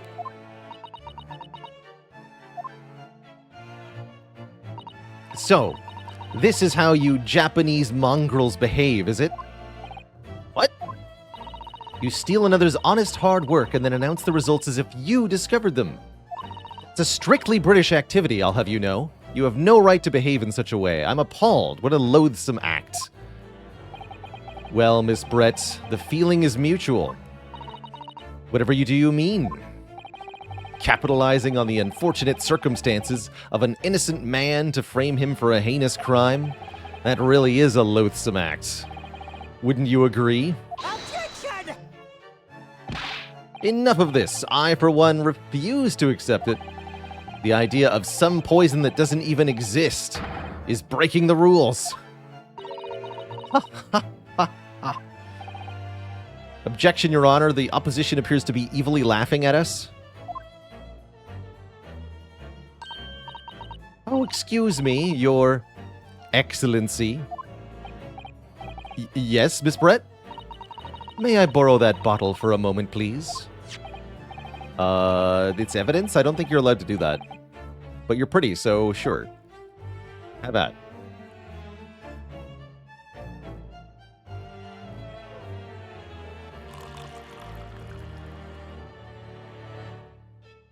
Can't drink our evidence.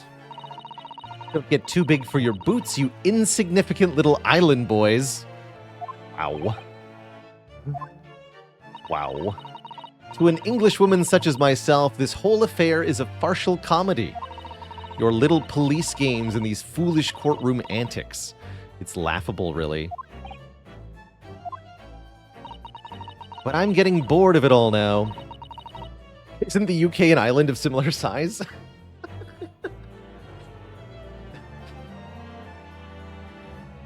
Yes. Yes, it is. Cheers.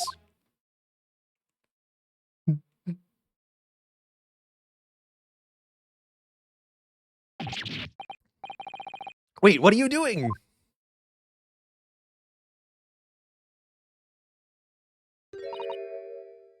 No sparkle left at all. How appropriate for this shabby affair. We can't test it.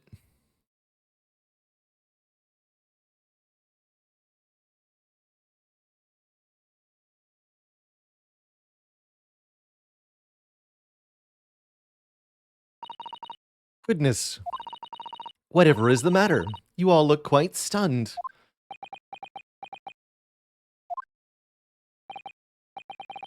So, no curare. Bottle was clean. Is that what you're saying? Ha ha ha ha. You look quite incredulous, little island boy. But of course, that's the simple truth. Thank you for presenting the findings of my research so concisely here in this grand venue. Most kind.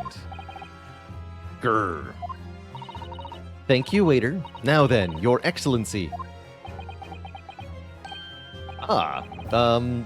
Miss Brett. I should like to be excused now, please. I think I've given more than enough of my time for the furtherance of friendship between our countries. Ah, yes, dear lady. We are most gratified with all the assistance you have given. This doesn't make sense. There had to have been poison in that bottle. Oh, how did she? How did she swallow a whole glass and live to tell the tale? I don't understand it. Well, I suppose if nothing else, this little Far Eastern charade will make for interesting conversation at the next party I attend in London. Has to have been poison in that bottle. Doesn't there? But there can't have been. Because otherwise she would have keeled over dead. Come on, Ryanovsk. We have all the clues now. Bottle of water.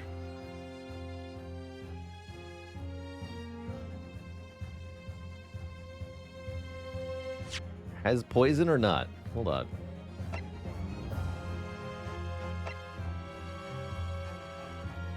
Initial cause of death, bullet to the front.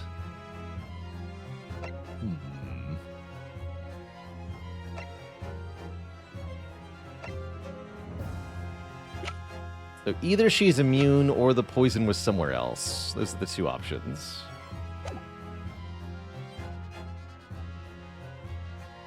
Or she's like fake drinking it somehow.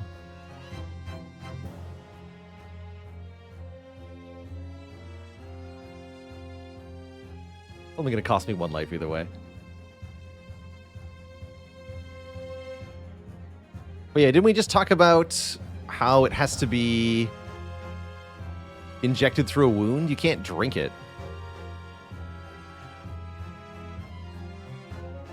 They have to have shot him with a poison bullet. That's clearly the only explanation.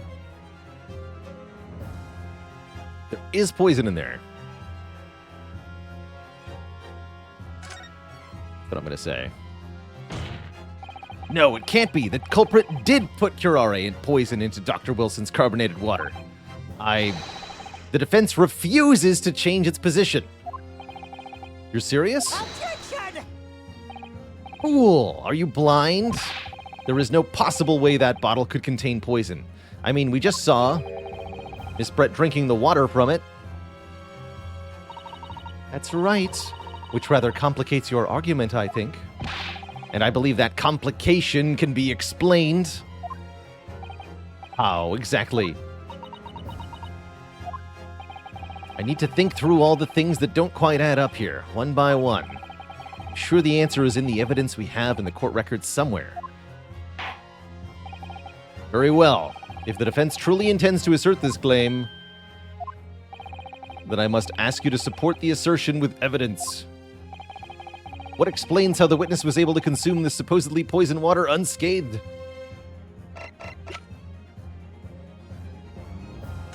The research, right?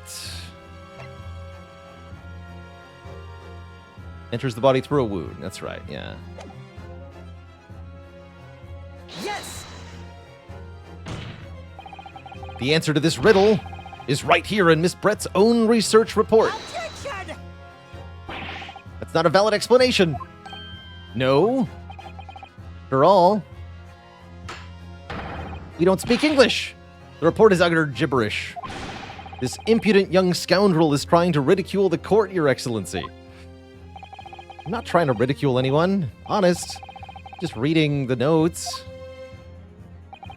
I concur. This report is too extensive to be considered in its entirety by the court. You will direct us to the pertinent section counsel. Oh, I see. Okay. Which section of the report reveals the alleged answer to this riddle? Was it under special characteristics? Let me just double confirm here. Yeah, special characteristics.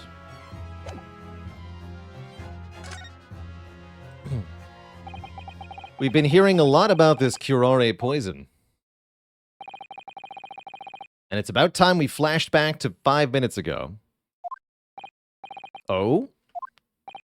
Well, it sounds as though indigenous hunters have been using this poison for years and years to lace the heads of arrows that they shot at whatever prey they're hunting. So we've been led to believe, yes. And the point of hunting is to catch prey to eat. Get to the point. But if they were to use these laced arrows, doesn't that mean there would be traces of poison left in the prey the hunters were going to eat? Yes, good point. So surely the hunters wouldn't want to eat their prey, would they? Because then they'd be eating poison.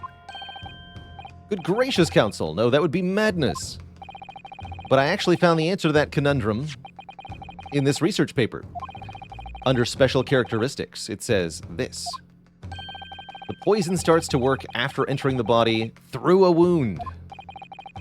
Through a wound, you say? I see, that makes sense. Yes, the mention of that particular detail seemed a little strange to me, though. But it all makes sense when you interpret what's written like this. When curare enters the body through an open wound, it has terrifying poisonous effects. However, when it enters the body via the mouth, it has no poisonous effects whatsoever. What? Miss Brett, you authored this research. You knew curare's special characteristics. And you knew that you could make a spectacle of drinking that water without any danger. You meddling little island boy. Rapscallion!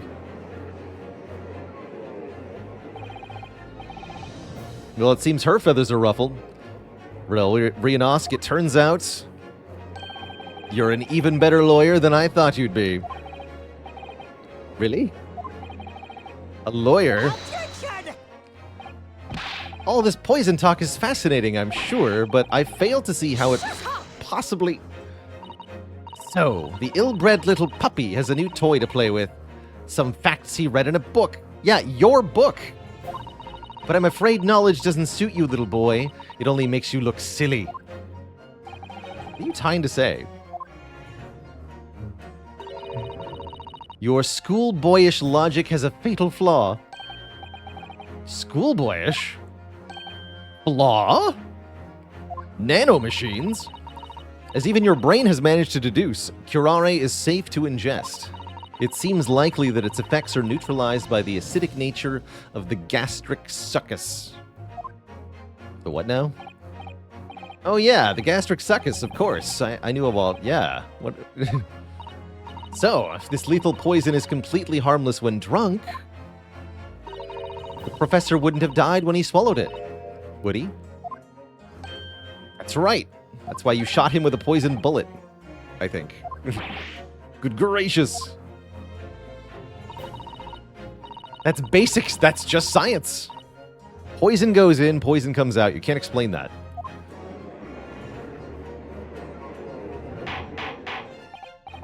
Order. Order in court. Order. Yeah, she poured it into the bullet wound in his heart. That's right. The logic holds. If the lady and the professor drank the same poison, they would be affected the same way. Are you trying to suggest... Yes, this curare poison is completely irrelevant to the case on trial. That's right. Surely even a little cockroach like you could understand something as simple as that. Dun dun dun. What is this welling up inside me? I've never felt like this before. It's a sort of conviction to break down all the discrepancies. It's so intense, almost rage-like. And more than anything else, it's an animalistic desire to be a lawyer. Objection! Objection! I don't think so, Miss Giselle Brett. How dare you use that tone with me? You know very well there is no fatal flaw here. You know exactly why, even though both you and the victim swallowed the same poison. You are alive, but Dr. Wilson is dead. She seems surprised by that. Counsel, I'm sure I don't need to remind you. You must provide compelling evidence. As we now know that this poison is completely harmless when ingested, why would Dr. Wilson alone have been killed by the curare? Because... Whoops.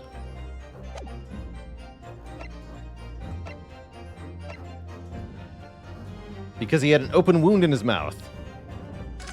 That will work. Present this one. Take that! As Miss Brett so readily pointed out, she drank the same water as the professor. However, there was a fundamental and fatal difference between the two diners. A fatal difference? The toxic effects of curare are only felt when the poison enters the body through an open wound. So for a healthy person with no injuries, drinking is completely harmless. But what if there was a wound inside the mouth of the person drinking the poisoned water? Inside your mouth? Yeah, like the wound you might have if you had just been to the dentist and they were incompetent.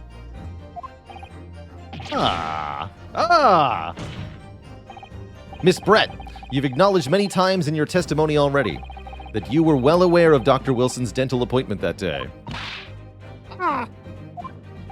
So, that's it. You used that knowledge to orchestrate this.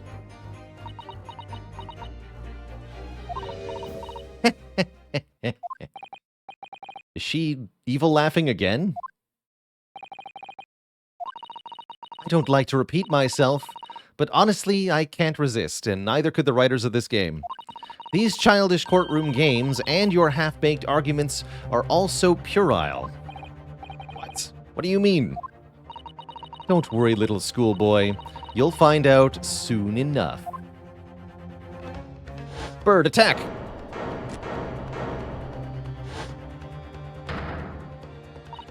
You see, when you leave vital evidence lying around, you never know what might happen to it. Someone could drink it. No, not the bottled water. I mean, it could just slip.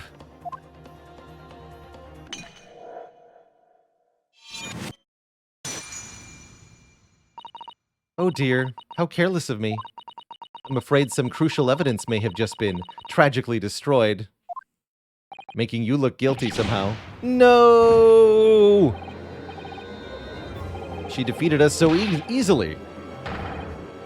And in the Supreme Court, what a terrible blunder. Officer, what are you waiting for? Collect up as much of the water from that broken bottle as possible, at once.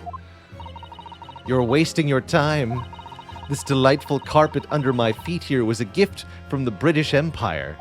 Made with special water-absorbent properties, it will soak up the water beautifully. Unlike your filthy Japanese rugs.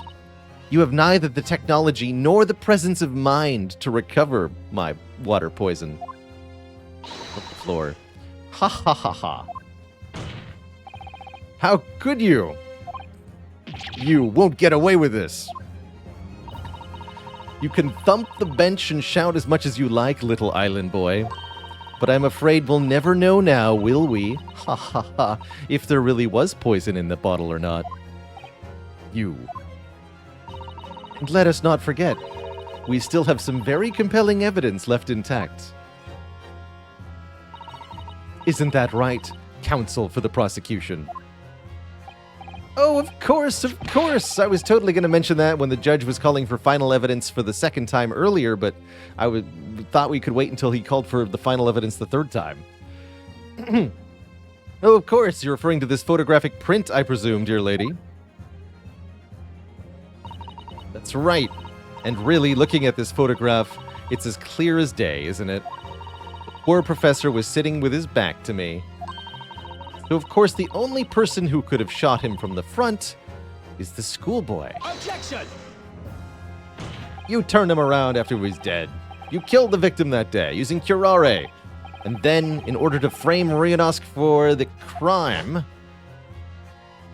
you waited until he picked up the pistol you'd arranged for him to find on the floor. Yes, that was also planned, of course.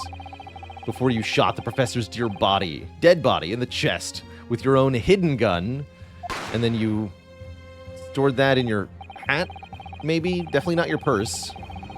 All you had to do was turn the dead professor in his chair around. You see? You had every opportunity to commit this crime. What a wonderful imagination you have, young man. A hidden gun, you say? And I shot the professor's dead body, did I? Well, I'm terribly sorry, but you don't have a shred of evidence. Exactly! And as you have nothing to support your wild claims, the prosecution's stance remains unchanged. The victim, Dr. John H. Wilson, was killed by a gunshot to the chest. Delivered in cold blood by the accused, Ryonosk Naruhodo.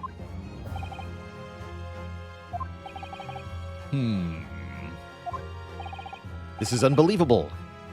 How can this be happening? We had her. But now, is she really going to get away with it? I even used my lawyer rage. The way she destroyed that evidence was obscene. Ryonosk, yes? We've come this far, but now you're the only one who can finish it. What do you mean? We've lost a vital piece of evidence, it's true. So if there are any clues left for us to use now, they must be in your head. In my head? You told me before that your powers of observation were the one thing you could really depend upon. Yes, that's true, but I didn't mean it. Didn't manage to notice this woman was a foreigner with a swan on her head. So think back again now. Try to remember every last detail about the scene that day. Everything you saw, everything you felt, every color, every smell, every kiss, every caress.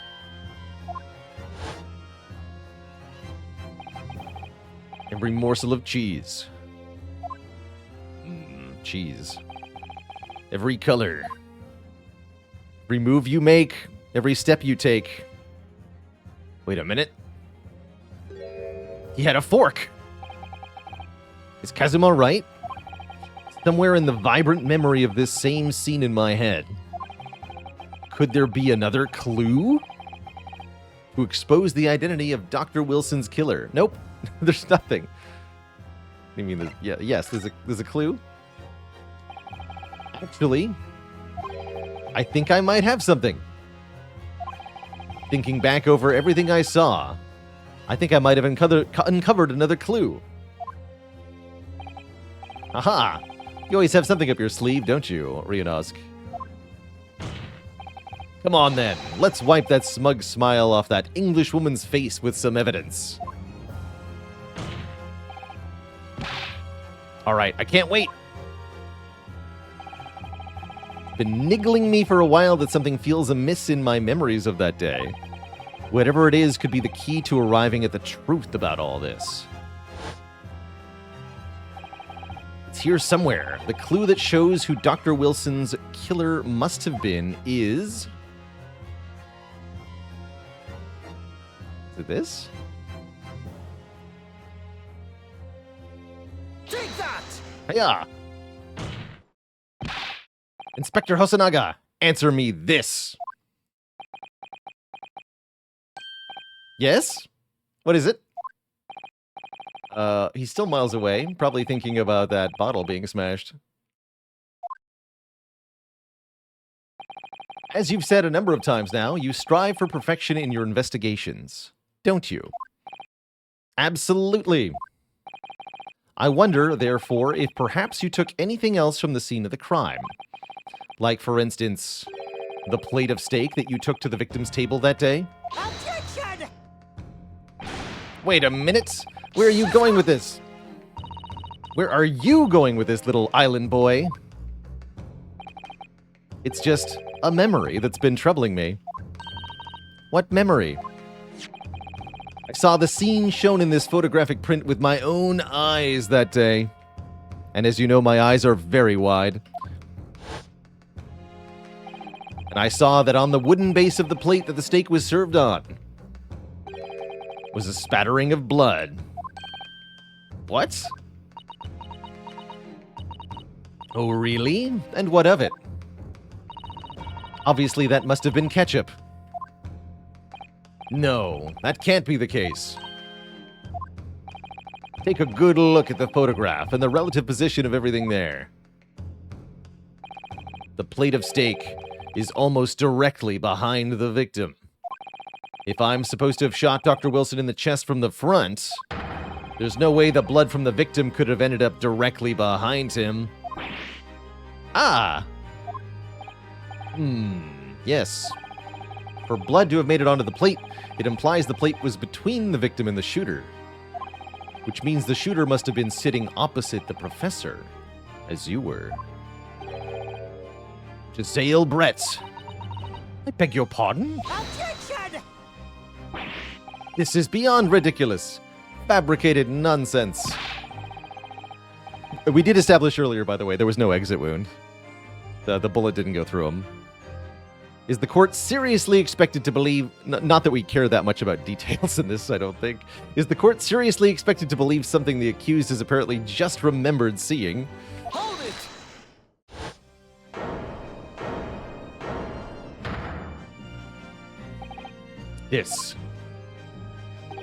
This could be the moment that my entire career in the police force has been leading to. Inspector, he's about to enter a rage too. Yes, I took the plate in the interest of preserving evidence from the scene of the crime. I was hungry also. I took it, meat and all, and I don't care if they call me a crime scene thief because of it. You did what? I took the steak that you had been eating, Miss Brett. I took the steak that the sergeant had been eating. I took the steaks from everyone in the restaurant, and I put them all in a blender, and I drank them in the name of justice. Then we can find out for sure whether or not there's a bloodstain on Miss Brett's plate. We must examine it now. It's been days. I think he put it through the wash. Inspector, the court wishes to examine the plate from the victim's table immediately. Yes, sir, said with enthusiasm. Well, he just has it, steak and all. All right, he kept it. Sorry for the delay. Don't mind the mold. Here is what you ordered. The steak. Well, what about the blood? I ordered blood on the steak. Of course there's no blood. Quickly, Inspector. The blood man. Get some blood on that steak. Of course. Examine the plate at your leisure. No blood.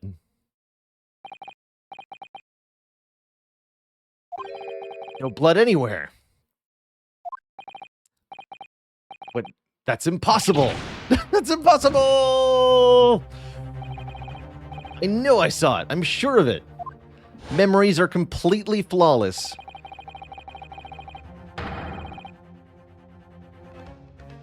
And any details you remember from a memory are definitely things that happen in real life. Every time. So it can't be anything else that happened. I guess your case is well done. What an unbecoming expression, little island boy. Ah! You see, this is why I always say you can't trust what the Japanese tell you. Whoa. Whoa. I couldn't agree more. In the case of this disgrace to the Empire, I believe we may finally have reached a conclusion in this trial. Assuming no one wants to introduce last-minute evidence again. Let's hope so. Then let's pretend attempt at courtroom proceedings is painful to watch. But I do promise to do my best to forget all about it when it's over. Ha! This sorry-looking steak reveals the facts all too clearly. Does it? Does it really, Archie?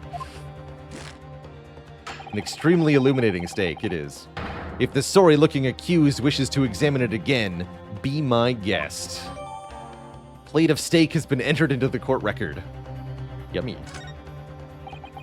Was the plate I saw, or thought I saw, just a figment of my imagination? This is it now. I've lost. Ryonosk, it's not over yet. Not until the final gavel things. Never stop believing in yourself. Keep looking forward, no matter what.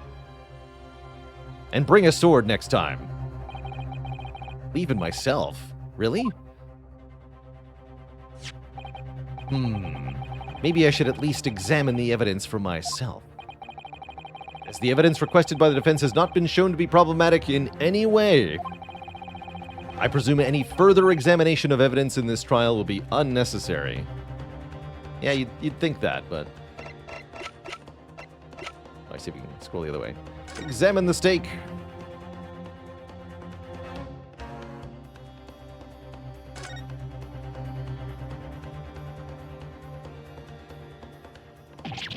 Huh? What in the world is this? I think it's a Koban coin. The hallmark is from the Hoei era, I believe. No, I don't mean what is it. I mean, why is it? Wait, did you say it was a Hoei Koban? Yes, and apart from the meat juices, it looks to be in good condition. I imagine it's very valuable. This isn't the first time today there's been talk of a Hoei Koban. I've heard of pearls before swine, but I've never heard of a bullion in bullion. That's good. And I don't think you ever will again. This is extraordinary, though.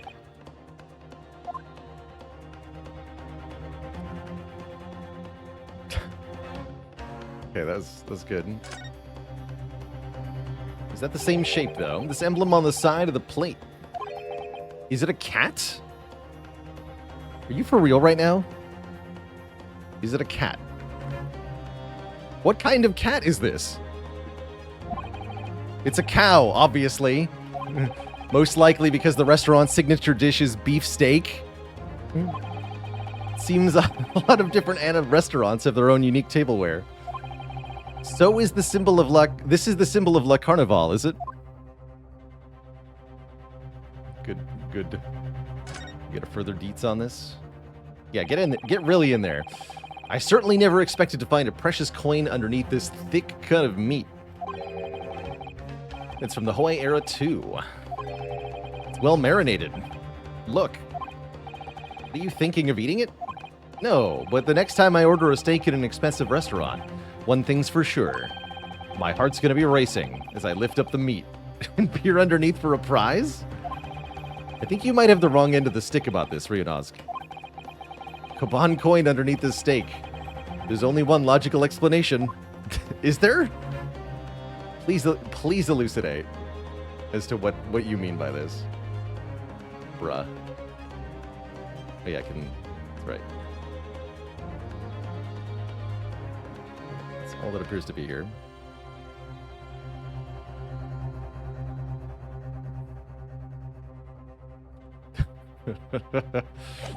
Okay, I think that's all we have. Does the defense have any objection? Bloodstain was going to clinch the trial for me. Can this plate of steak reveal any other clues at all? Yeah. Your Excellency, please wait! This plate of beef is hiding another clue. Another clue that will reveal the shocking truth. Objection! The only thing that's shocking here is your unhealthy fascination with beefsteak. Your Excellency, I think I've made myself clear, haven't I? I will not be able to turn a blind eye to any more unnecessary procrastination in this trial. I've got to get to tea. I'm sorry, Miss Brett, but we must ensure a thorough examination of the evidence. I will not give a ruling until I'm completely satisfied that all reasonable doubt has been dispelled. I see. As a newly affirmed ally of my country, that's still your position, is it? Thank you, Your Excellency.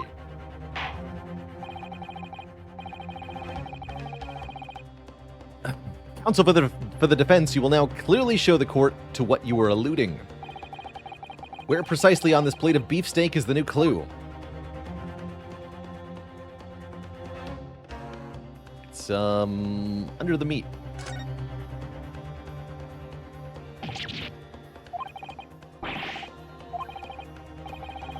Except now we can't see it. That's really funny. Let's get this moment again.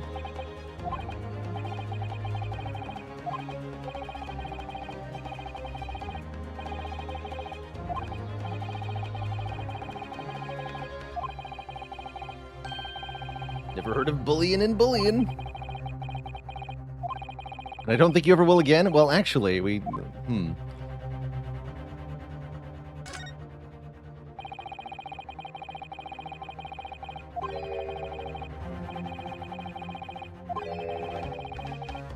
Yeah, I'm not sure why we have to go through the same talk again. Also seems like an even more inappropriate time for this dialogue.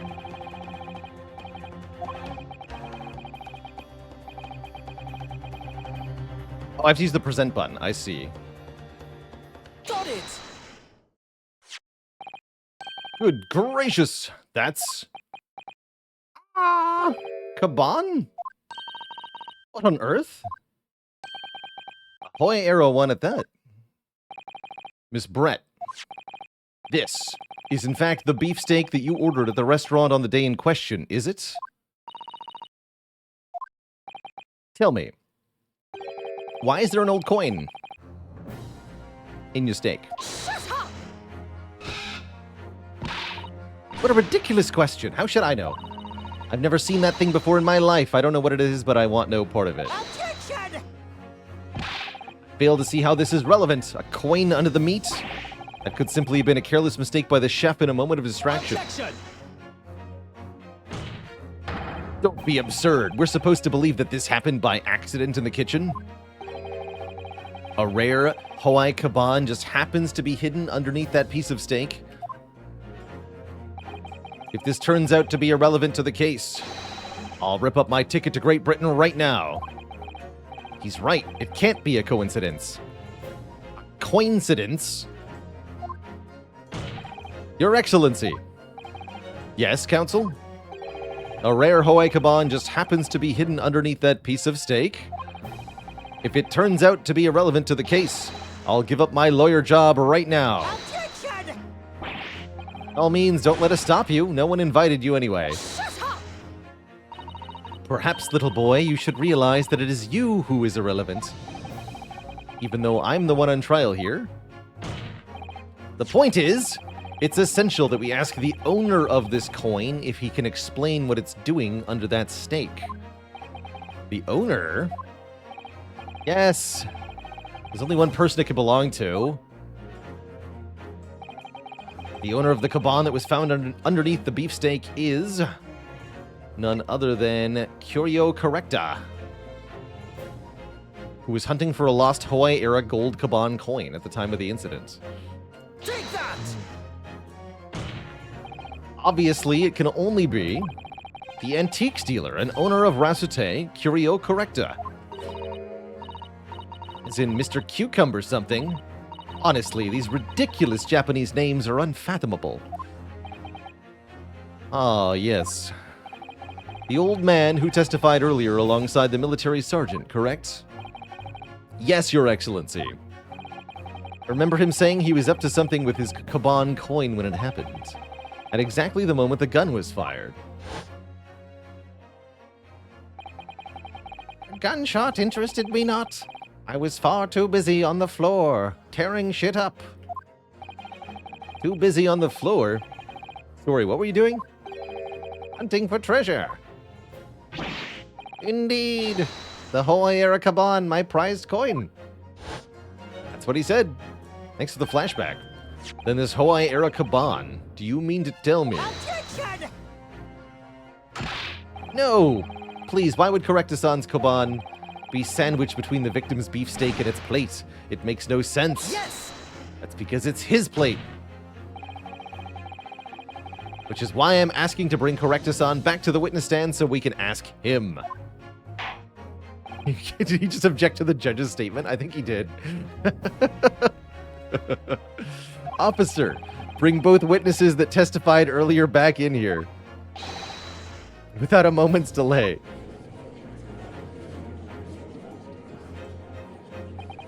I can't believe we've come back round to that pair again. But I have a hunch, a strong hunch, that we're going to have a strong lunch. That if we chase down the real significance of this Koban, then we'll find that it's a key element in the case. That's right. And then the lady's going to drop the steak on the floor, and we're going to have to go through this again.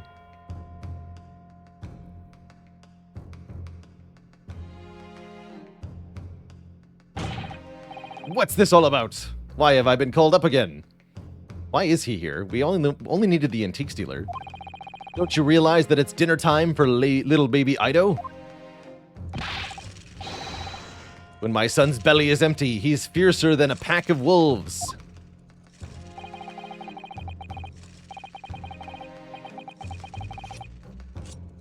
Exploited by the police we were, like miserable dogs forced to bear false witness. And when cast from this courtroom myself, I became a ruined man in a trice, a worthless withered antique.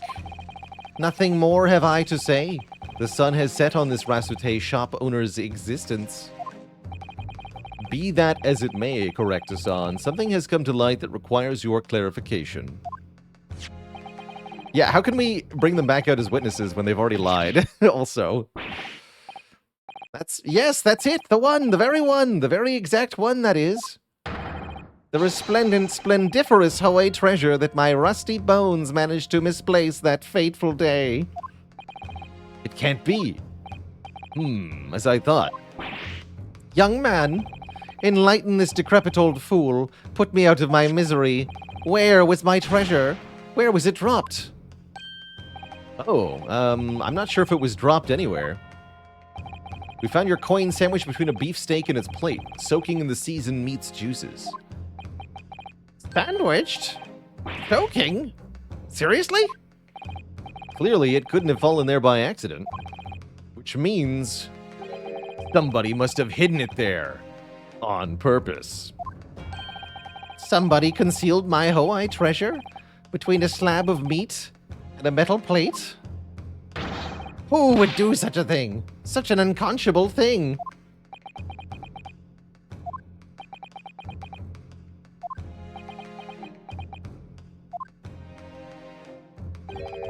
Excuse me? Did I say something? Sure. Proceed, Inspector Hosonaga. I mentioned this earlier on the trial, but, I was working undercover in the restaurant in order to investigate another case. That's right. The secret undercover operation. Le Carnival is a high-class Western cuisine restaurant. It attacks wealthy diners, including many foreigners. Recently, there's been a run of similarly executed thefts targeting the restaurant's rich clientele. A number of such incidents have already been reported to the police bureau. Wicked crimes indeed. We wanted to nip the case in the bud quickly, especially with so many foreigners being affected. So that's why you were sent in undercover, is it? Yes, I took on the job of waiter at the restaurant in order to flush out the criminal. It seems likely that this Koban incident is the work of the same thief. So unbeknownst to us, there was a master thief at work in the restaurant on a regular basis. The place was already the scene of several crimes, it seems. I don't know about the master thief part, but the true identity of the person who stole and hid Correctus' Koban is all too clear. What? I think the court would like to hear the defense's view on this matter. Tell us, who is the despicable scoundrel that stole Correctus' Koban and hid it under the steak? Oh, man. I have to accuse someone now.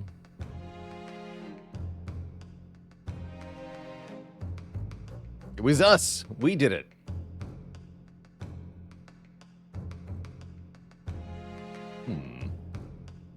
The baby. A lot of options here. There's only a couple of people that could have reasonably been. Definitely could have been Giselle. Though it seems like she would have had to be doing quite a few things. Seems unlikely Curio did it. Was the carpet. Military man seems like a good guess, actually, because if it's not him, then I don't understand why he's here.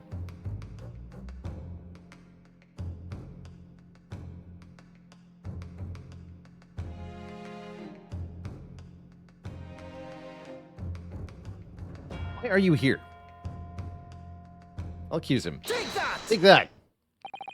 Obviously, it can only be you. Sergeant Ayesa Nosa. What? How? How dare you, you monster, accuse a baby of such a crime? No, I'm accusing you. Oh. I stole that caban, did I? I'm the master thief of Le Carnival, am I? You're seriously accusing me of these crimes, cadet? But it wasn't me. It was Ido. It was the baby. I'm blaming the baby for this. Now.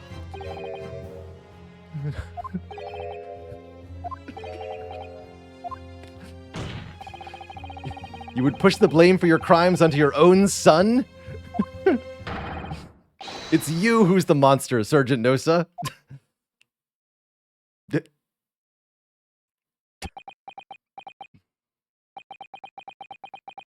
You. Whoa! Clippity clop, clippity clop, clippity clop. I think he just died. Oh, he's good. Okay. But he's Wario now. Nippon Imperial Army, Sergeant Ayesa Nosa, preparing to stand down in the Supreme Court, sir.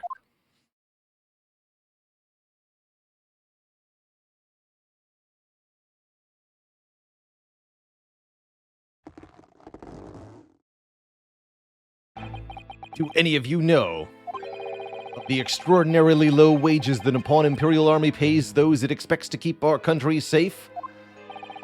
I understand that the temporary increase in taxation owing to the recently ended conflicts remains in place. And I have heard it's hard for lower-ranking soldiers to make a living, yes.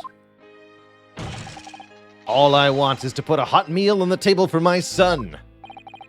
That's why you were stealing things at the restaurant? The place is heaving with money. Every 3 days, I'd go there and do reconnaissance for a target. And I enjoy chomping my way through a good steak at the same time. Sounds like he doesn't bother with a knife and fork even, which is worryingly believable. And your target that day was the old man and his caban? Yes, sir. He was an easy mark. I slipped the coin into my pocket without any trouble at all. A veritable phantom thief you are.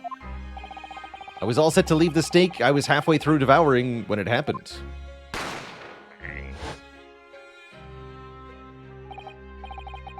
Yes, when the professor was shot. I knew that if the police conducted a search and found the coin in my pocket, I'd be finished. Ido too. So I hid the incriminating evidence as fast as I could. On the double! I slipped it under their steak, hoping I'd be able to rendezvous with it again at a later date.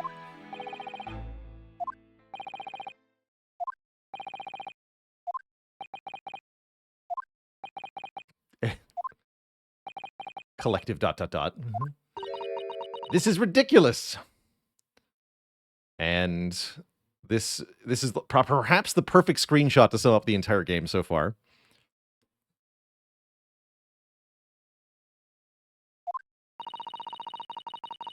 Perhaps you could carry on with this absurd prattling in your own time. Well, Miss Brett? Oh, of course, dear lady, of course. How rude of us. I'm quite sure there's no need to detain you any longer at all. May the esteemed gentlewoman please be excused, Your Excellency. Indeed. The theft of the caban was clearly perpetrated by this baby-saddled sergeant. It would certainly appear to be unrelated to Dr. Wilson's murder. Of course it is. Hiding a coin under a lump of meat? The sheer nonsense of such an idea astounds me. Nonsense, is it? Well... Oof. And as for picking up your steak and biting into it without using a knife and fork, it's beyond nonsense, it's pure madness. Very well. Now that all questions concerning this witness's testimony have been answered, I see no further justification for detaining her. Miss Brett, you are free to leave. Thank you, Your Excellency. Good luck, everyone. And good day. Little island boy. Ryunosuke, what's the matter with you? This is no time for daydreaming? Oh no, it's just I was remembering more evidence. Something about Miss Brett's parting words there got me thinking. Can't quite work out what exactly, but something she said jarred with me. I feel like there was a contradiction in there somewhere. Something didn't quite add up. If that's the case, don't just stand there thinking. Make your voice heard. Sorry? You can think later, but if you don't call out now, it'll be too late. The trial will be over.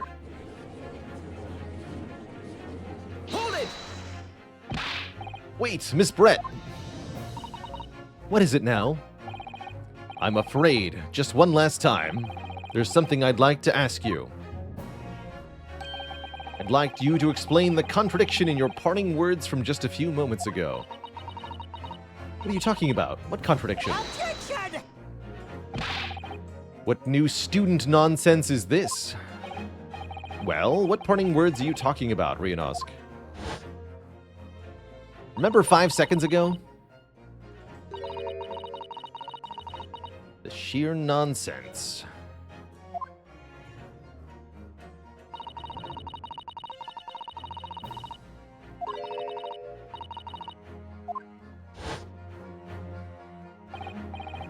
I'm right. What she said there exposed an undeniable contradiction. I'm going to need to see evidence, Counsel. If Miss Brett's words truly are contradictory, where is the evidence to prove it?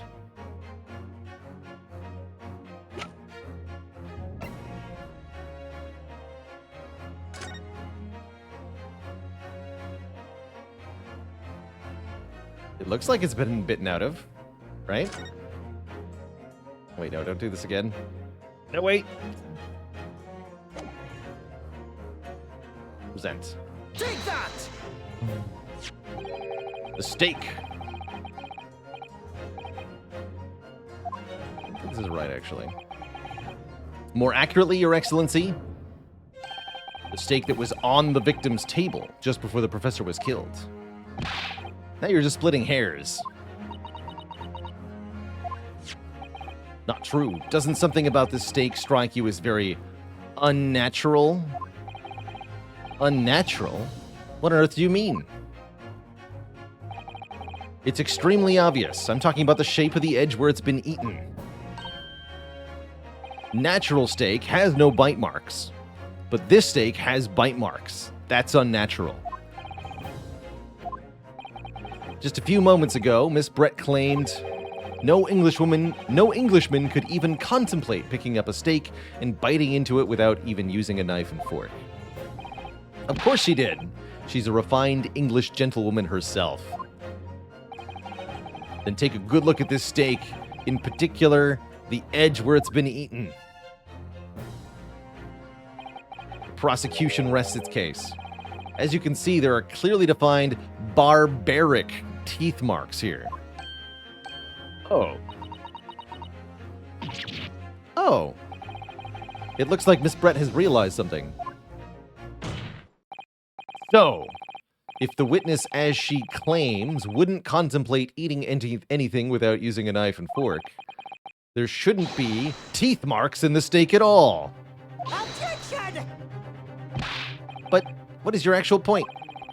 Perhaps the delightful Miss Brett was ravenously hungry and... Shut up! How dare you accuse me of touching that steak with my bare hands? Oh, whatever you say, dear lady. As I said, I really must be leaving now. Afternoon tea with the Minister of Justice cannot possibly wait any longer. Of course, this will all be over in the blink of an eye, is what they said, like, hours ago. Rest assured, I've heard enough. Caw! You irritating little spectacled samurai island boy relic. Of course, dear lady. What's the matter, Miss Brett? Have we ruffled your feathers? Clearly the witness knows what this means. She's realized the catastrophic implications these teeth marks in the steak have for her. Brianosk, do you know where you're going with this? I sure don't. Yes, now at last, it's all come together. The mysterious teeth marks in a steak that had allegedly been eaten with cutlery.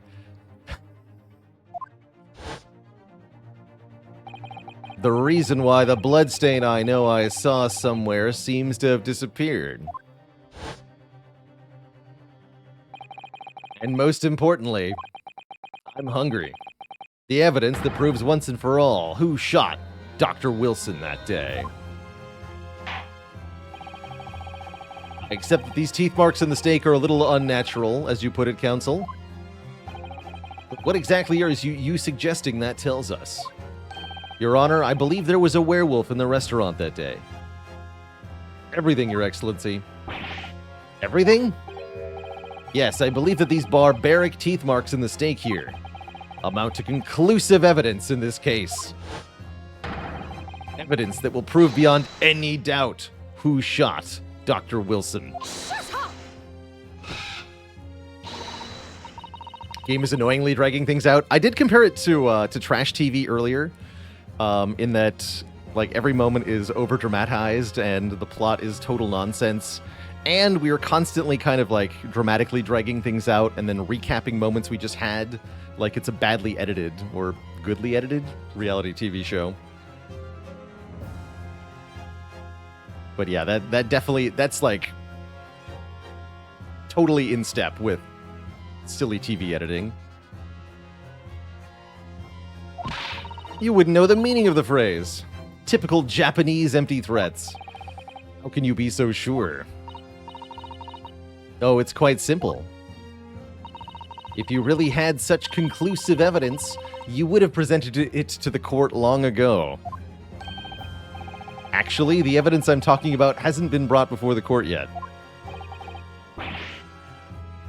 Hasn't been? What? But just because it hasn't been shown yet, doesn't mean that the evidence does not exist. This is absurd. The trial has run several hours already, and you say there's evidence yet to be brought forward? There can't be. I don't believe you. Objection! I don't, but there is someone who does. Someone in this very room. And if that person is willing to submit the piece of evidence I'm referring to, it will solve every remaining mystery about this case at the same time. Very well. I have a feeling this will be my last request of the defense in this trial. Who possesses the conclusive evidence that will reveal the truth about this whole affair? What, it's got to be the waiter, right? He's still holding out on us. Take that! Take that! The answer is obvious. It's Inspector Hosonaga. What? I have it? Yes, you brought the wrong plate out earlier, you numpty. Bring out the real one. You think I've been withholding conclusive evidence? Yes. Literally, yes. No, I'm not saying that. Everyone's attention has been focused on this steak with the teeth marks. Yes. Now, earlier this afternoon, Sergeant Nosa told the court the following.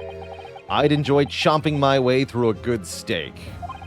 And as well as admitting to stealing Correctison's coin, he told us that he slipped it under the steak.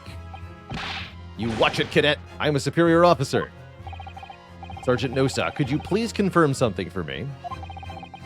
Was the steak that you put the coin under, in fact, your very own steak? Attention! Affirmative. Obviously, I might be a soldier in the Imperial Nippon Army, but still. I'm not going to touch somebody else's steak. In other words, the steak that the detective submitted as evidence earlier was in fact Sergeant Nosa's meal. Objection! But that makes no sense. That plate was taken from the victim's table. Objection! Yet, the gentlewoman doesn't take bites out of her steak, nor did she have any opportunity to steal the coin. Of course I didn't steal it. To even suggest such a thing would be an affront to the entire British Empire. Well then, how do you explain this paradox? Exactly. Surely you're not going to suggest that the sergeant switched the two steaks? Wait, that's a great idea, Ouchie. That's exactly what happened.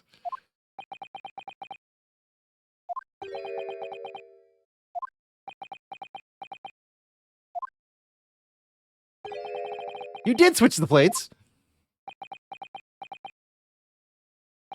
Well, only a little bit.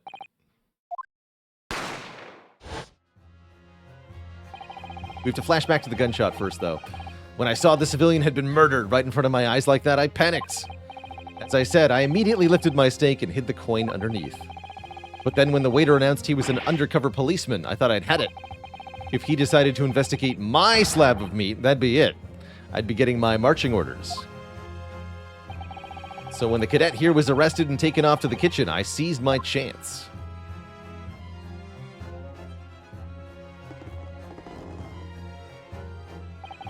With military precision and timing, I switched my steak with the one the foreign lady's table had. What? You can't have. I never saw you do such a thing. That's because you don't have eyes, Mr. Zale. It was called Operation Lightning Bolt. There was no time for strategic planning. It was do or die, I tell you. So yes, I did what had to be done to protect this entire nation. Unbelievable! However, fear not, Prosecutor-san. What? I swear on the brass buttons of my uniform. That's all I did, sir. All you did? That's plenty, Sergeant. Yes!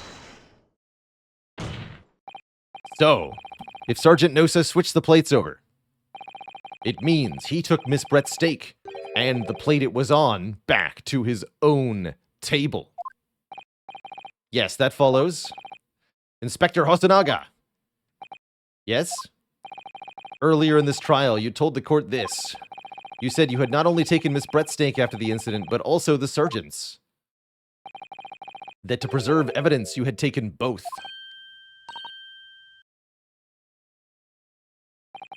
That's correct.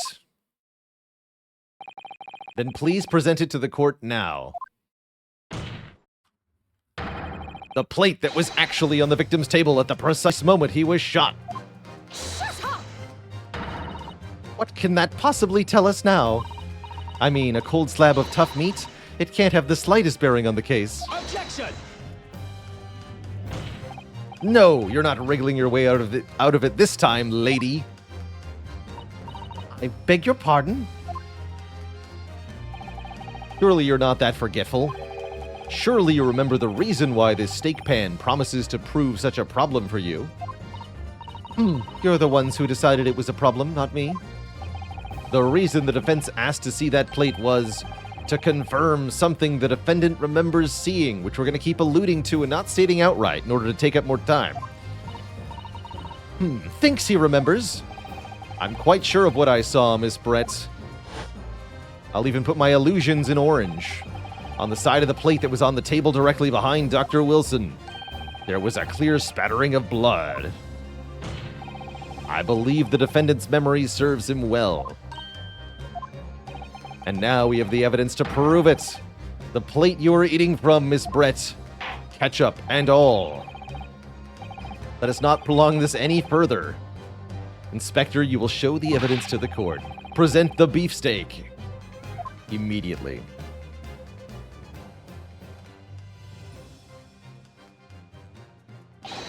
Yes, sir.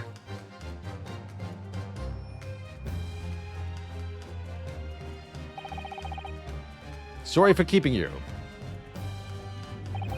Here is the other steak and its plate. Please feel free to examine it.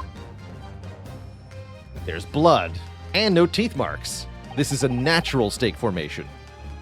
The blood stain, it's clearly visible. Look. Yes! Now, this makes everything clear. The blood you can see on the side of this plate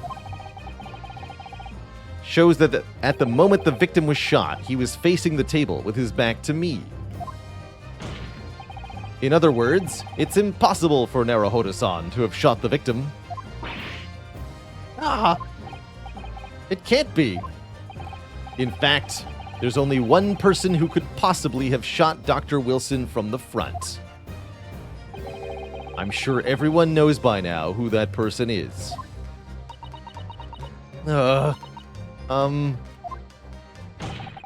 That's right. Miss Giselle Brett. It's you! Your steak is cooked, and so is your goose.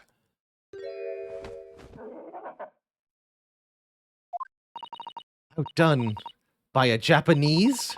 Me? By a Japanese schoolboy? No, no, no.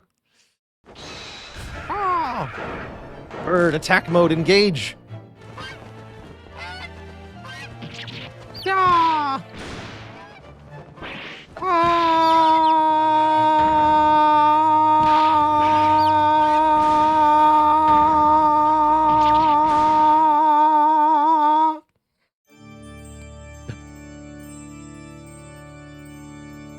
She literally dies. Bye.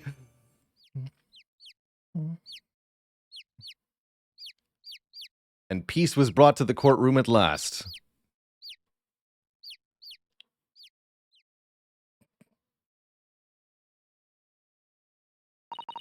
Please excuse my little outburst. I briefly lost my composure. Most unbecoming behavior for an English gentlewoman. Forgive me. Well, Miss Brett, I think it's time you told the court what actually happened on that day. The truth this time. Gladly, Your Excellency.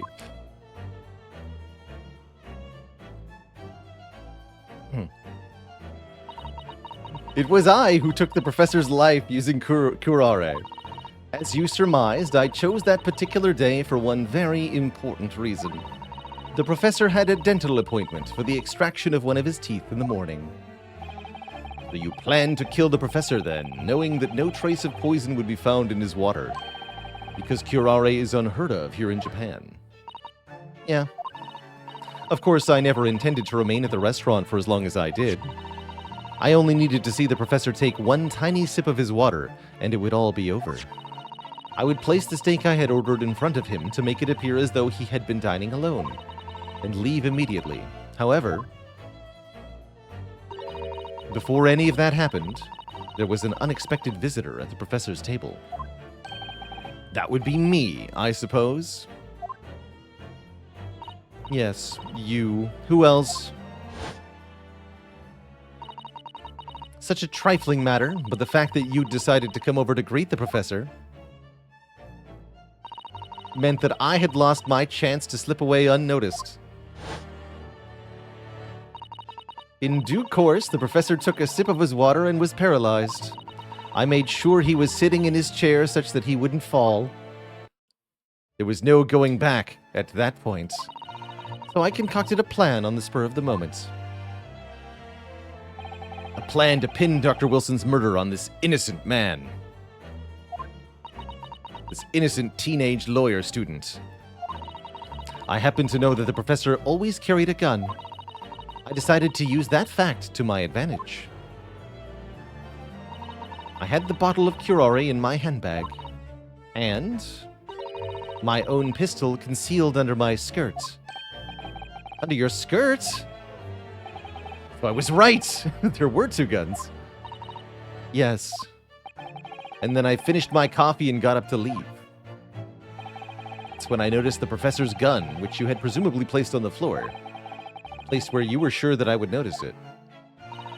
And everything went according to plan. You noticed the gun, as I'd intended. And then, just as you bent down to pick it up... Bang. That's when you shot the professor with your own gun. Yeah, this game is set before, like, ballistics and testing for gunpowder residue and that sort of thing. That would pretty easily determine who had actually fired the weapon and which gun had been fired.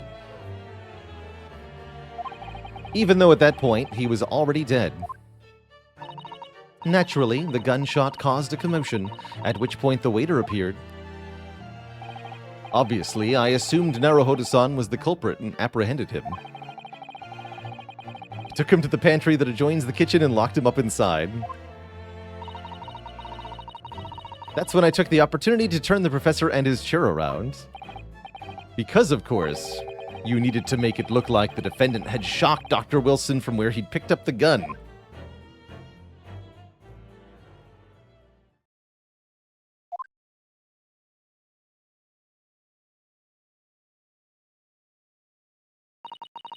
So there you have it. That is the entirety of my misdemeanor.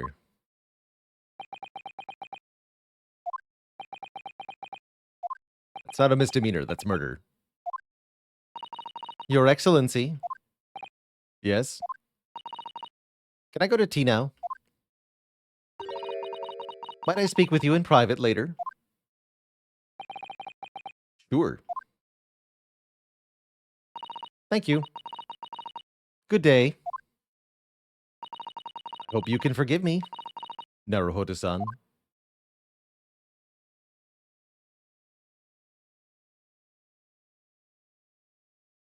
And she just fades into nothingness.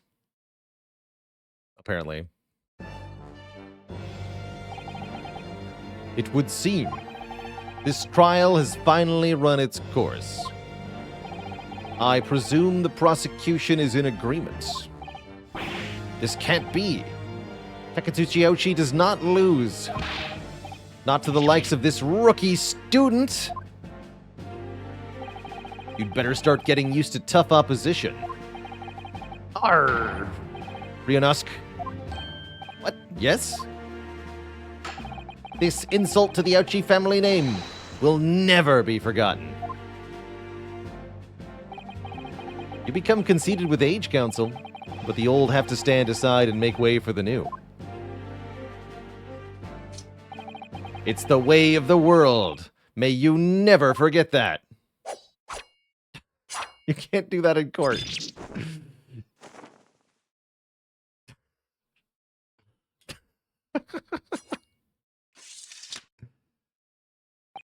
A 1,000 millennia may pass, and still the Ouchi clan will never measure up to the Naruhodo clan. This trial in the Supreme Court of Japan will, I believe, go down in history as the start of a new chapter in our country's judicial system. Despite being summoned as the accused, you, Ryunosuke Naruhodo, presented an excellent case. Thank you, Your Excellency.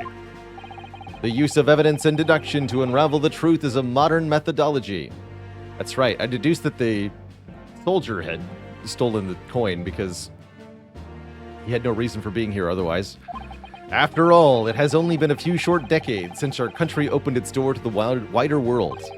But the Western ideas of science are rapidly gaining acceptance here. I feel sure that science will soon bring new methods of investigation and new procedures of justice, like facts. A new future of law awaits, but what will it look like? I cannot begin to imagine. That is for the young to pursue. Kazuma Asogi. Yes? After this trial, you are set to embark on a journey of discovery to the illustrious British Empire. Learn all you can Absorb everything of the wider world that you are able. And do not forget to fulfill the mission imposed upon you. I understand, Your Excellency. What was that about? Why do you look so grave all of a sudden? Never mind. As for you, Ryanosuke Naruhodo. Yes? In you, I sense... how do I put it? Unusual potential. I very much look forward to seeing how you carry that onwards. Thank you, Your Excellency.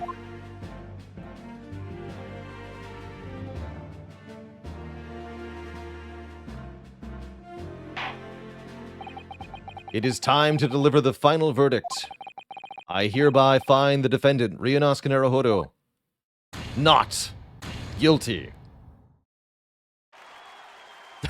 The rose petals. Ouchie is still just shocked. He's been holding that expression the entire time. This court is now adjourned.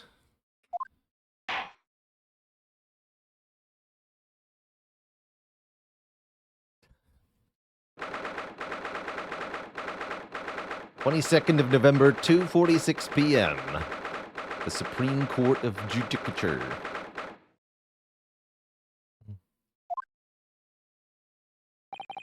Can't believe it.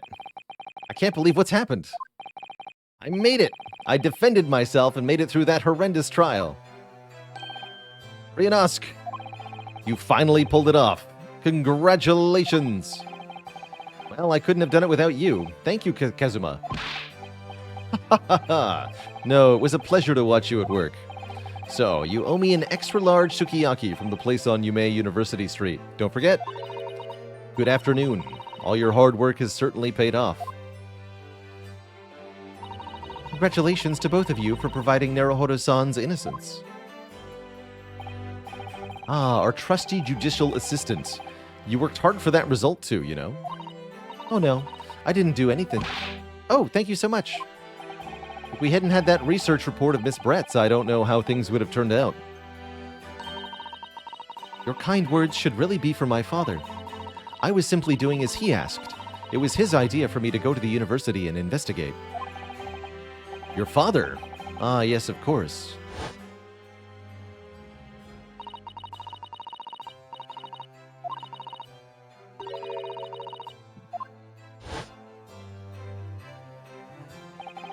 Speaking of Mikotoba... Ah, there you are. I believe congratulations are in order. Naruhodo, you did an excellent job. Thank you, Professor. Oh no, it is I who should be thanking you. After all, your efforts exposed the true criminal that took the life of my good friend. You mentioned that before. It was you who actually invited Dr. Wilson to Yume University, wasn't it? Yes, that's right. Professor Mikotoga studied overseas himself. He went to study forensic medicine in Great Britain. Presumably, that's when you met Dr. Wilson. Exactly. In those days, we worked together in the same hospital. You worked together? I've never heard you mention that before. Well, it was a long time ago now. Besides, it's your turn, Asogi. Great Britain is a magnificent country. It leads the world. In science, medicine, engineering, culture, and, of course, cuisine. Also law. Watch and learn, my boy. See what's happening in the world's largest melting pot. I will. I'll learn all that I can. I swear on this, the spirit of the Asogi clan. You're not taking that sword to Great Britain, are you? You know, they don't allow swords in court there. Of course I am. A Japanese man's katana is his soul.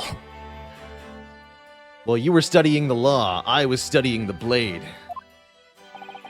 Cuts down anything that's in my way. Yes, I've definitely seen how sharp it is already with my own eyes. It reminds me, what's happened to the woman? To Giselle Brett, I mean. After all, she's guilty of murder. Yeah, her. It's not easy to tell you this, but, well, you see, the judge only found you not guilty. Didn't actually find her guilty, or say that at any point.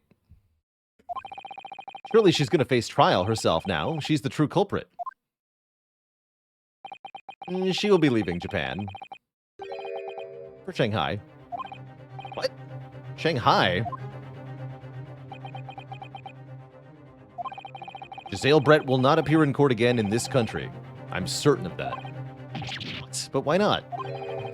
It is a matter of consular jurisdiction. Inspector Hosonaga. It was a hard-fought battle in the courtroom today. Very impressive to watch. I must congratulate... But what's all this about consular jurisdiction? We cannot try this particular foreigner for her crimes here in Japan. What? Can't try her? But then who? Who's going to bring her to justice? A British consular court will hear her case. Somewhere far away where our voices can't be heard. Why a consular court? Professor, I simply don't understand. I thought consular courts were a thing of the past now, that we've signed the friendship treaty. Yes, in normal circumstances, you're right. Then, so long as this is not a serious incident of a highly political nature to our respective governments, they can't invoke a consular court just like that. Oh, can't they? She's a student, but it doesn't justify our government's making secret agreements about her fate, does it? Something strange is going on.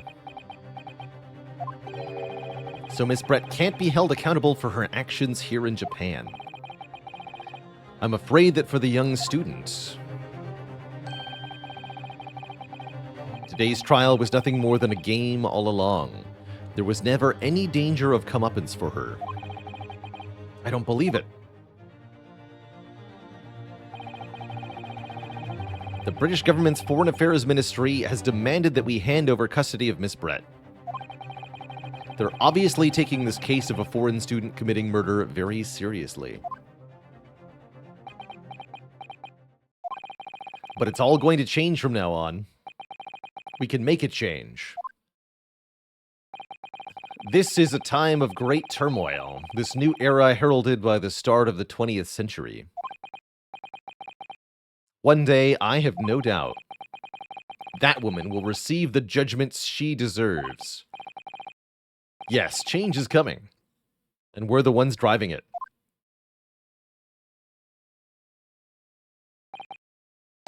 Well, I think that's enough seriousness for now.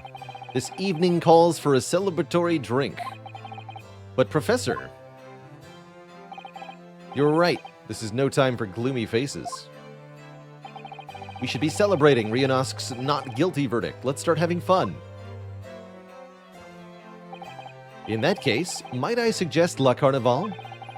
As the head waiter, I should be delighted to provide you with ample food and non-poison drink. You're a detective, Hosonaga-san, aren't you? Let's not worry about details for now. The La Carnival! Will you accompany us, Professor? Of course, La Carnival's food is second to none. I shall go and attend the paperwork for Naruhodo-san's release. Oh yes, thank you.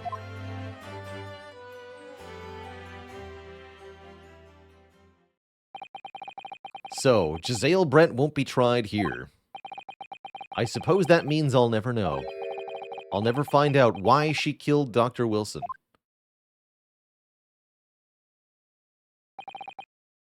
Kazuma. Yes?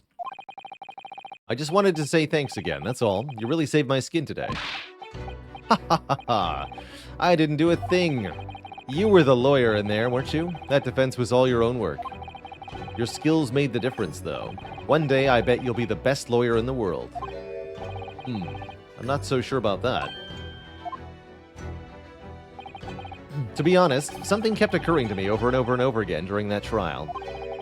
Couldn't help thinking that maybe this whole thing is really ridiculous and stupid. Also, that you're maybe the one determined to become a great lawyer, not me. But, come on, be serious. If I helped you today, it was only right at the very start of the trial. But you have a natural talent for it. For being a defense lawyer, I mean. Oh no, not me. All that tense verbal combat. I never want to go through that again.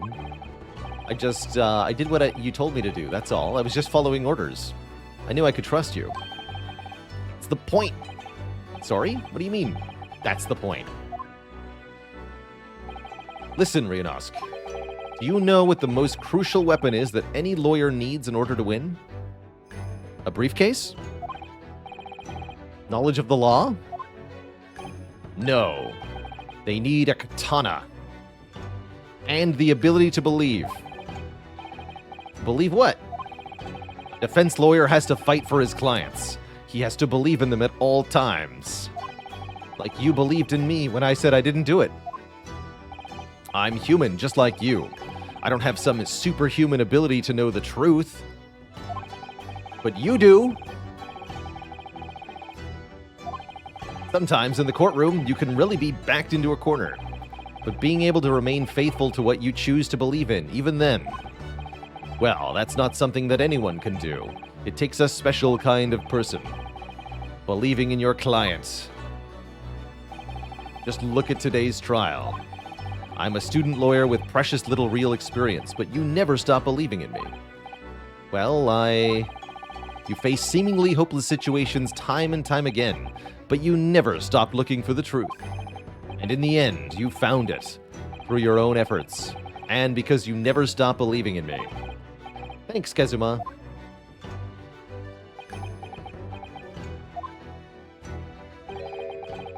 There's something I want to ask you, actually, Ryanosk. Well, it's a favor, really. Something very important to me. It sounds serious. What is... Ah, you're still here, are you? Oh, Inspector Hosonaga. Arrange some rickshaws for us. Let's go. Thank you. We'll be right there. Let's pick up this conversation again later. We should be celebrating right now. Your first court victory. And your study tour to Great Britain, don't forget. Yes, that too.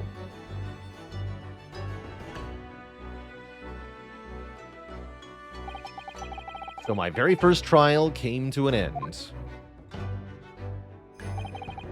Kazuma. Professor Mikotoba. Susato-san, who acted as my assistant. Inspector Hosonaga, who didn't really play much of a part, but still. It was because of the help and support of all these people that I managed to get through that trial. But more importantly, Kazuma hadn't yet managed to ask his favor of me. Little did I realize just how much it would change my life. End.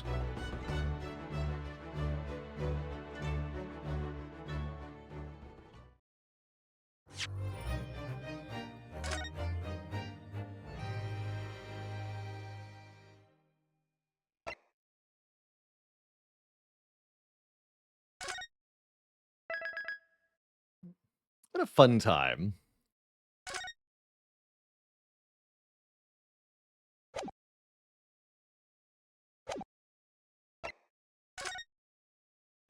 A grand time. And so concludes the first trial in the Great Ace Attorney Chronicles. There's definitely quite a few more trials to explore in this game. Seems like we got a pretty lengthy experience for each of them. So I think I'm going to leave all of that off until we return to this, which I'm going to make a Saturday staple for the time being, because I'm really enjoying just winding our week down by reading this aloud.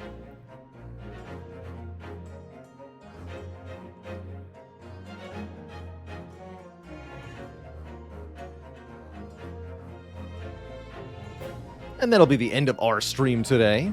So thanks for joining and hanging out, Phaley, Jubal the Lion, Ivy Blade, Rackbar, Tom. Definitely looking forward to making more of this. If you're not already doing it, Tom, I would appreciate highlighting our Ace Attorney segments, because I think that'll be great for one of the YouTubes to put this up somewhere. Basically our own little visual novel, you could call it. Did you know that you can't kill a vampire by hammering wooden dowels into its head? The stakes are too high. Love it. See you later, Olivia 5K, Ozma Glacius, Ryleout, and everybody else. So, more Ace Attorney Chronicles next week. Don't forget that our May game vote is live, so you can vote for a new game for me to play live on stream during the month of May. There's your link right there. All are welcome to vote. Help me pick a game.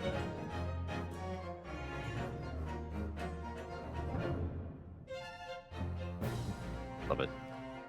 See you later, Asuki, as well.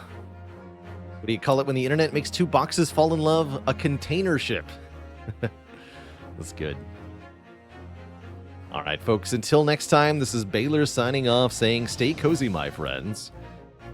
Have a good one, and be kind to one another. Till next time, my friends, toodaloo. Good night.